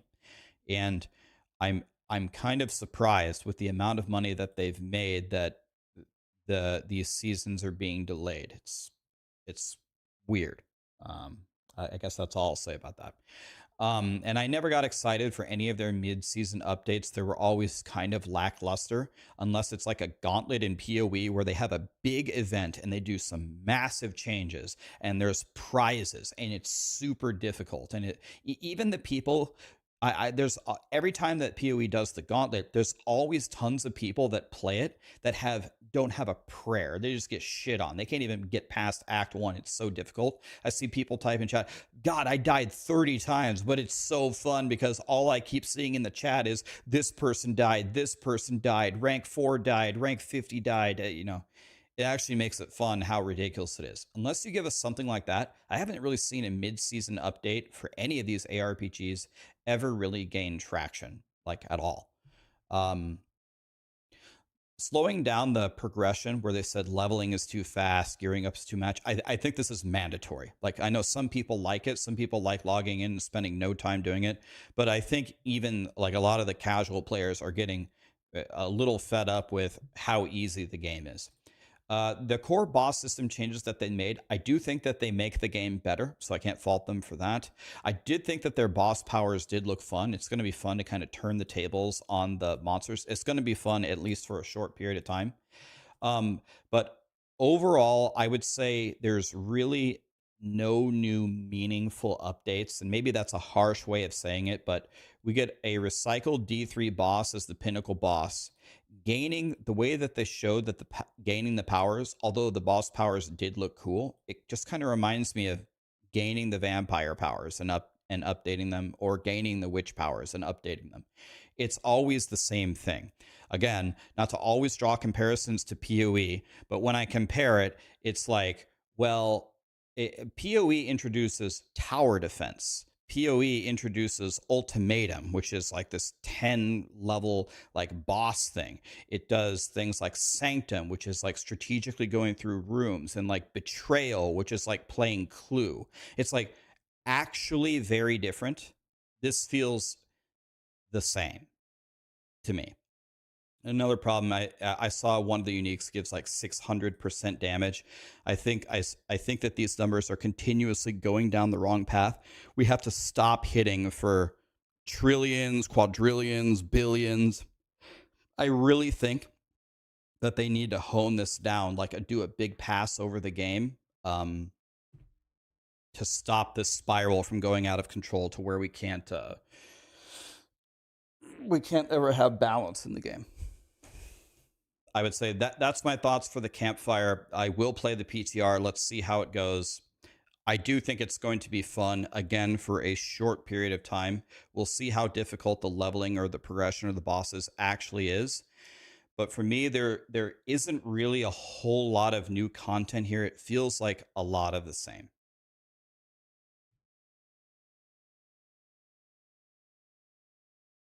ETA, okay, 10 minutes last Epoch interview. I'm rating Zizra right now. Okay, bye guys. I'll see you on Zizaran stream. We're going to do an interview with EHG.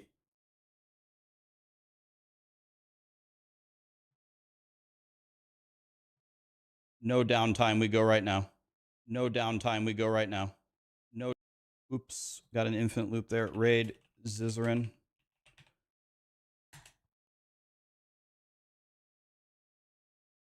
Link to it. Don't have to link to it. I'm raiding you. I'm raiding you into it right now.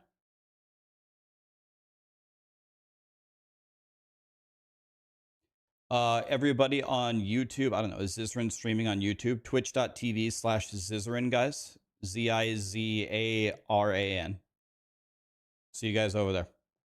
Peace.